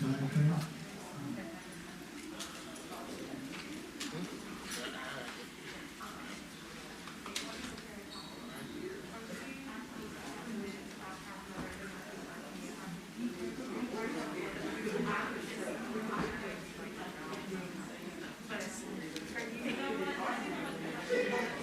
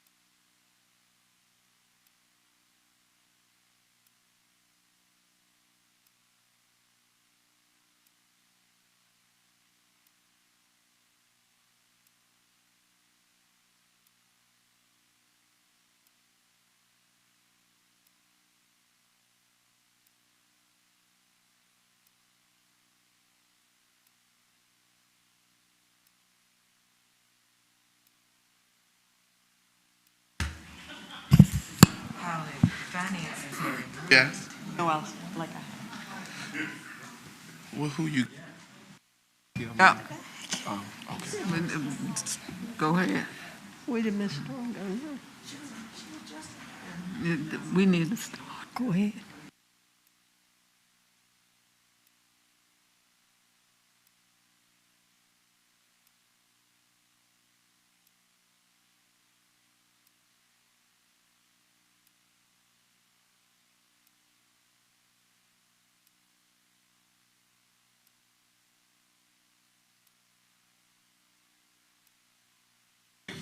Thank you. Okay, continue. I'm sorry, Dr. Rice. That is quite all right. So I'm going to do a reset, a real quick reset. There you go. All right, so what I'm going to have in this presentation for you this evening is the COVID-19 data, the recommendations, some sample schedules, transportation information, parent responsibilities, and positive case notification protocols. And the reason we have this first, of course, is because it's the most important thing that we have to look at each and every week, and that's going to be the decision factor on whether we move forward with any plan. So everything, as we've said before, is very fluid. Although the recommendations that we're bringing forth to you tonight have dates attached to them, those dates are only there now. Hopefully, the data will show that we can move forward with those dates, but again, it's fluid because the data has to tell us which direction we're going. What I'm showing you first is the City of Suffolk data, and these are screenshots directly from the VDH website. On the left, you'll notice that we are looking at the data that we shared with you back at the August presentation, and we're looking at the same two metrics again. We're looking at the number of cases per 100,000, and we're also looking at the percent positivity. As you recall, we're trying to make sure, as it's been said over and over, I think everybody gets it now, we're trying to be in the moderate or low zones in both of those metrics in order for us to feel safe enough to move forward. And we can't do anything until we do get into those zones. So as you can see, back in August, what the numbers were, and then on the right, for some reason, I don't know why, the VDH changed the color scheme, but it's still the same metrics and cutoffs. So we were moving in the right direction with the cases, as you can see, and then all of a sudden we had a spike. And that spike technically was related to the outbreak we had at the regional jail just recently. But last week we're actually at 12. This is a 7-day trend that we look at, all right? So it's every Monday that we get this data. In order for us to move forward with our plan, we need to make sure that we're at the moderate or low ranges in both of these metrics for a 14-day period. It has to be sustained. So at 24, we're still in the high range. At the positivity rate, 6.6 puts us in the moderate range, and that trend continues to move in a downward trend right now. Also, as mentioned back in August, we're looking at the Eastern Region data as well. The reason being is that we do have a lot of staff members that live outside of the city, and we also have parents that work outside of the city. So again, on the left, you're looking at the data for the Eastern Region back in August, and you're looking at the data for the Eastern Region as of October 5th. And as you can see, they have made great strides in the cities to the east and north of us, and trying to contain the outbreak or transmission, if you will. So 8.3 cases per 100,000 puts them in the moderate range, and 4.6 actually moves them into the low range as far as positivity. And that would explain why several divisions to our east primarily have started coming back to school. This is really so you can get things at a glance with the color code. So again, the key here is that we're looking for orange and orange, or orange and yellow, or all yellow. At the top, you can see we're looking at the Eastern Region. And so all the way to the far right, we have October's 5th data, and you can see very clearly that that's a moderate and low range for those two metrics. Down below, you see the City of Suffolk. And as you can see, there's a lot of red in that cases number, which kept us in the high range for quite a bit. And with the spike putting us back at 24.3, we're still in the high range. 6.6, however, is in the moderate range, and it does continue to be on a trend of a downward movement right now. So the goal is to make sure that we're orange and orange, orange and yellow, or yellow and yellow. All right, so here are the actual recommendations. On November 16th, we recommend that we bring back all elementary PK hybrid students, those who select hybrid. And the recommendation is for 2 days a week. The 2 days a week would be a Monday, Wednesday, and a Tuesday, Thursday. I'm not even going to mention the special ed because we've already talked about that. The second phase would be November 30th. We want to bring back grades 6 through 12 in the hybrid selection. Again, 2 days a week, that would look very similar, a Monday, Wednesday, and a Tuesday, Thursday. CCAP, which is unique if you recall because they're on an odd, even schedule. One day they are at, for example, an even day, they may be at CCAP, and then that would mean the odd day they're at the base school. So the way we want to schedule CCAP is they will get the 1 day at the base school, whichever is their core instruction, odd or even day, and then they will get 2 days at CCAP.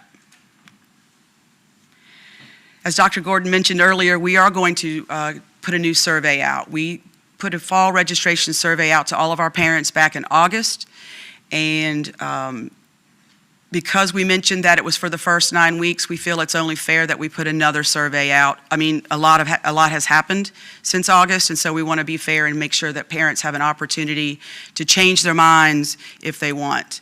So, for example, if a parent decided back in August that they wanted their child to be hybrid, and now they're thinking maybe they want them to continue with virtual, they have that option.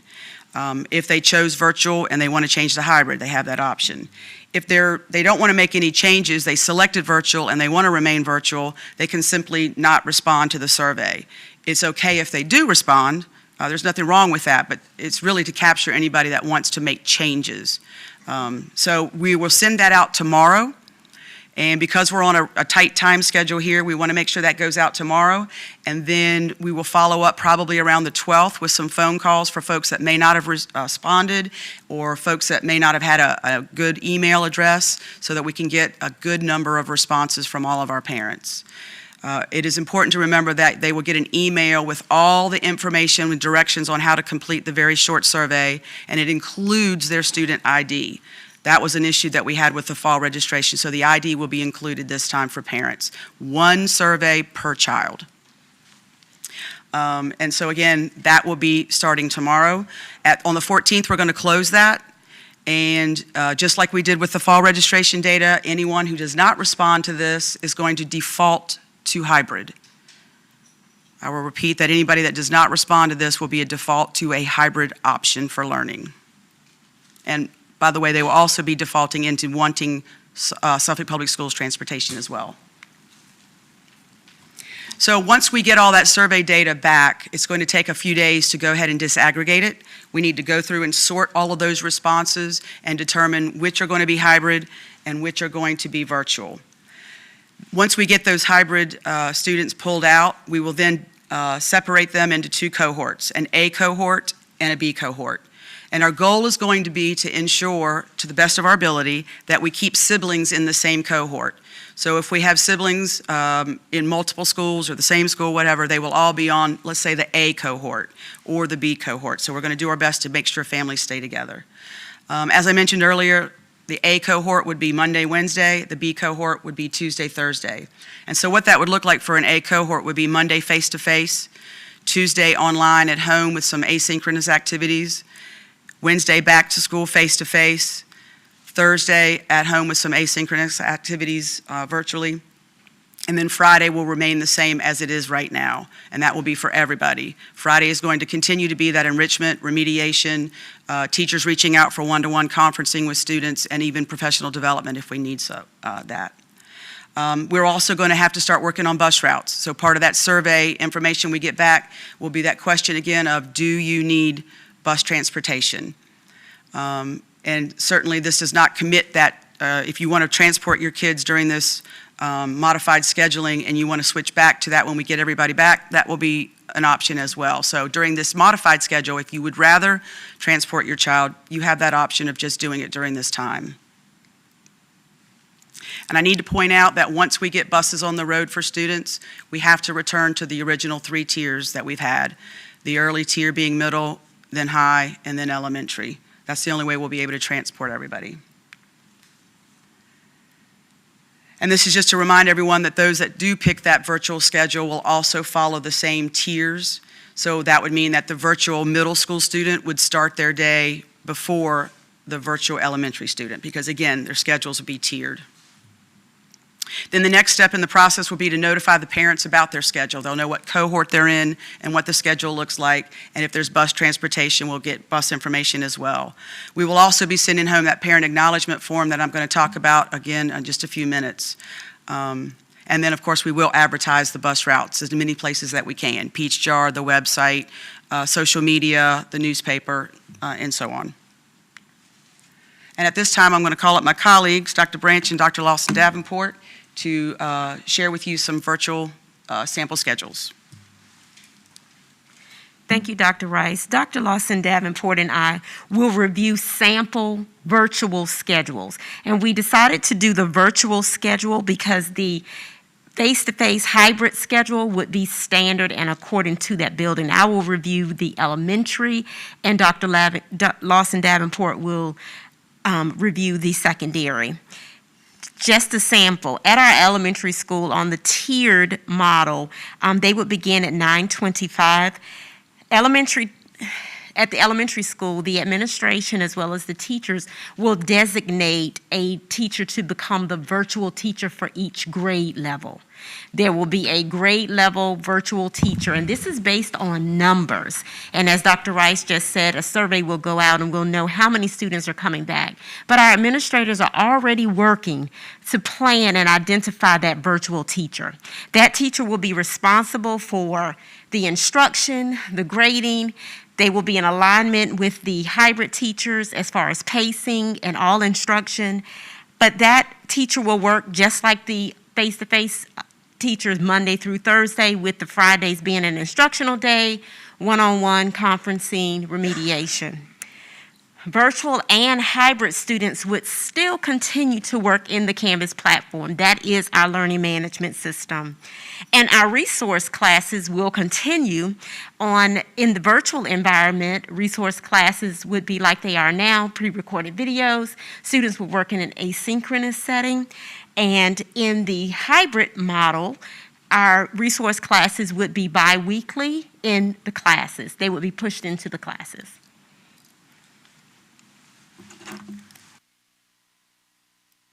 So for secondary, the sample schedule that you have in front of you, remember they're returning back to their tiered schedule. So middle school will be 7:25 to 2 p.m. High school will be 8:20 to 3 p.m. Teachers will instruct hybrid students during the first 45 minutes of the block. So these are the students that are face-to-face. These are our hybrid students. And they will instruct virtual students live during the second half of that block. So hybrid students will work on assignments and projects in class while the teacher conducts live instruction with the virtual students. Keeping in mind that these classes will not be full classes. These will be 50% of 50% of the students who have chosen the hybrid option. So we are anticipating smaller class sizes when they have these cohorts. The teachers who must be 100% virtual will instruct all of their students, hybrid and virtually during their regularly scheduled block. So all secondary teachers will be responsible for all of their assigned students. They will not have any additional students. They will teach the students they are already scheduled to. So if you look at the middle school schedule, you see that they will return to the odd-even schedule. So you see each one is slightly different. 6th grade, 7th grade, and 8th grade run a little bit differently. So they will all have homeroom for 6th and 7th grade during period 1. And remember, this is a virtual schedule, so the student who is face-to-face will have a full 90-minute block that they will be with that teacher, but that teacher will instruct them during the 45 minutes at the beginning of the block. So the times that you see on this schedule are actually the second half of that period, where they will instruct the virtual students. And these schedules will be communicated to students just like they are currently, where a teacher tells a student what time they will be logging in to hold their session. The lunch period is the only thing that will vary, because that will vary based on teacher and when those students go to lunch to make accommodations for that. And then they will all have exploratory during that scheduled time.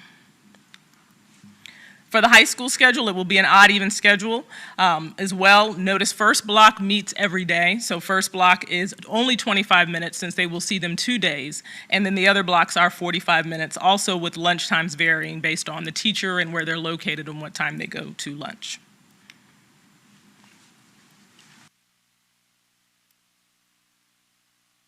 All right, thank you, ladies. And I'm going to just emphasize one more time that data is going to help us make this decision when it's time and safe to bring students back. All right. This is a form that I shared with you also back in August, and this is what we're calling the Parent Acknowledgement Form.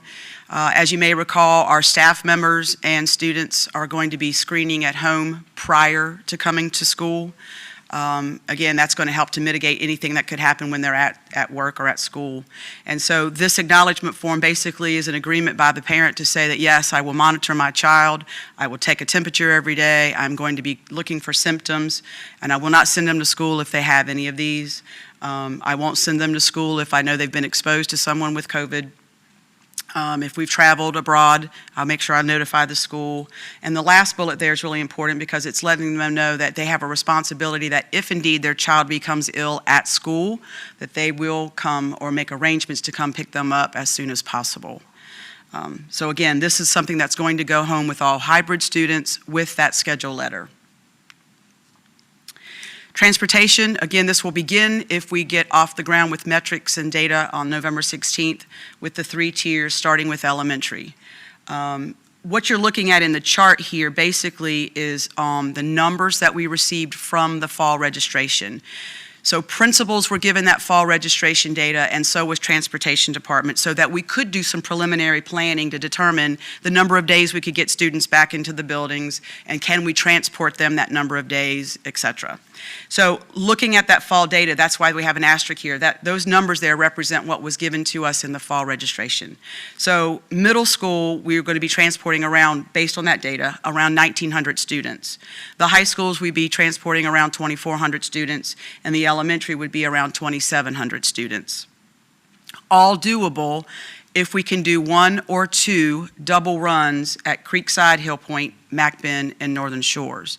And the reason those schools were selected is because they do have enough students that live in close vicinity to the school where they could bring in the 23 students, and I say 23 because I have to re-emphasize to you, we will be putting 1 student per seat with masks on the bus. So we're looking at 23 students per bus. But they will be able to take those 23, drop them off, go back out, get another 23, bring them in, and get them to school on time. So that's what the transportation would look like. But again, we're waiting on new numbers, which could change the dynamics of this.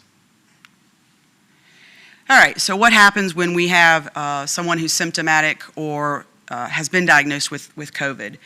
And the protocol that you see here is going to begin with the orange block in the middle.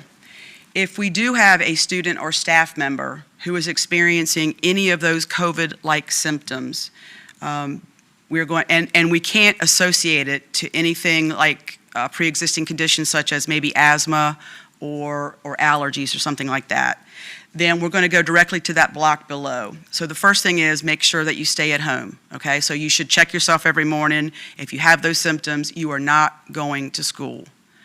If these occur while you're at school, you're going to be placed in an isolation room and then you'll be sent home. Obviously, staff members, if they're capable, will be able to drive themselves home. The next step then would be to call HR to get them involved. Because if it's a staff member, Dr. Brown has his own set of protocols that he has to go through to begin the contact tracing process, and he does that on a very individualized basis.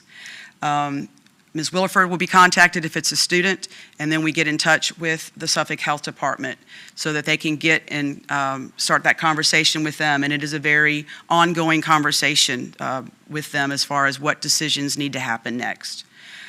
So if that student or staff member is symptomatic, they need to stay home. That's going to be the directive, to stay home for 10 days.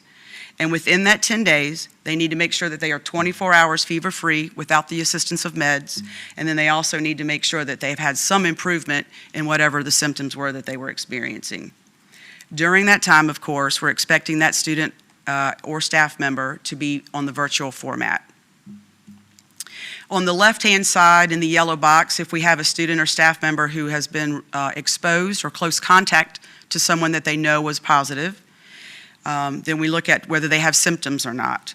If they do have symptoms, then we go right back to that orange box and follow those procedures that I just talked about. If they do not have symptoms, then we're again asking them to stay home if we're notified, or we'll send them home. Again, HR is notified, Suffolk Health Department's notified, At this point, you have to make sure that you stay home or isolate for 14 days, because that's kind of the incubation period there. And as long as they do not develop those symptoms, then they can return back to work or school. Again, they will be on a virtual format during that 14 days. On the right-hand side in the yellow block, we're looking at folks who are diagnosed with COVID. Again, if they have symptoms, we go to the orange block and follow all of that protocol. If they're asymptomatic, then we go to that block, again, staying home or sending them home. HR's contacted, Suffolk Health Department's notified, they are isolating for 10 days, and if no symptoms develop, or we're hoping they get a test done, but at this point, they're already diagnosed. If no symptoms develop since the positive test. And again, they're going to stay virtual at that time. Now, down in the bottom there is just a note to let you know that if we have someone who is experiencing symptoms, we're going to consider that a probable case. And in that situation, we would want to make sure that all the siblings in the household follow the same protocol. So we don't want one child to stay home with symptoms and then send the other two to school. So we're going to want them all to follow the same protocol. And the nurses in the schools are going to be doing all the contact tracing with the students. Dr. Brown and his team will be doing it with the staff. The procedures, this flow chart I know looks busy, but I did share this with you as well back in August. And again, starting with the school nurse, this is a really critical piece. We can't stress enough that if somebody is symptomatic or has been diagnosed or has come in contact with someone, that they notify the school right away, that day that they find out or that they feel the symptoms, because that's going to start this chain of events. The nurse will then notify Ms. Williford, and she will also notify the building administrator. The building administrator, in turn, if it's a staff member, will let Dr. Brown know in HR so he can begin his process, and he will also let Mr. Napier know so they can begin doing what they need to do with disinfecting and cleaning. Nurse Williford, of course, is going to go right to the health department and make sure they're on board with what we're doing and keep that communication line open. She will also notify me. And then, of course, I become part of that communication with the Suffolk Health Department. And then, of course, I keep Dr. Gordon apprised of everything as well. So again, down in those blue boxes, the nurses, of course, as I just mentioned, are going to be the primary contacts for the students as far as contact tracing and gathering information. HR will be the primary contact for all of our staff members. Ms. Williford will be the primary contact for the Suffolk Health Department. And then, of course, the community engagement officer will be involved when it's time to start sending out letters, and I'm going to share some letters and contact information with you right now. The first letter that we have here will be sent home when we have someone who has been identified as a positive case in a building, and no exposure has occurred. So what this means is you would be notified that someone in your school has been diagnosed, and the last time that individual was on premises is such and such date, so we'd fill that in. Basically, they're going to be they will know based on this letter that the information that was gathered indicates that no one was exposed to this individual. But the rest of that letter basically gives them some guidance from CDC and the Virginia Department of Health. Dr. Rice, excuse me. On the other sheets, when they are displaying the symptoms, do we tell them to go take a test? Do the parents? We would recommend that, but we can't mandate it. So if they are sick in school and they stay home for 10 days, but they don't take a test, after 10 days they can come back to school? Is that what we're saying? That's correct. And those are the guidelines from CDC. Right. And so if they come back to school, they haven't taken a test, we don't know whether they have COVID or not. But that's why they've given that certain amount of time for the 14-day period and the 10-day period. Right. So like I said, if they stay home for 10 days, they can then come back to school whether we know whether they have it or not. Okay. I'm That's correct. And the unfortunate part of that, anywhere on there where somebody that's correct. takes the test. That's correct. Okay. And those are the guidelines. We didn't make those up. Those are the guidelines. But the unfortunate thing is, Dr. Brooks-Buck, is that some people are asymptomatic. Right. So So what we have here then is a positive case notification with some exposure. So this letter is, of course, a little more detailed. And this letter is also going to accompany some other phone calls. This will not just be a letter. This would let folks know that there was a staff member or a student in the school that was identified with a diagnosis of COVID and that there was some exposure. The folks that were in close contact to these individuals will actually get phone calls, either from the nurse or from HR, so that we can continue with some contact tracing procedures there. And then what we're going to do is make sure that we determine whether we need to, I'm sorry, I got to go back to the other one. We need to determine through the Suffolk Department of Health whether we need to do any kind of closures at that point. And so that's where the conversation is going to really intensify so that we can make decisions on classrooms, buses, wings, the entire school, so forth. So again, we're relying on the Suffolk Health Department to give us a lot of guidance based on cases that come up. And then the final thing that I just want to reiterate here is that we cannot stress this enough, that the overarching mitigation, the primary way to prevent transmission at this point in time is to remember the 3 W's. Wear your mask, make sure that you're keeping the social distancing at 6 feet or further, and make sure that you're washing your hands often, probably more than you want. And so basically that's how I'm going to end it, just to say that those are the things that we're going to emphasize. This is posted all over all of our buildings right now, but we will also continually announce this and continually talk to the students about these mitigation strategies. And at this point, I'll take questions if you have any. Madam Chair. Questions? Madam Chair. Comment? Do we have, I just received a message, do we have the platform for staff, if they have any, I don't want to read it verbatim, do we have a platform if staff had any questions or any feelings, anything where they could relay how they feel about our reentry plan? Have this been made available to our staff and given their feedback, pretty much is what I'm asking? Yes, and I believe you two actually talked to some teachers and shared with them what the plan was going to be and got feedback from teachers, yes. I have a question. So, and thank you for what you presented. If you find that we have staff that's not following protocol with the masks or, trying to do the social distancing, what is the consequences? We just send them an email again? I'll go ahead and address that question, Ms. Jenkins. So I actually sent an email out today and to give our staff, insight into what was going to be discussed today, but also with the reminder of it's mandatory to wear a mask. And in my email communication today to our entire staff, I made it very clear that staff, it is mandatory that you wear a mask. And if you do not, I've asked all administrators or supervisors to get involved. And I think everyone knows what I mean when I say to get involved. So that is something, basically reiterating what Dr. Reicher said. We need to make sure that we are doing a better job of wearing masks and practicing the social distancing that we've already prescribed in our health and safety plan from this summer. We don't want our staff to get comfortable because they've gotten back into the buildings. We need to make sure that we do everything that we possibly can, and it will potentially come to the point where documentation could be a part of that. And also, to follow up on that, thank you, Dr. Gordon. I've received many concerns from parents saying that they refuse to make their child even wear masks in school. So how are we going to handle that? I think we discussed that earlier, that really the hybrid option is only going to be available if folks can follow what the protocols are going to be, and that means you have to wear a mask.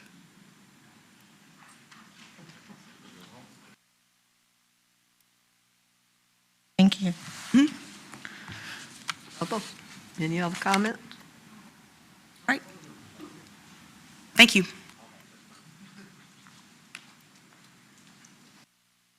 Other discussion? Madam Chair, Yes, Mr. Riddle. from going out into the communities and talking to parents as well as students, as well as visiting the schools, as well as my email feed and my other methods of communication, I believe there's a large population of Suffolk that is not interested in going back so early. My personal concerns is we're about to embark upon flu season along with COVID-19. Sending our students back on November the 16th, and then they're out for Thanksgiving holiday, come back, and then they're out once again for Christmas and New Year's. I wouldn't vote to approve a plan with that start date. I recommend that we actually start in the new year, because right now we're already in the middle of October, and we don't have all the data. We have too many, then we have to go back and re-strategize and rethink. I recommend that we start January, that we do not start in November. That's just my thoughts. Is that a motion? So, It's a discussion, putting it out there. Discussion, okay. so there are many parents as well that we've heard from who wish that they had the option to send their kids to school already. I don't think that we are sending any children to school. We are opening the schools and giving parents the option. They send their children to school. We don't send them. We're not saying if we open school, then all students have to be there. We're not sending them. We're opening our schools in such a way that we are giving a safe environment, as safe as we can, and they sign things, and it's the parents' choice. And if we don't open the schools and give this choice, then we are then choosing for them, and we're saying, you must stay home. We know better than you, you must stay, rather than giving a choice to parents if they want to send their child, if they're willing to take that risk, if they want their kids back in school, then that's their choice. We're not sending them. I mean, I'm not sending any child to school, but we have the opportunity to open school so that children can get back, socialize, can get back to those parents who want their kids to go. I think it's our responsibility to open schools and allow them to be there. And then all of this that Dr. Rice, all this planning is so that these parents have the choice to do it. I don't see that we should be taking that choice away from them. I think we should be allowing them to do that choice, and that's up to them if they want to send their kids back. And and then we're looking, I don't know what has the VHS decided, I don't know what they've decided for sports, I don't know when that gets going, but the choice is the parent choice. I don't think we should keep our schools closed and take away their choice, because if we keep it closed, we have taken away their choice. But I think the school should be open, let the parents decide, and the parents who don't want their children in, they can choose not to. But the other way, if we keep our schools closed, we've taken away everyone's choice, and I don't think that's our choice to make. Madam Chair, Yes, Mr. Rick. isn't that the same thing that we're doing to our staff when we say you have to report to work? You have to be here. We're not giving our staff a choice. And I understand what Board Member Story is saying.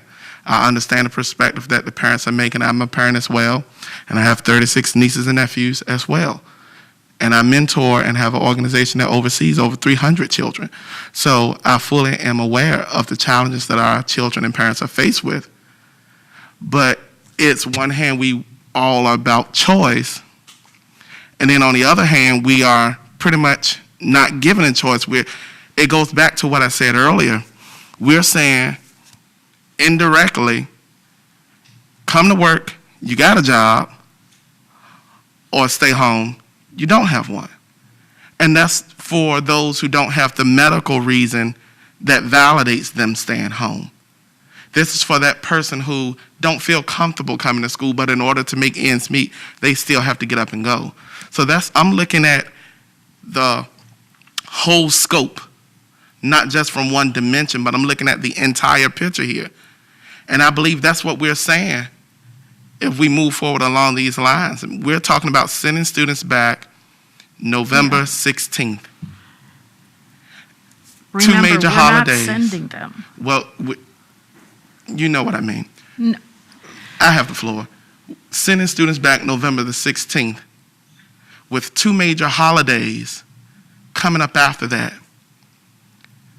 increase the risk of exposure. That's what I'm looking at. I can't see myself passing this plan with that start date. I am willing to start in January. Yeah, Dr. Buck. I think, Just a minute. I think, You next. I think right now, we're looking at the plan. Is that, we're looking at the plan? Because from what I understand from you, Dr. Rice, right now, we're looking to say when we start, because we're not sure when we're going to be able to start based on what's happening with the disease, right? So we're looking at when we start. If we can start whenever we start, this is the plan that we have in place. Okay, that's the way I'm thinking. I'm separating the date and the plan, because the date is going to be based on what's happening with this disease. My only apprehension about saying something tonight is this. I don't want parents to say this is a definite date that this is going to start, and then they throw their babysitting and everything else arrangements out the window, and then we say the disease is being funny, and I've arranged for my child to go to school, and you all are shutting everything down, and I cut my babysitting off and whatever. I've been a working parent for many, many years. So that's a concern about the date thing. But I was thinking, now we're looking at the plan and seeing if the plan, I think you all have done an outstanding job with the plan, okay? So I want to separate the plan from the start date, because we don't know when the start date's going to be. I would like to see the trend change. I really would, because I know we said the spike is because of what happened with the jail, but I also know that we've had 2 days that I know of more testing of people in Suffolk. And I suspect as we test more people in Suffolk, we're going to find that we're going to get more disease, more positive tests.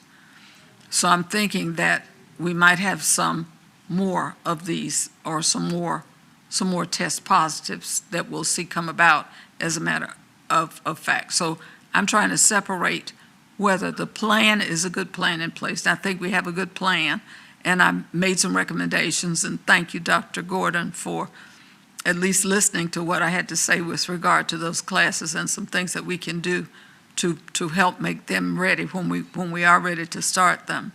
So I'm looking at separating the plan and the start date, because we don't really know when that's going to be. I would like to get that survey data, and when you disaggregate it, and what I'm thinking is when we come together on October 23rd, we may be able to look at the plan and the date, because by then we'll have some trend data. We can look at the disease, how it's doing, because we'll have a time to look at how things have worked out over the next couple of weeks. If there's a trend that says we continue going down, we'll know that. We're going to get together anyway for our work day on October 23rd. If we have to have a special meeting to approve, either before or after our work session, everybody's going to be there anyway, and we can do that if we have to look at a date. But I was looking at the plan to see if the plan was something we could do separate from when we would give parents a drop-dead date as to when they could start, because that's something that's going to have to be planned as well. We're going to have to get our buses and everything else in order. So I'm just thinking, if we're looking at what the staff has done, I think you all have done a wonderful job trying to get this together and work it out so we'll be ready to start. And then we can look at whatever, but we could look at all those pieces together if we want to take it together on the 23rd. Now that's my thinking for today. That time we'll have the survey that you've done, the data disaggregated, and if we want to take it together as one piece or separate as 2 pieces, we could do that. Those are just my thoughts. Mr. Mitnick? Yes. Madam Chair, Yes. Yes, ma'am, I have two things. In reference to what Dr. Brooks-Buck just said, I think that the date is in the plan because there needs to be something, a date that they're working towards, in order to get the logistics all in place. And, you know, if we wait till the 23rd or a special meeting after that date, I'm not sure that our staff will have that amount of time that they need to get the bus routes and everything else that's involved in that. That's one point. The second point, elementary teachers will have an option whether they're virtual or hybrid. Is that correct? We're going to designate one, at least one, depending on what the numbers say, Mr. Mitnick, to be a virtual instructor per grade level at the elementary level.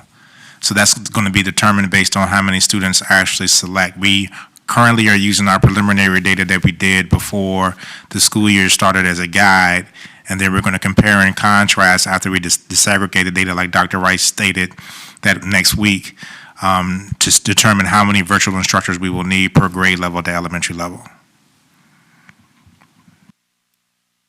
With the middle and the high school teachers, like all of you, you have heard from so many teachers that are working 16 hours a day and at least 6 days a week. Now to have them do both hybrid and virtual, are we not setting ourselves up for failure? Our teachers can only take so much. Some of them are getting to the point where, you know, they don't know how much longer they can hang on and do this. And then the middle school and the high school teachers, we're asking them to do both lessons within the period of time that they have students. 5 minutes for the hybrid kids that are in the class, and then the second 45 minutes, they're going to switch and do virtual learning. Can't we do the same thing at middle school and high school and designate virtual and hybrid teachers? I thought it was my understanding that that's the way it was going to be from the start when we first discussed this. So to answer the first part of your question, that was our intention originally, until we began to take a look at the overall logistics. In some cases, yes, we will be able to have some designated virtual instructors. But the main issue is the overall logistics at the secondary level is based on the teacher certifications. So those certifications based on the courses that the students want to take, it won't work. It won't allow us to do it that way. So we want to use the flipped classroom model, where because we only have 50% of the 50%, so your number is going to be a lot less, the virtual instruction that is occurring, I'll start there. The face-to-face instruction that is occurring, the activities that will be going along with that is what the virtual students will do. And then we'll flip. So in a normal 90-minute classroom, when you normally would have a teacher do a lot of direct instruction and some other activities and then provide the kids with some reinforcement, we still will have the opportunity to have some pre-recorded lessons and other things of that nature. Then we will be able to have the teacher go back and work with those virtual kids for that support, one-on-one instruction during the time.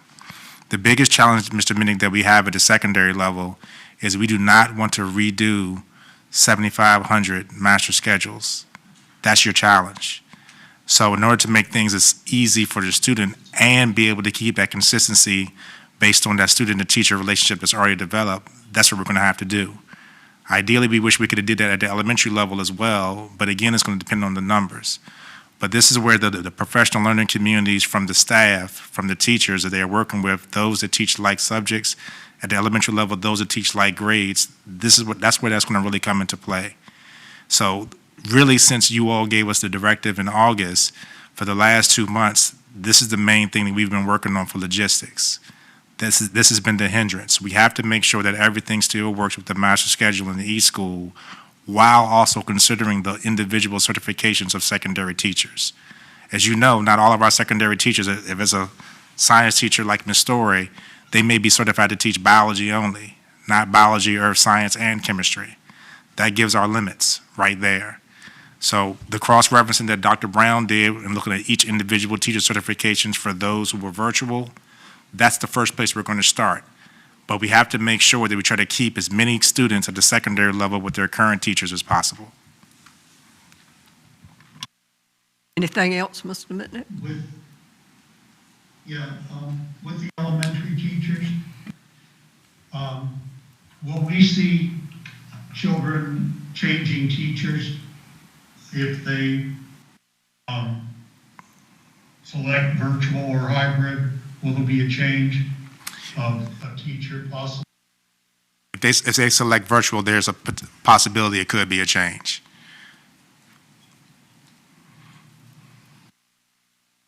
I wish I could give you I wish I could give you a concrete answer on that, Mr. Mitnick, but I really won't know until we take a look at what that survey data says to count the number of kids per grade level, because it may look different in every elementary school, where we may have 2 virtual teachers at Creekside, but only 1 for second grade at Booker T. Washington. It could look different. That was the reason that I said, once we have the information, if we could have that and look at the trend data, then we could really make a decision with regard to the date, at least a possible target date for when we could start, because then we would have all the pieces, rather than guessing and setting parents up to really be upset with us because they'd be thinking they had a choice and they didn't. And then we come back and say, well, no, we can't do that because we found out that we don't have what we thought we had. Or at least that was my thinking, Mr. Mitnick.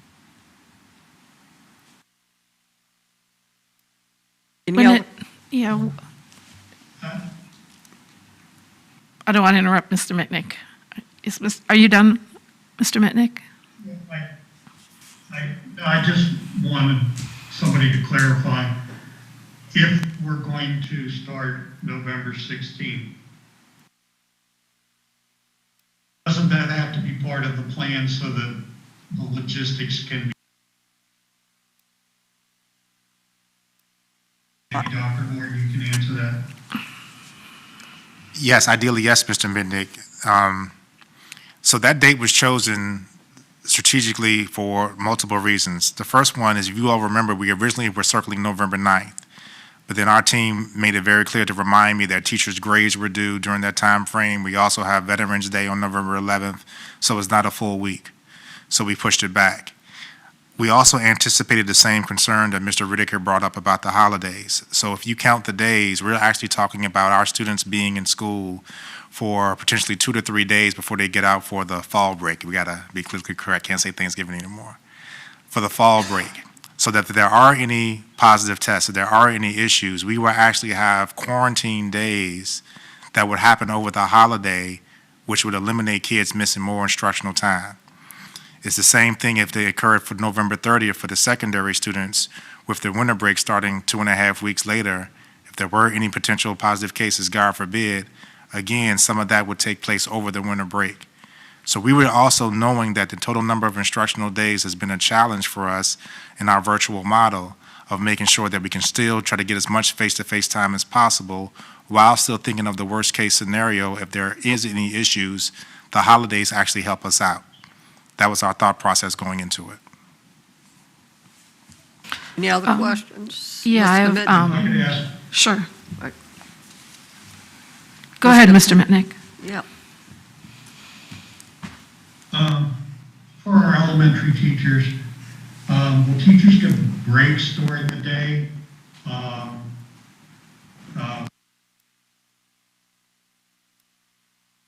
Classroom, is there breaks that we're giving teachers? Are we going to give them planning time?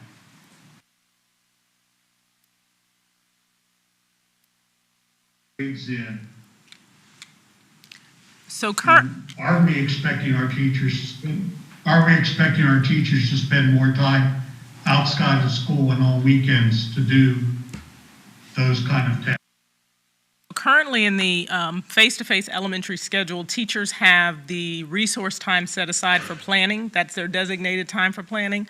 That time will still be there. It'll just vary because it will be bi-weekly. Because remember, there are 4 resource teachers, so students coming 2 days a week will only be able to see 2 teachers a week. And those teachers will push into the classroom. That's part of the scheduling that we have to work through depending upon how many students we have return in that hybrid model. Because if there's only 1 hybrid class per grade level, that changes the way that dynamic works. The plan is to still have Fridays available for those PLCs, those professional learning communities, for teachers to be able to get together as a grade level and to have some designated time for them to be able to plan together, put materials into Canvas, and to plan for the upcoming week. Did that answer your question, Mr. Mitnick? Yeah, but teachers with their kids all morning and through the meals and until the afternoon resource block and individualized learning. Long time in the morning. They will be with their students the same time they normally are with their students when they are face-to-face in school. Yes. But they'll be in with the kids for lunch. And, you know, we've been giving them their. I'm going to let Ms. Connor speak to the lunch duty. Lunch duty. Correct. The teachers are still with the students during the lunch duty. They're still with their students during their lunch duty. They eat, oftentimes they're in the cafeteria where the students are in there, when they go to the cafeteria. Right. Okay, I guess I've seen And monitors in the cafeteria. And they do, and part of the flexibility will also have to do with staffing. So one of the things we are going to look at are the number of teacher assistants that are available as well for those breaks and for that time for teachers to have time off. But they will still have that resource time, which is typically their planning time on a given day. So once we have the numbers, it'll be a lot easier to kind of plan that day. We are looking at elementary schedules still being done by the buildings based on the resources and the staff that they have available. Thank you, Dr. His story, I think you had. So I'd like to piggyback. I do think we have heard from a lot of teachers. I think it's been very stressful, and they've done an awesome job. They've had a lot of software to learn, a lot of different software to learn and integrate it.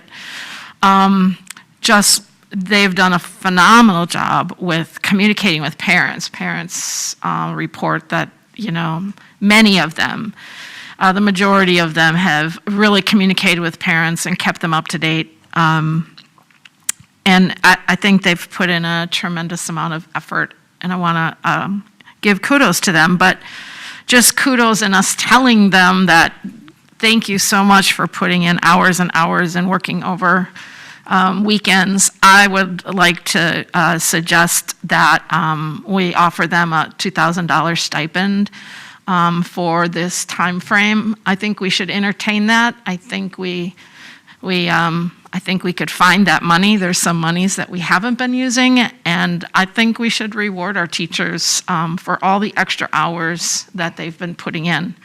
And I'd like to, you know, see if we can, I think we could find that in the budget. I think they've really earned it. I think they deserve it.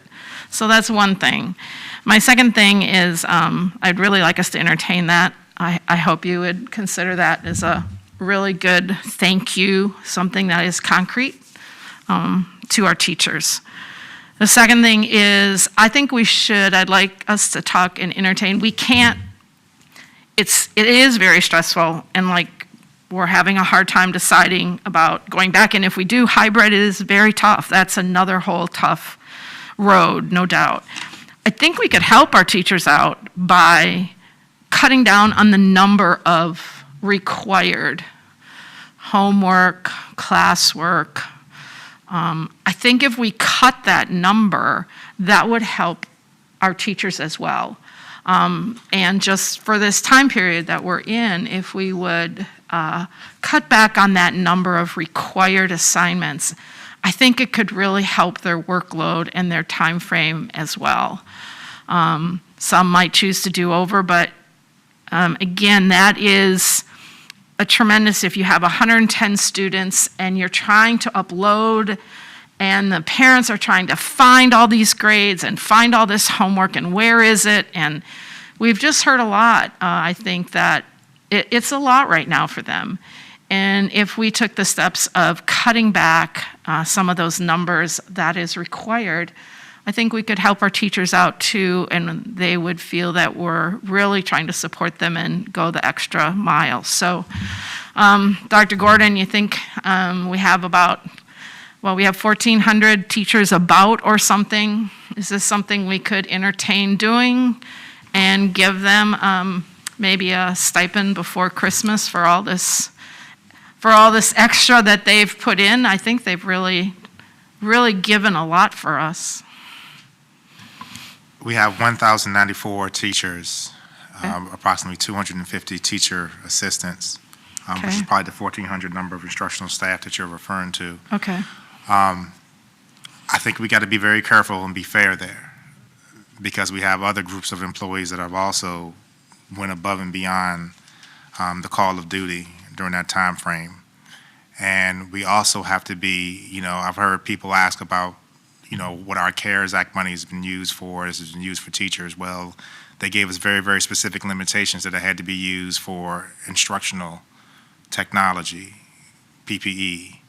So we couldn't use any of those funds. And if we try to spend other funds that would potentially come from vacancies, then what happens when we need to actually fill those vacancies? So we will have to do a lot of research on that one, Ms. Story, just to be honest.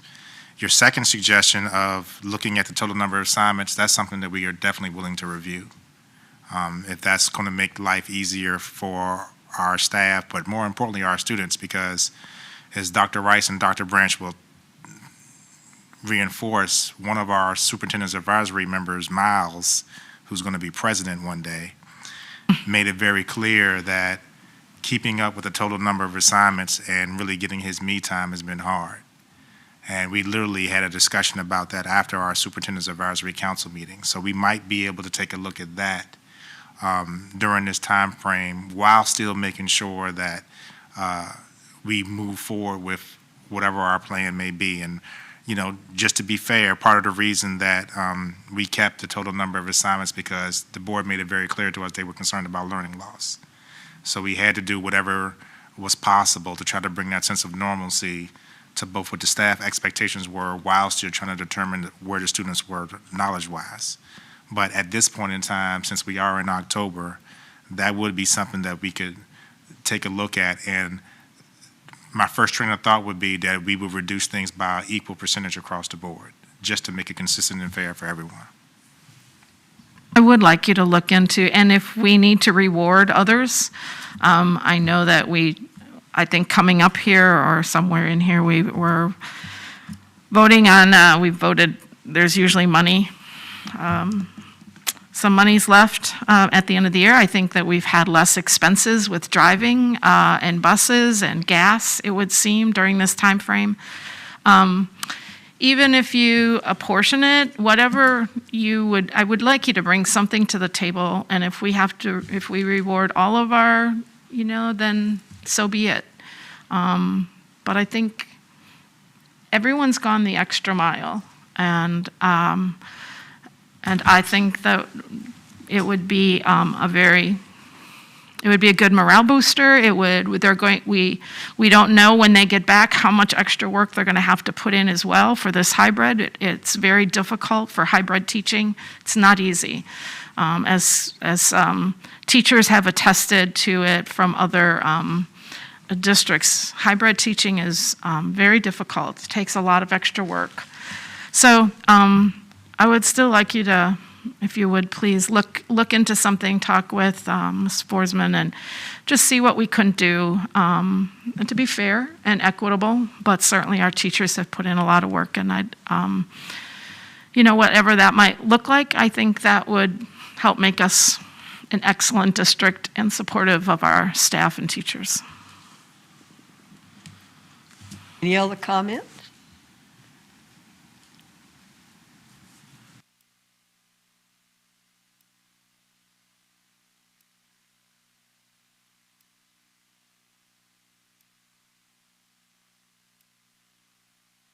action item. Any motions?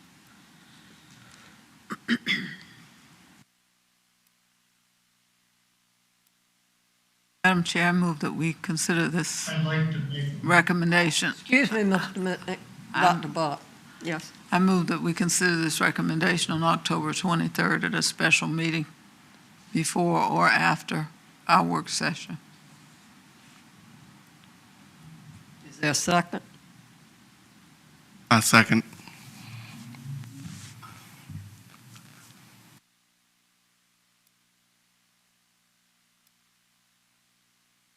The motion is to consider our recommendation on October 23rd at a special meeting, either before or after our work session.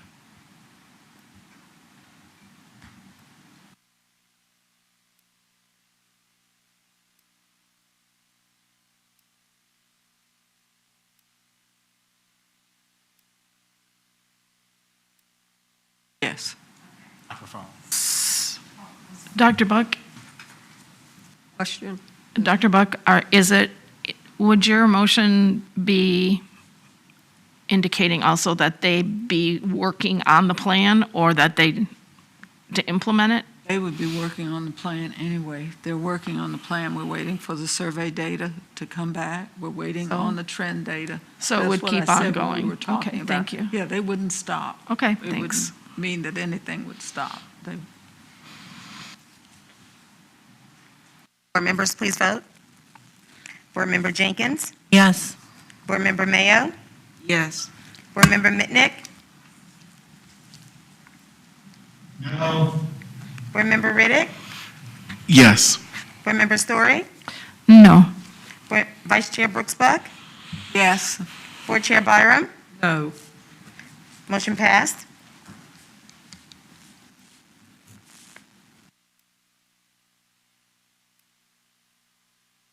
Any other comments on that? Next, we have recommendations to the citizen advisory committees.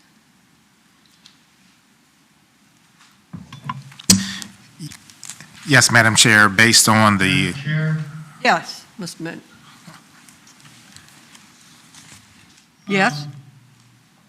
I don't know if you got the email or not, that the SEAC would like to add 5 people to their committee.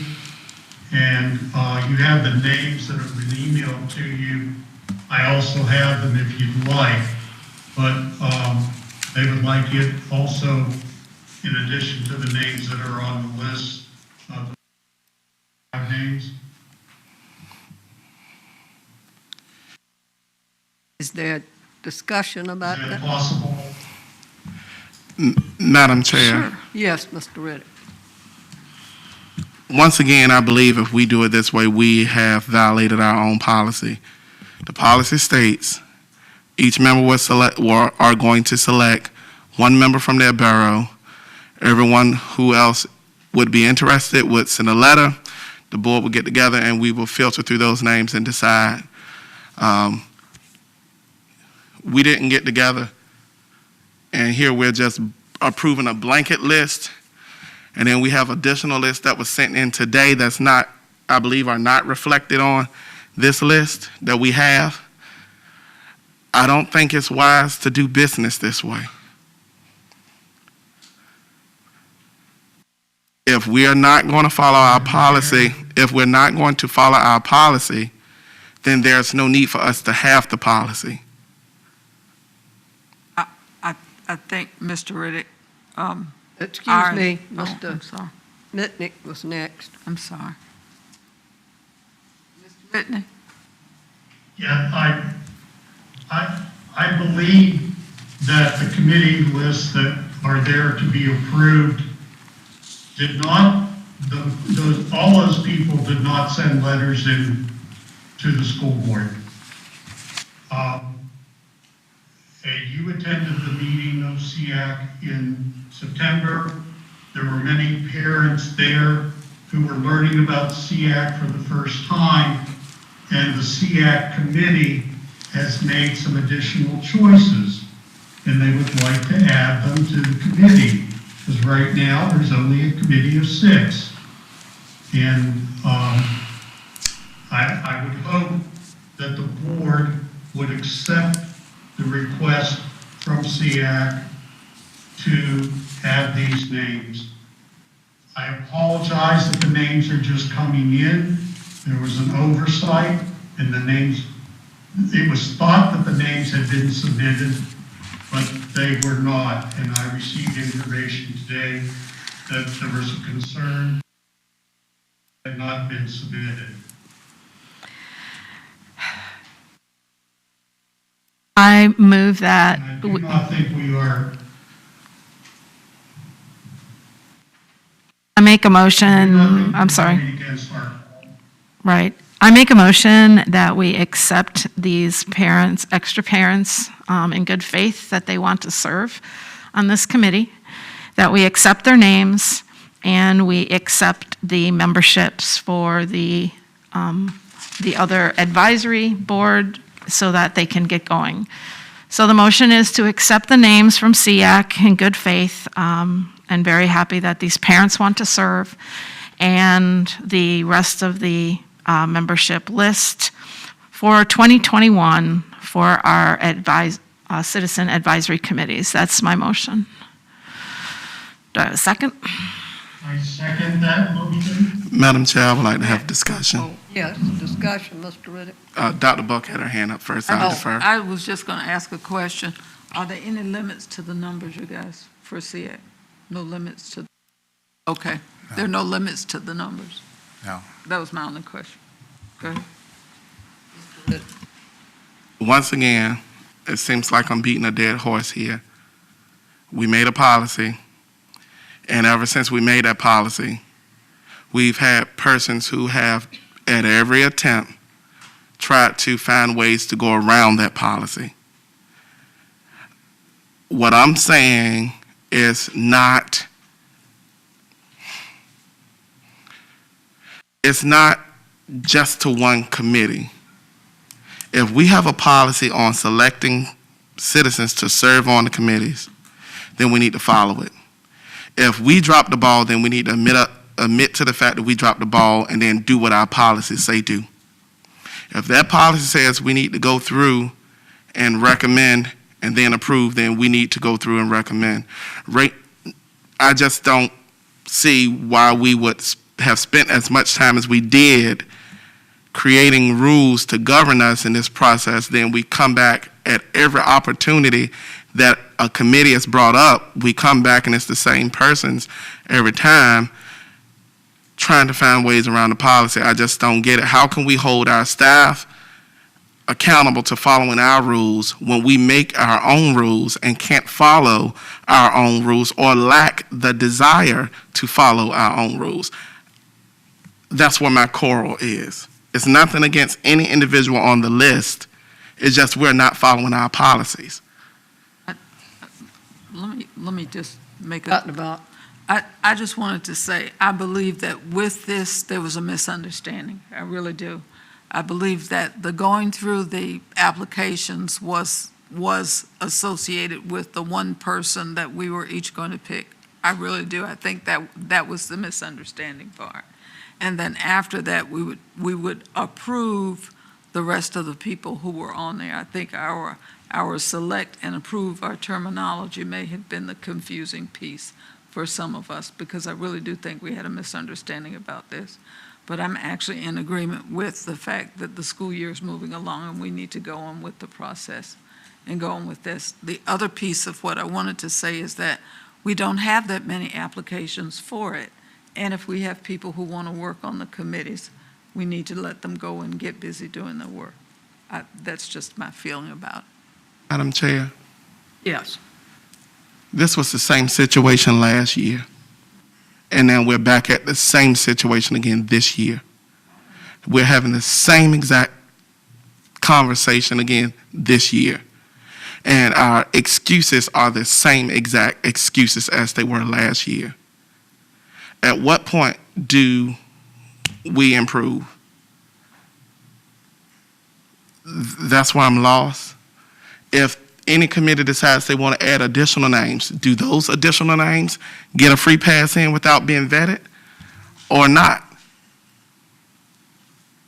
I mean, our policy is our policy. Let's not be in a haste to put people on the committee because we say we need to fill that vacancy.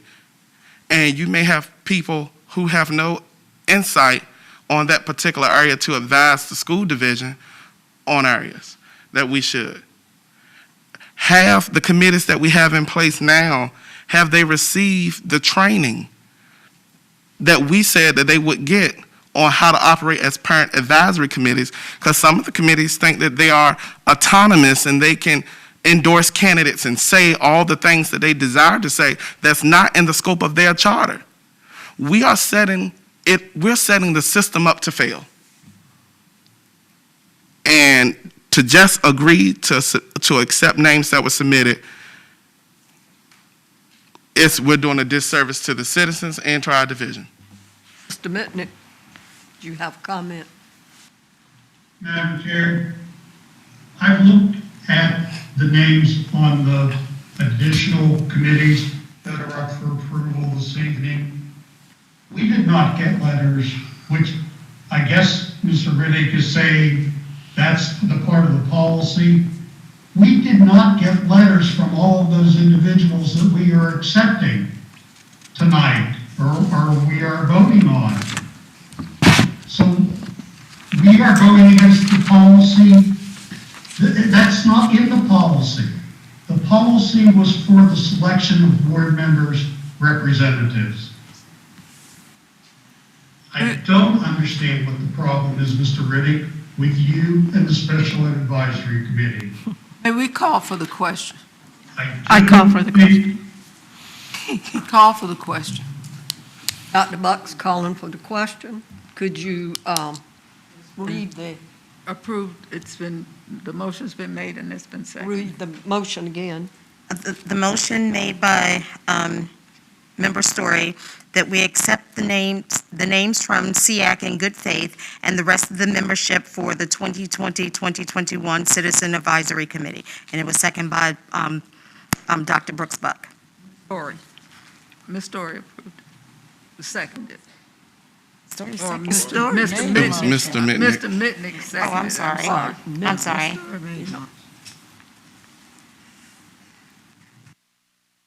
Ms. Story made the motion, Mr. Mitnick second. I'm sorry. Ready to vote? Board members, please vote. Board Member Jenkins? Yes. Board Member Mayo? Yes. Board Member Mitnick? Yes, Board Member Riddick? No, and I would like to state my reason, though, as a violation of our own policy. If you read it, you will see where it's reflected that letters of applications were supposed to be submitted, and from there we will make our decision. We have not changed that policy, but we're going against it today, so my vote is therefore no. Board Member Story? Yes. Vice Chair Brooks Buck? Yes. Board Chair Byram? Yes. Motion passed. Okay. Madam Chair, Yes, Mr. Ritt. so at what point are we going to put our citizens advisory committees through the training so they would know their expectations and how to perform their scope of their duties? Or are we going to waive that? I don't. Yes, Dr. Buck, you will make a comment. All I was going to say was now that we've established them, we can finally meet with them so that they can organize, because we do have to meet with them so that they can get organized and we can get started on that. Some of the committees like SEAC already have established procedures already, and most of them probably already do. It's just a matter of meeting with them initially and allowing them, according to our policy, to get organized if they have not. Some of these new committees, like the SHAB committee, is not organized yet, but will be, and some of the others have already been organized, but we do need to have the first, a meeting with them. Okay, Madam Chair, I just want the persons who serve on SEAC to know I don't have anything personal against SEAC. I believe in being equal across the board. And as you heard me articulate tonight, the policy was addressed for all of our committees, and we followed the policy for none of our committees. I think, comment too, like Dr. Buck said, these committees can now get started. We're delayed because of COVID and so forth, and we know we are, but we're going to catch up on those things. Okay, next item, discussion regarding the renaming of Pioneer Elementary School. Madam Chair, it was brought to my attention regarding Pioneer Elementary School, and as it being a replacement school, some of the residents feel as if they were slighted in that process. I received a letter, and I was in a rush to get here. I didn't bring it with me today, where they wanted to discuss the possibility of renaming Pioneer South to Southwestern. It is my hope, I'm not asking the board to make a decision today. It is my hope that we could have a town hall meeting to allow the public to come up and either state whether this is something that they agree with or something they don't agree with, and then we can move forward from there. So it's not we're changing anything abruptly as it's being misrepresented, but it's saying that, hey, we want to give the public space to come in and weigh on the matter at hand. That's all I'm asking for. I was going to ask Mr. Waller to review our policy according to renaming a school. Review that for us, if you could. There are two parts to your policy regarding the naming of school facilities. First part of the policy is to seek public input.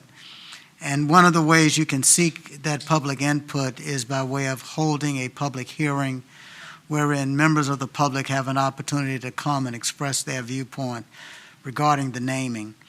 The second aspect of the policy is the appointment of a committee, a citizen committee, and that part of the policy is not required. That's discretionary on the part of the board. So if the board chooses, they can appoint a committee of citizens to come with a recommendation on naming, or you can choose not to do that. But the requirement for public input is mandatory. You have to have public input according to your policy. Thank you, Mr. Waller. Comments? I just have a question. I think this was before my time when Pioneer was being built. So it's my understanding, and Chair Byram, that this new school was a combination of Southwestern and Holland.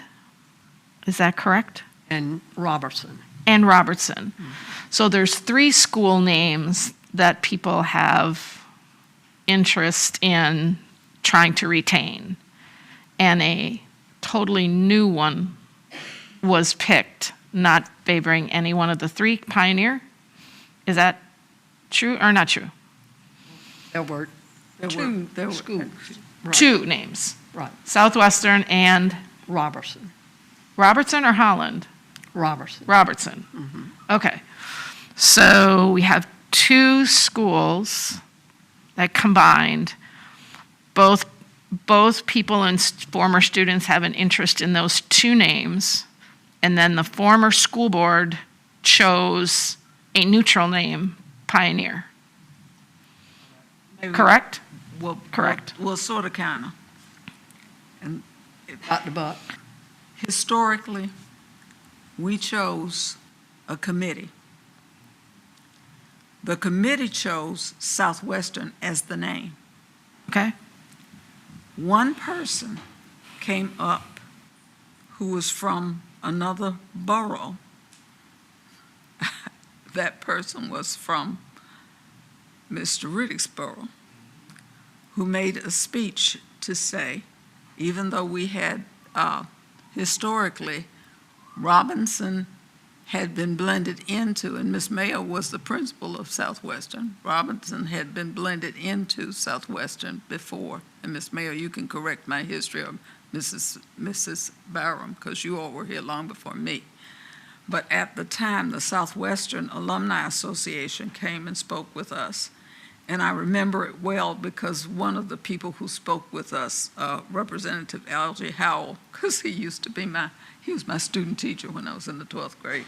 But anyway, a person came up and spoke against the committee, accused the vice chair of padding the committee with more people who voted for Southwestern. But the committee recommendation was for the school to be renamed Southwestern.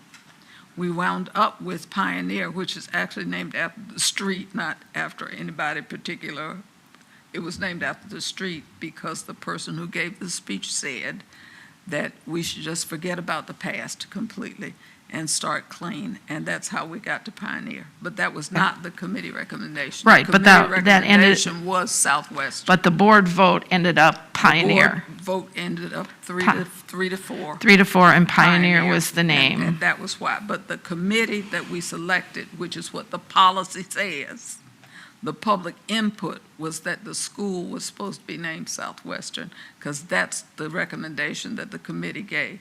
And so it left a lot of very hard feelings because people felt that if we were going to use a committee, we should follow the committee's recommendation, like we did with Fred Cherry. If we did not want to follow the committee's recommendation, we should have just named the school what we wanted to name it in the first place. And so it did leave a lot of hard feelings and a lot of bitterness. So if there's a way to work through that and work that out and allow people to have their feelings at least heard, whether we change it or not, it might be a good idea. I don't know. I don't know. I'm willing to listen to people if they have concerns. Pioneer sounds like a good name. Any other? It is good to note that Robertson had been closed at that time. All of the students were at Southwestern. Robertson was not a school at that time. But Holland was, right? No, Holland was not. The school was Southwestern.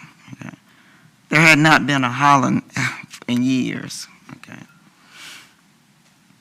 So, Madam Chair, it was pretty much a replacement school. It wasn't a brand new school, it was a replacement school.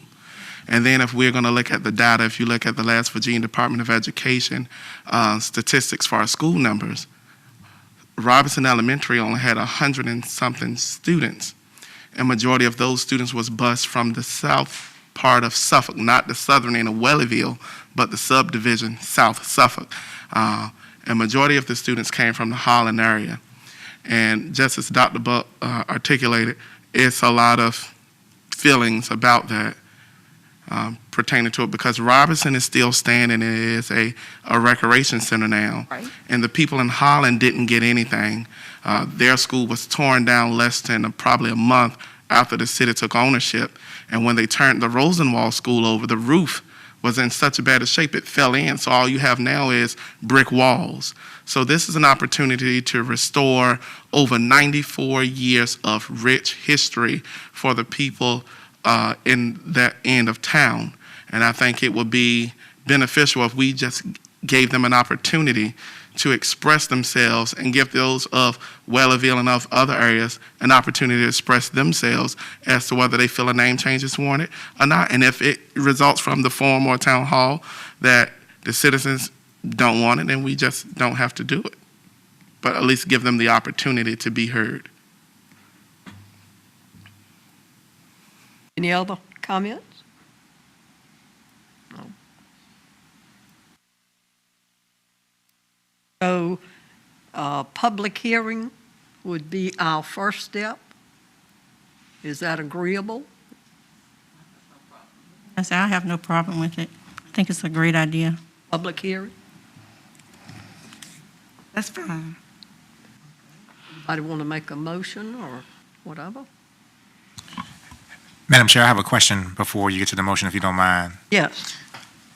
So if it comes to a public hearing, I guess, looking at limitations, would this be a public hearing of all of the citizens of Suffolk, or would this just be a public hearing of Ms. Mayo's borough, since that's where the school is located? Historically, during that period when schools were segregated and whatever, a lot of the people are scattered now. So I would say it would be anybody who has interest in the city of Suffolk, because a lot of the people don't live in the area. But you all can tell me what you think. Madam Chair, I recommend that we leave it to the area that is going to be affected by it the most, and that's the residents of Whaleyville and the residents of Holland.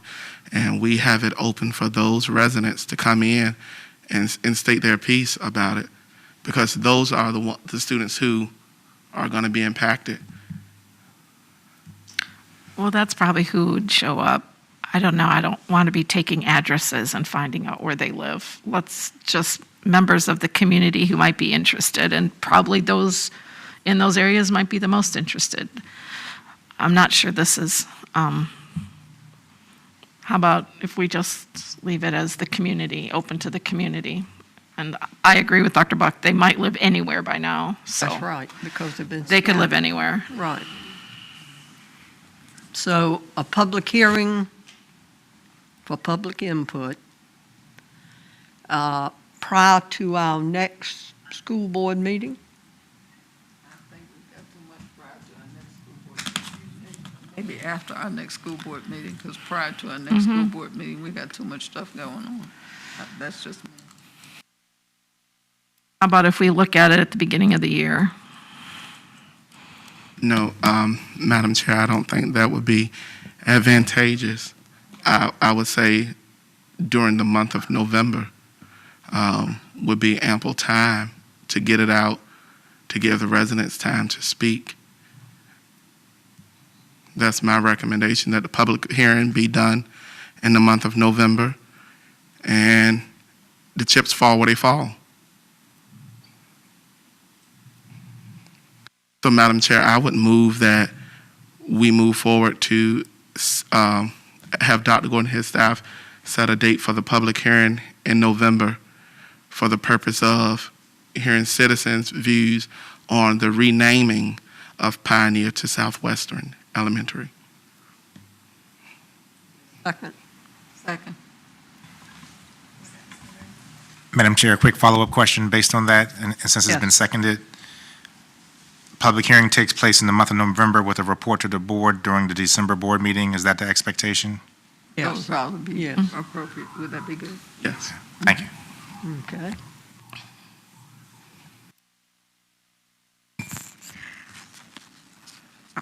The motion was to set a date for a public hearing to hear citizens' views on renaming Pioneer Elementary School in November. Yes, ma'am. Board members, please vote. Board Chair Byram, No. Vice Chair Brooks Buck, Yes. I'm sorry, Yes. Board Member Jenkins, Yes. was that yes? Yes. Okay, I'm sorry. Board Member Mayo, Yes. Board Member Mitnick, Yes. Board Member Riddick, Yes. Board Member Story, No. motion passed.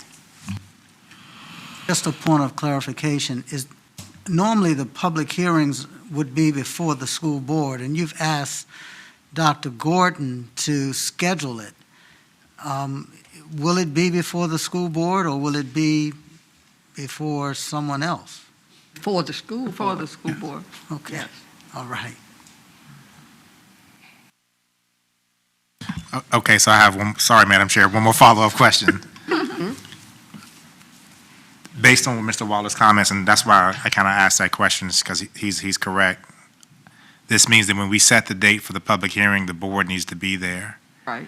And so we will set a date sometime in the month of November that we can probably have to, actually, we'll probably need to discuss at the retreat to be able to check available calendars. Finalize Ms. it. Gardner may be able to speak with you all before then to check your calendars for that, because we want to make sure that we can set a date that all the board members can actually be in attendance for that. And that will also include determining if we will use, more than likely book this location, Ms. Gardner, for that public hearing, so we can have feedback, official feedback to you all at the December meeting, or have an opportunity for additional discussion or decision at that December meeting. Well, Just for clarification, it will actually be a school board meeting. Yes. But it's just be one that's a public hearing, but it will be a meeting of the school board. So could we actually have it as our November work session? Makes sense. So, I think it should be a separate one, only because of the length. Oh, okay. and the Okay, time you're right. for people who work and so forth. Oh, okay, Right, yeah. coming out Sorry to about that, speak. I take that back. I take that back. Because that's a long way to come to try to be here.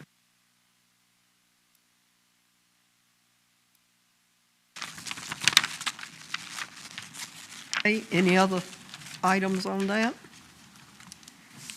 Okay, moving along. Next, we have ordinance 20/21-5, amending Article 2, Section 2-2.7 entitled School Board Standing Committees and Foundations of the Policies of the Suffolk School Board. This is on first reading, information, and action. Discussion? The reason that we, and I've talked to some of you individually, this was done by the Policy Review Committee. Our recommendation with Pupil Personnel Committee is because we could not find a way to keep confidential student information in appeals. Is that the one that we're doing? Am I doing the No, one? I think you're on the next one. I'm on the wrong one? No, that's the first. No, both of them involve Both of them are, the yeah, Pupil Personnel information and Committee. action, yeah. Am I on the right one? Okay, the Pupil Personnel Committee. And so we decided to look at that and see if we should change that. And so we did, to look at it, to make it more an administrative task rather than a board task. We looked at some of our surrounding areas, and they have this work done more as an administrative task rather than a board task. Now, the caveat here is also that in some cases, as far as expulsion is concerned, the full board, parents can still appeal to the full board.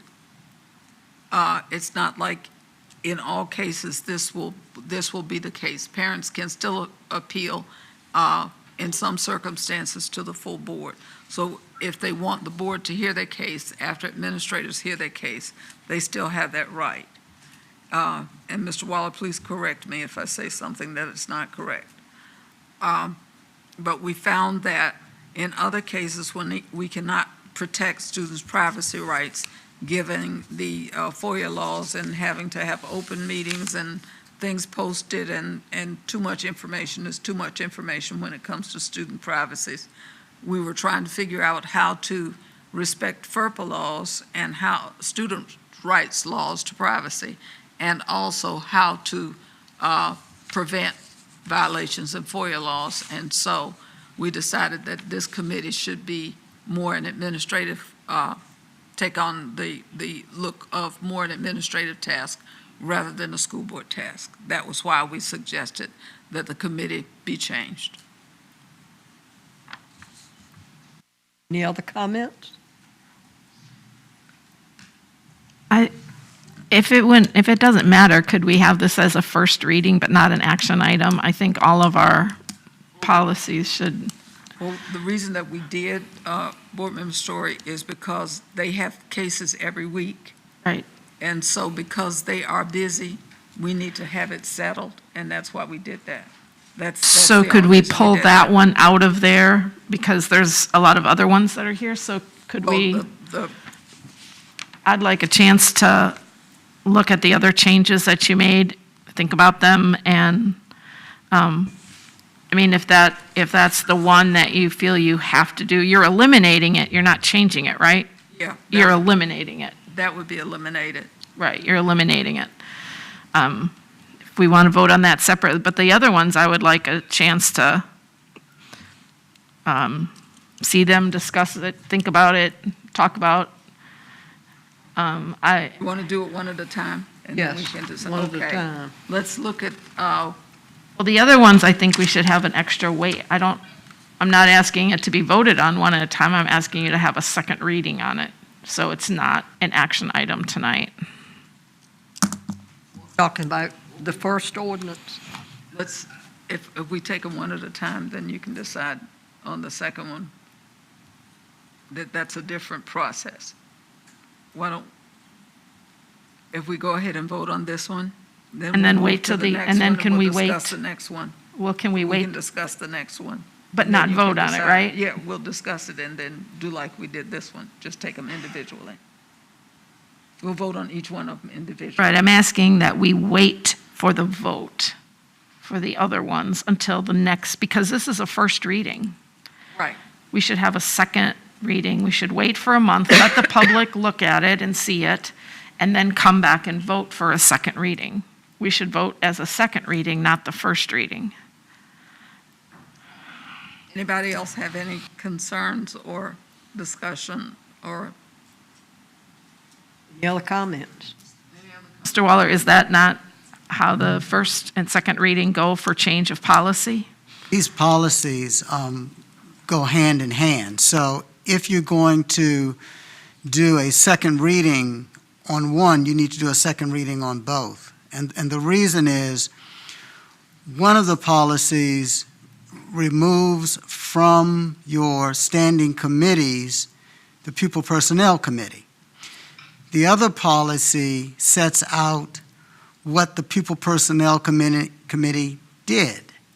So you can't have an adoption of one without the adoption of the other, because they go together. So if you're going to do a second reading, you have to do a second reading on both.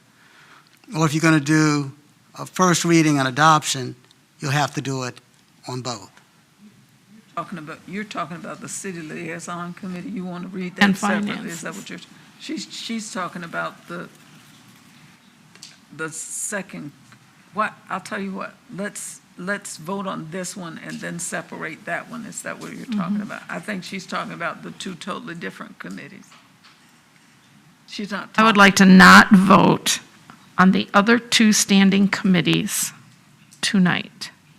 I would like those to wait for a second reading, the city liaison and the changes being made to the finance committee.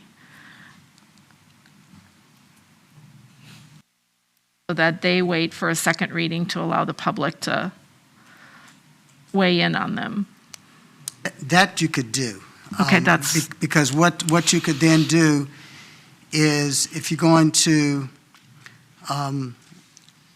adopt in part the revision on standing committees, that's exactly what you would do. You would only approve that part of the policy change that eliminates the Pupil Personnel Committee, but you will hold for second reading the removal of the city liaison and the revisions to the finance. Exactly, that's what he just said. Yeah, well, see, the other, that's.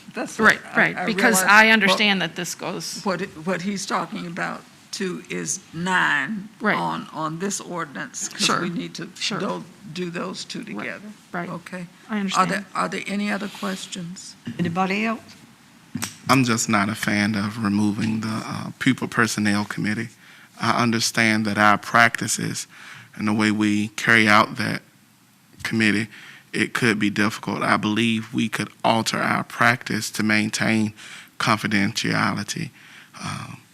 But just as the parents who came forward today and gave that recommendation as to why I think that's a very valid reason that committee should remain. But I'm prepared to vote either way. Any other comments? Approve the change? Madam Chair, Oh, Yes, Mr. Mitnick? I'd like to make a motion to adopt ordinance 2021-5 that only eliminates the pupil personnel committee at this time.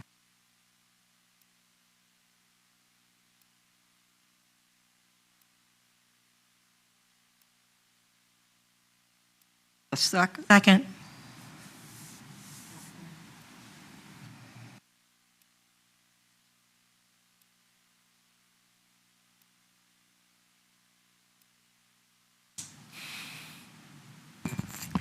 Okay, the motion was to adopt ordinance 2021-5 that only eliminate the pupil personnel committee at this time, and second by Ms. Jenkins.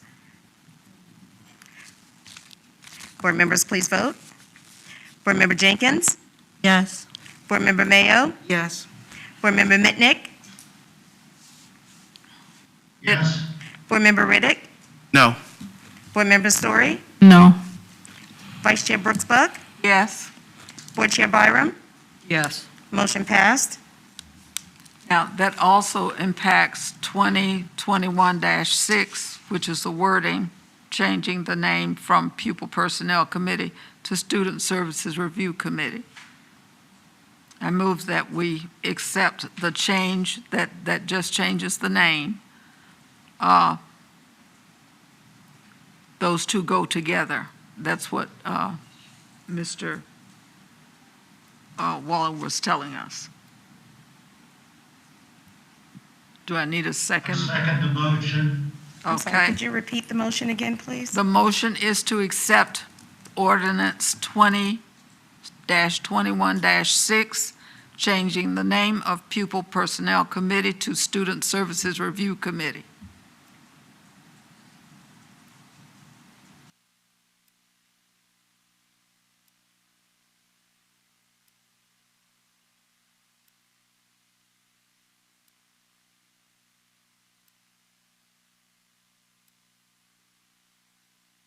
Board members, please vote.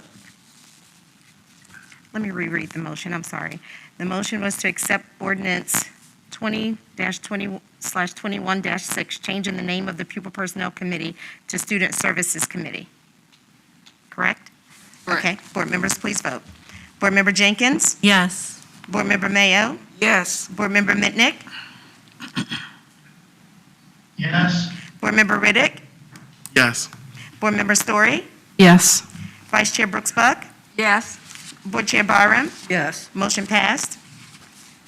Okay. You Anything wanna- else, Dr. do you Buck? wanna, now, do we need to make a motion? You want to make a motion that we table or that we hold this for a second reading? I make a motion that we hold the rest of the changes to the standing committee for a second reading and for next month. A Giving, second. giving the community time to weigh in.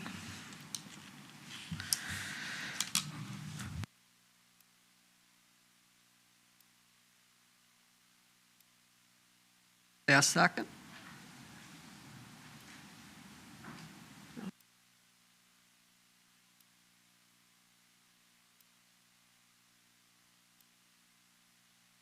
No second? Okay. Then we need to look at item 3, removal of the City Council Liaison Committee. The reason that we looked at removal of the committee is, in truth, it serves no purpose. We had, under Superintendent Darren Whitney, we worked together with City Council. We began having joint meetings years ago. And the committee, which used to as an education committee, meet with the mayor and vice mayor, the chair and the vice chair, and the city manager and the mayor and the vice mayor and the superintendent used to meet together.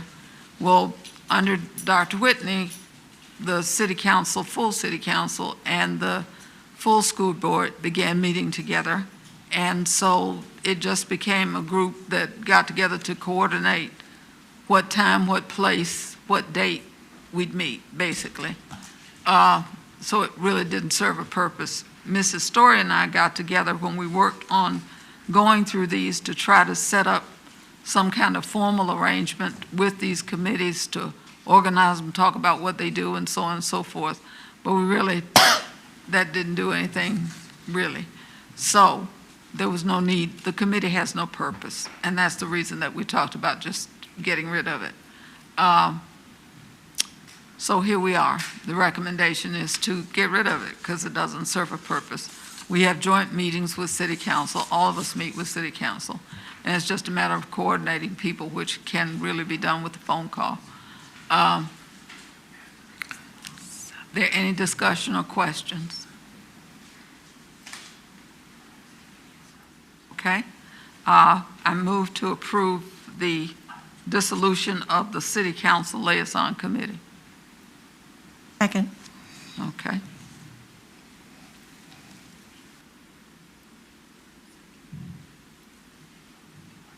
Board members, please vote. Board Chair Byram, Yes. Vice Chair Brooks Buck, Yes. Board Member Jenkins, Yes. Board Member Mayo, Yes. Board Member Mitnick, Yes. Board Member Riddick, Yes. Board Member Story. No. Motion passed. The next thing is item 4, the Finance Committee. We looked at in policy and looked at what the Finance Committee really does and had Mrs. Forsman look with us at what the Finance Committee really does. So the change in the Finance Committee description was just the wording. The Finance Committee will meet, but the description is what the Finance Committee really does. And the wording that is deleted says this. The Finance Committee, the old wording was, the Finance Committee works collaboratively with the school superintendent in an advisory capacity by offering input regarding the formulation of a capital improvement plan, year-end reconciliation of all funds and year-end carryover request, the annual financial plan, annual budget presentation to the City Council, and independent audit reports. However, this committee shall not interfere with the superintendent's discharge of all duties and responsibilities incumbent on the superintendent by state law, regulations of the Board of Education, and policies of the school board. The Finance Committee shall meet at least twice a year and shall report the results of its meeting to the full school board. The change is that the Finance Committee works collaboratively with the school superintendent in an advisory committee by offering input regarding major accounting changes in policy and/or significant fluctuations in revenue and/or expense that could affect operations of the school division, information about the annual resolution concerning authorizing the superintendent to spend down remaining funds in the operating fund, and independent audit reports and comments. And everything else is the same. Are there any questions? Questions? If there are no questions, I move that we approve the change in the language. A second? Second.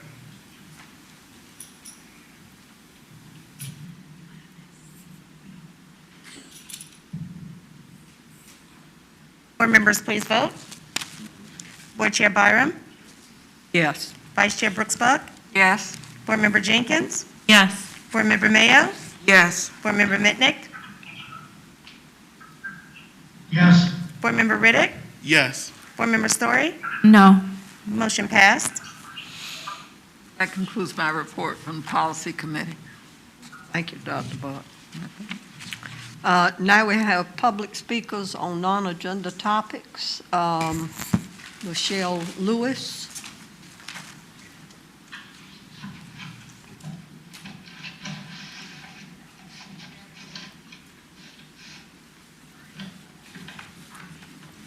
Good evening. In the interest of time, I'm going to cut to the chase and just get to the root of why I wanted to speak before you. I have two proposals that I wanted to submit to the board for consideration so that you could take these proposals and hopefully turn it from information to an action item in the future, maybe not in the near future because you have a lot going on, but at some point, I see an opportunity for us to do something that will help us to improve our contingency plan for the students. We didn't know COVID was coming, but this is an opportunity.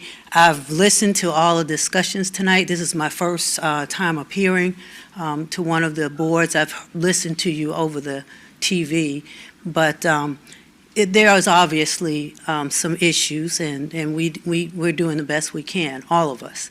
So what I'm proposing is, first off, is that the school, or the public school system, participate and promote a panel discussion with the citizens and with your partner departments, education, healthcare, and employment, because you have a joint task for the stability of the children. And this situation is affecting all areas. And so I feel like if we put our heads together with all of the departments working jointly and bringing in the citizens' concerns so that you really know what's going on, and now we can leverage some of that information to come up with solutions. The second one is to create an educational repository for solutions. I mean, all of us are going through a lot, and we have ideas. Some of us have come up with things that work, and some of us are seeking answers on what can we do to make this better? How can we get through this? So I'm proposing to you to make that an action item, is to come up with a repository.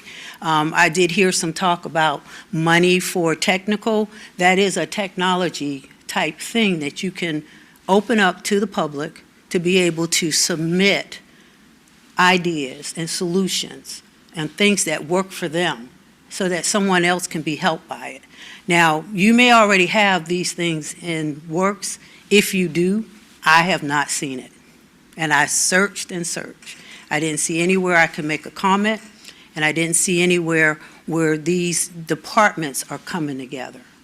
So basically, that's basically my proposal. And I ask that you consider the panel discussion and consider the solution repository. I hope that you will carry these two proposals to the state and federal level forums that you represent us in, and provide us feedback so that we know one way or the other how, if this is feasible to support. That's all I have. Thank you. Thank you, Ms. Lewis. Next, we have Stacy Taylor. Have a letter, Madam Chair. A letter? Yes, ma'am. Okay. Good evening, all. We are concerned parents of two children, one in Kingsford Middle School and the other one in Kingsford High School. Yes, I complained about Ingenuity last year because the videos were long. However, our children passed those last grade periods with an A's and B's. Not fast forwarding to the start of school year, working with a brand new platform, which we are known as Canvas. I don't blame the teachers 100%. Canvas is new to everyone. I do feel that because it is new, it shouldn't have been used just yet until all teachers were 100% trained and comfortable with it and the kinks ironed out. I say this because we are not happy about the progress reports we got today. Come to find out, the middle schooler was turning in the wrong assignments wrong, so of course they didn't get the full grade. There are assignments that are done, turned in, and still showing up missing for both of our children. You shouldn't have to do multiple things to turn in an assignment. Some teachers have reached out, which I appreciated. If you are not going to let the kids back into school 4 days, which is what needs to happen, if not, consider going back to Ingenuity. If the children aren't going back to school 5 days a week, you should consider having another session on how to properly use Canvas so kids aren't failing.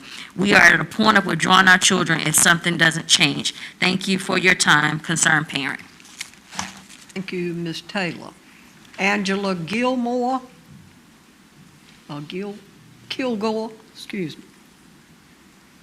Angela? Have one for her too? Yes. I do not wish to address the board myself, but I would like to hear the answers to the following questions. What is currently happening within the Suffolk Public Schools to prepare schools and classrooms to support getting students back in school? Are preparations being taken to ensure our elderly teachers, whom are important members in every school staff, are being provided with adequate protection in the classroom?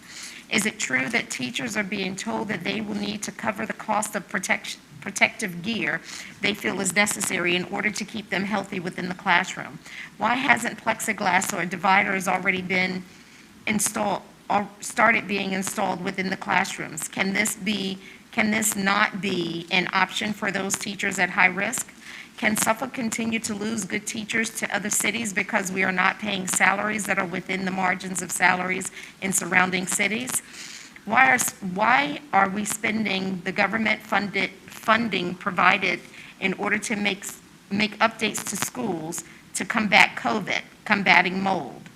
Why hasn't the mold issue within the schools been taken care of adequately and not a temporary fix, which can result in the serious effects on students and staff? Why isn't the school reaching out to the community for help resolving some of these issues? There are local companies in Suffolk that can be used to fix the issue, not put a Band-Aid on it that may impact the health and safety of the students and teachers. How is the money that is being saved while schools are running under normal operations, electricity, water, custodial staff being used? How does the school board plan to handle issues being reported where teachers are teaching with a political agenda as a focus? Are our children not allowed an unbiased education where the facts are presented and they can establish their own opinion? Why hasn't the technology been updated in the classrooms of the majority of our older schools? Why hasn't the remodeling of Forest Glen Middle School already started? Why hasn't the school board proposed starting this remodeling effort now while schools are closed? This is just a few questions that I would like to see answered. I believe this could be a perfect opportunity for schools and the communities to unite and work together for the benefit of our children to get these schools reopened safely. Teachers should not have to come out of their pocket to ensure their safety in a public school classroom. There is more that can be done if the opportunities are made available and the need of the schools are made known. We need to offer our children who attend Suffolk Public Schools the same opportunities for a sufficient education that the other Hampton Roads schools offer. Doesn't our children deserve that and our effort to give it to them together? Angela Kilgore. Next, we have SEAC committee letter. I have that letter as well, Ms. Byram. Your Special Education Advisory Committee, SEAC, would like to first acknowledge that these are unprecedented times. We stand behind Superintendent Gordon and Director of Special Education, Mrs. Whitley's recommendation to you as presented at the last school board meeting. We all come from different situations that have led us to make different decisions regarding our children's education. And while we may not share the same decisions what we do share is the acknowledgement that it must be a family's right to choose what is best for their children. Currently, that choice cannot happen if Suffolk Public Schools are not open 4 days a week. All SPS students have experienced educational as well as social emotional impacts resulting from COVID-19 and school closures. These impacts are especially heightened for our children with disabilities. These children have already missed out on 6 months of special education and related services. Under federal education law, these children are guaranteed a free, appropriate public education. Virtual learning with the best of intentions simply does not entirely work for all students with disabilities through no fault of Suffolk Public Schools, but rather in the hands of the pandemic. By law, children receive special education services are guaranteed FAPE. Your SEAC strongly recommends and advises you to proceed with caution with that in mind. Almost half of the special education students are already in the classrooms 2 days a week. Their families have already made that choice. These same families are asking for the choice to be able to send them 4 days a week because their children require that academic instruction. As we know, there are no two children that are alike, and no one knows these kids better than their family. Allowing special education students to attend school 4 days a week is not taking away the right of choice for families who do not feel comfortable physically sending their children. The option for virtual learning will still be available. Your SEAC finds troubling that throughout the start of the pandemic and into the summer, SEAC was never consulted by members of the school board on the unique consideration and special education nuances necessary to make an informed decision. Your SEAC is an advisory committee, and such we stand ready to provide assistance in all matters of things relating to special education. Of particular note, we do not agree with the particular wait-and-see approach of the school board. Every day the school board chooses not to make a decision is a day of academic instruction that is lost. Once the block of classroom time passes, we can never recoup it. We vehemently request you take a position and give the almost 1,400 parents and students with disabilities who receive special education services their inherent parental decision to choose. Thank you. And I believe we have one other, Kristen O'Neill.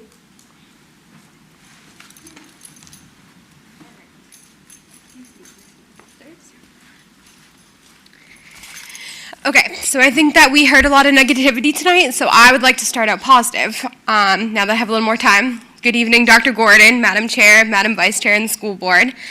I want to start out by saying that I love Suffolk Public Schools. I am a avid volunteer for Northern Shores Elementary. I'm on the SEAC, and I've always been a huge advocate for this town in general.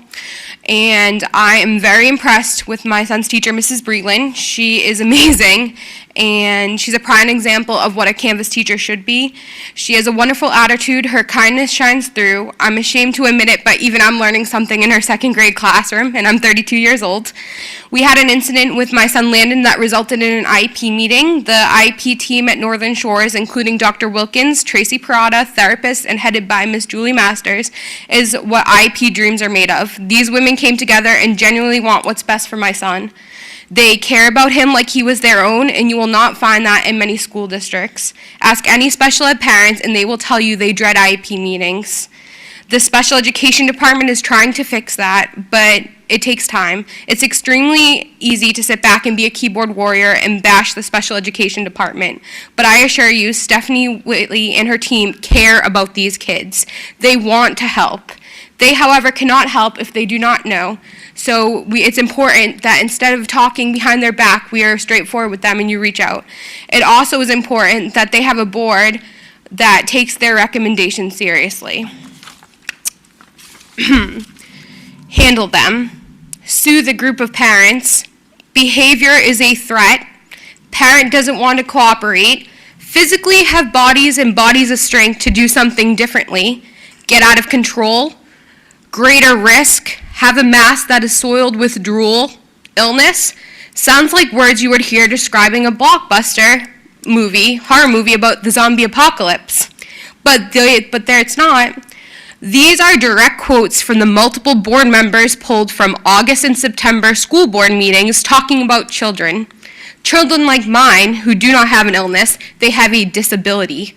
A disability that is part of who they are, and unlike an illness, cannot be cured, but with therapy, they can learn to adapt. Our children deserve so much more than the ignorance that was shown during these meetings. Words have an impact, and I would encourage all of you to refresh on the people first language and lead by example. Dr. Brooks Buck has pointed out on multiple occasions that an IEP is what you are held to. As a reminder, these are legal documents. The time where the COVID excuse is going to get old, and it is coming. Parents' patience is running thin. These kids are legally guaranteed a free and appropriate education, and this is not the case right now. In order to receive their supports, they need to be back in the classroom 4 days. I find it interesting tonight that you pointed out the issues about the small classrooms because you all tote equity. These classrooms have always been small, And our parents have always spoken out, and I can tell you because I stood at this exact podium 2 years ago and let you all know that my son's special education class was the size of a closet. And nothing has been done except those expansions have been pushed back. And now all of a sudden, when it's important for them to return to school, this is a big issue. Lack of space does not negate FAPE. Lack of space does not negate IDEA. Regardless of the space you have, these kids are open and they need to have a fair and public education. You cannot get back time, and every day we are missing out on our opportunity to improve their quality of life. I am disgusting that advocating for my son's best interest tonight was referred to as me needing to be soothed. I promise you that I do not need to be soothed. Have a great night. Thank you for your time. Thank you, Ms. O'Neill. Now we'll go to business by board members. Ms. Jenkins. Thank you, Madam Chair. As always, I want to thank all the staff and Dr. Gordon for all that you do. I understand greatly the challenges that the students and the parents are having because I'm in homes every day, multiple homes with students that have disabilities. So I do understand, and I wish that everything could go back to the way it was. I wish that we could put everybody back in school safely, but there's some numbers that we're still waiting on. And I hope it will be sooner than later that we can do that. We're not saying no, we're just saying we're just waiting for some more numbers. I just want to iterate what Board Member Story says. $2,000 is not even enough what you all deserve for what you all have been doing and what you're going through. And I'll be the first one to say you deserve that and more. And if there is any way that we can do anything to compensate, do a bonus, whatever level, I'm for it.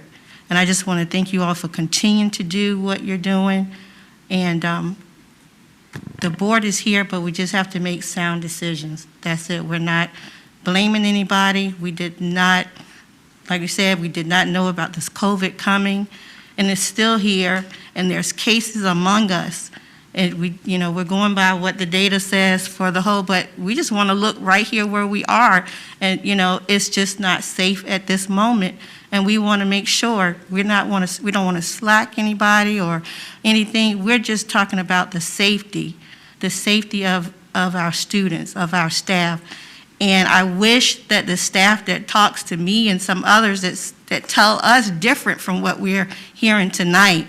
And I tell them all the time, I know you're telling us, but you need to make it public to Dr. Gordon, because we're hearing a whole different story. And we're hearing from a whole nother set of parents too. I have more parents telling me that they will not send their kids to school than parents saying that they want their kids to go to school. So, again, I appreciate you all very, very, very much. Have a good night. Ms. Mayor. Oh, excuse me, Mr. Mitnick. Didn't mean to skip you. Thank you, Mr. Chair Byron. First thing I'd like to say, I think I was asleep a little earlier when we were saying comments about Dr. Gordon's first-year anniversary. First, I'd like to say happy anniversary to you, sir. Thank you for choosing Suffolk Public Schools as well as we chose you. And I've enjoyed our conversations, and I look forward to many more of them in the future. Thank you for your leadership that you're providing. I'd also like to thank all of our teachers out there and school staff for the job that you're doing. I know you're working beyond the expectations of the job, but it's not going unnoticed, and it certainly is appreciated.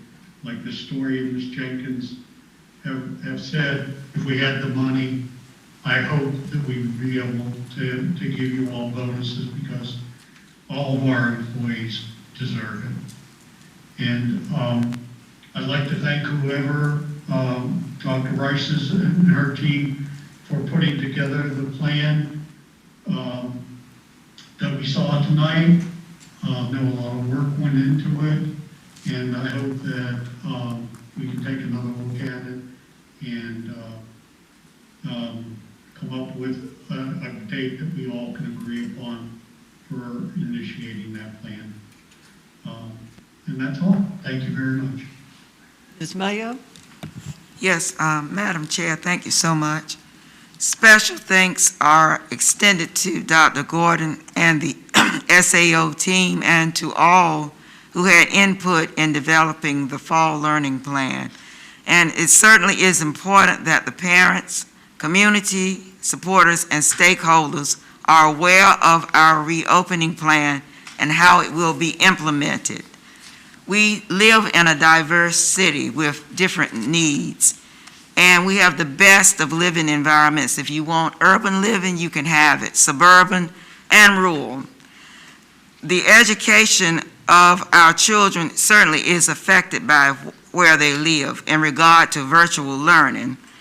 And I would like to thank those parents and students and caregivers in our borough, Holy Neck, for your patience and for working out connectivity issues, particularly those who live in the rural areas.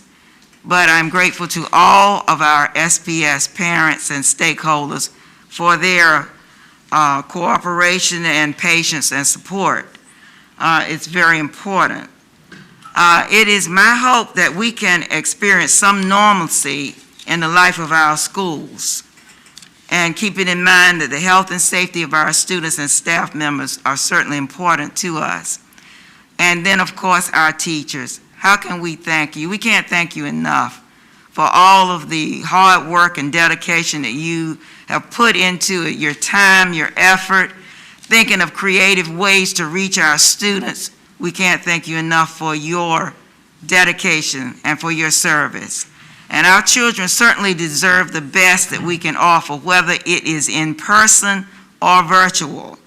And we are certainly living in a time of uncertainty, but we can rise to the challenge and be stronger than ever as we build the best SPS. Thank you, Madam Chair.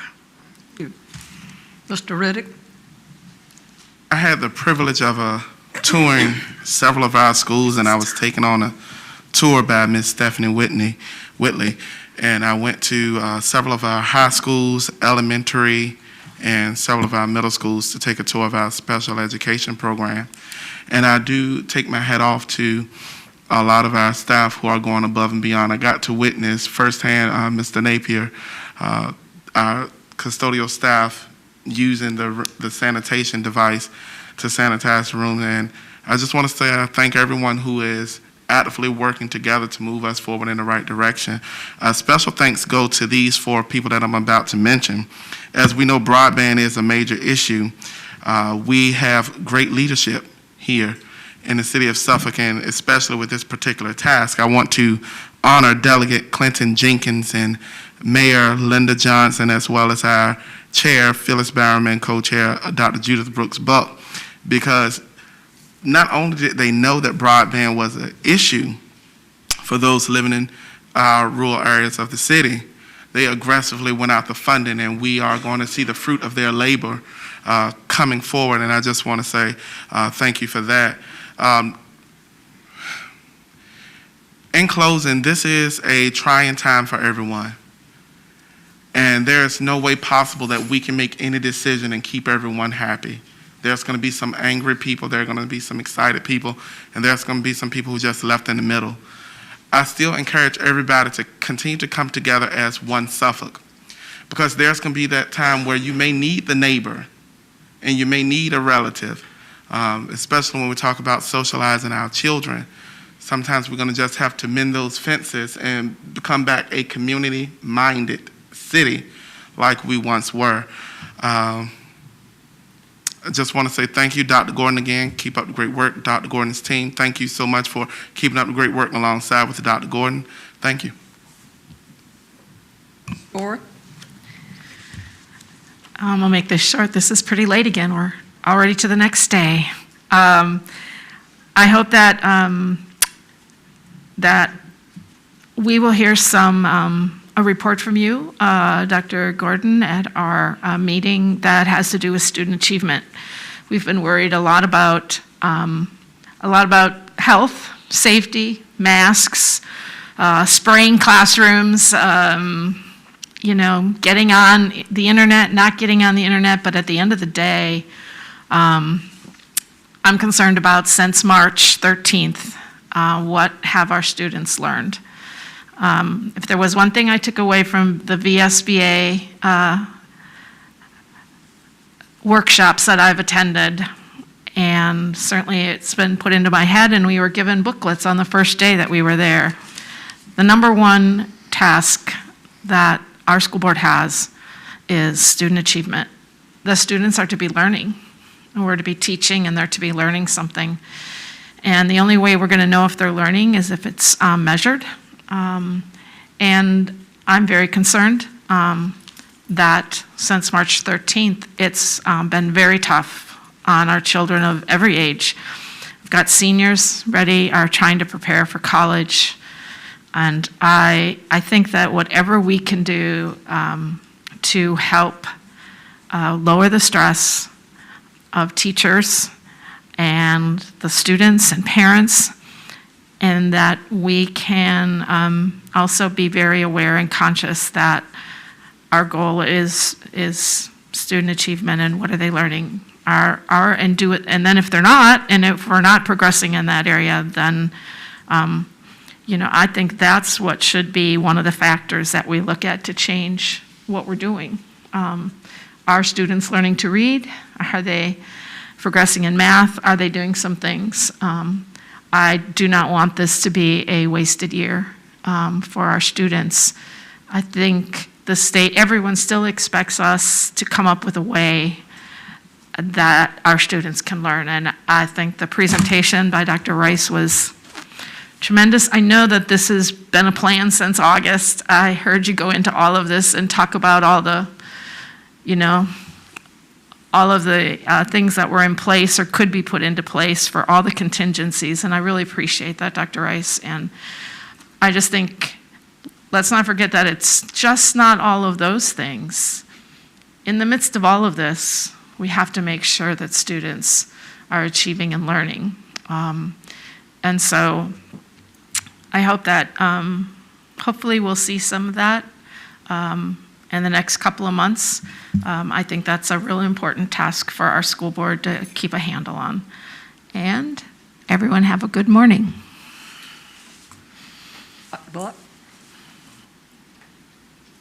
Good morning. I just want to say thank you, and as I said before, I have no problems with the plan. I wish that we had a mechanism for testing. I think that would be good. I appreciate the work that you've done. I think if we can find out what the trend is here, and if we can get a handle on that, we'll be ready to move, and we'll put students in place. I understand that parents are angry, and they want their children in school. I'm angry too. I want them in school, but I'm not angry at people. I'm angry at the virus. I'm angry that it's here. I'm angry that it's spread.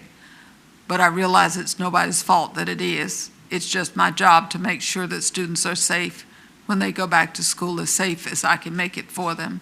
And so I'm determined to look at safety and science before they go back to school. I wish that I could wave my wand or take my magic dust out, as I used to say when I was a principal, and sprinkle it on all the places and give you all the room and all the money and all the supplies and all the things that you want to make things work the way you want, but I can't.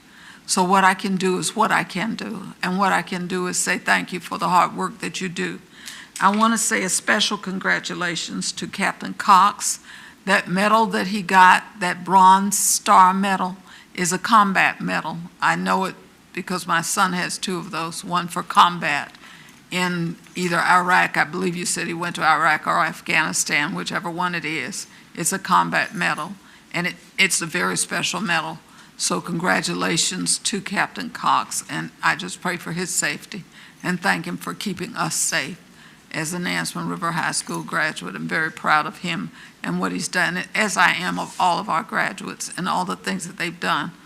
I know that our students are working, and I want them to keep on working, and just hang in there with us. We'll be back as soon as we can. Stay in there with us and hang with us. Good morning and good night, or whatever it is we're doing now. Thank you. You know, I've heard a lot of negative things, but, you know, I'm an eternal optimist, I guess. So I'm going to dwell on the positive things I've heard. I've heard so many good comments about our staff, about our teachers, those that are going above and beyond the call of duty every day, working countless hours, weekends, taking time away from their families, their own children. And I know we're going to continue to do that. That excellent rapport with parents, that's going to pay off big dividends for us. And I just want to commend all of our employees, teachers, administrators, any of our staff, coordinators, bus drivers, cafeteria workers, custodians, everybody doing a great job. And I know it's a difficult time. It's difficult for everyone. Last Saturday, I want to thank a group that sponsored a forum for political candidates. I believe Delegate Clint Jenkins and the Suffolk Ministerial Alliance had a forum, which I attended and Dr. Buck attended. I believe Mr. Mitnick sent in his information, which was read. And I want to thank them for sponsoring that. We heard from candidates for mayor, city council, and school board, and it was very well received. Excellent forum, thanking them for their part in trying to promote democracy and voting in our communities. Also, I'd like to just pause for a moment. Over the last 33 days, I've been involved in a medical crisis with my family. My husband has been in intensive care for 33 days. I brought him home yesterday rather than take him to a facility for rehab. And I just want to thank everyone for the cards, letters, texts, messages, and comments that they sent. It's been a difficult time, but God is good. And I do believe that. I'm an optimist. And I do appreciate all of your concerns. And we have informational items. Are there any questions concerning that? There are no questions. This meeting is over.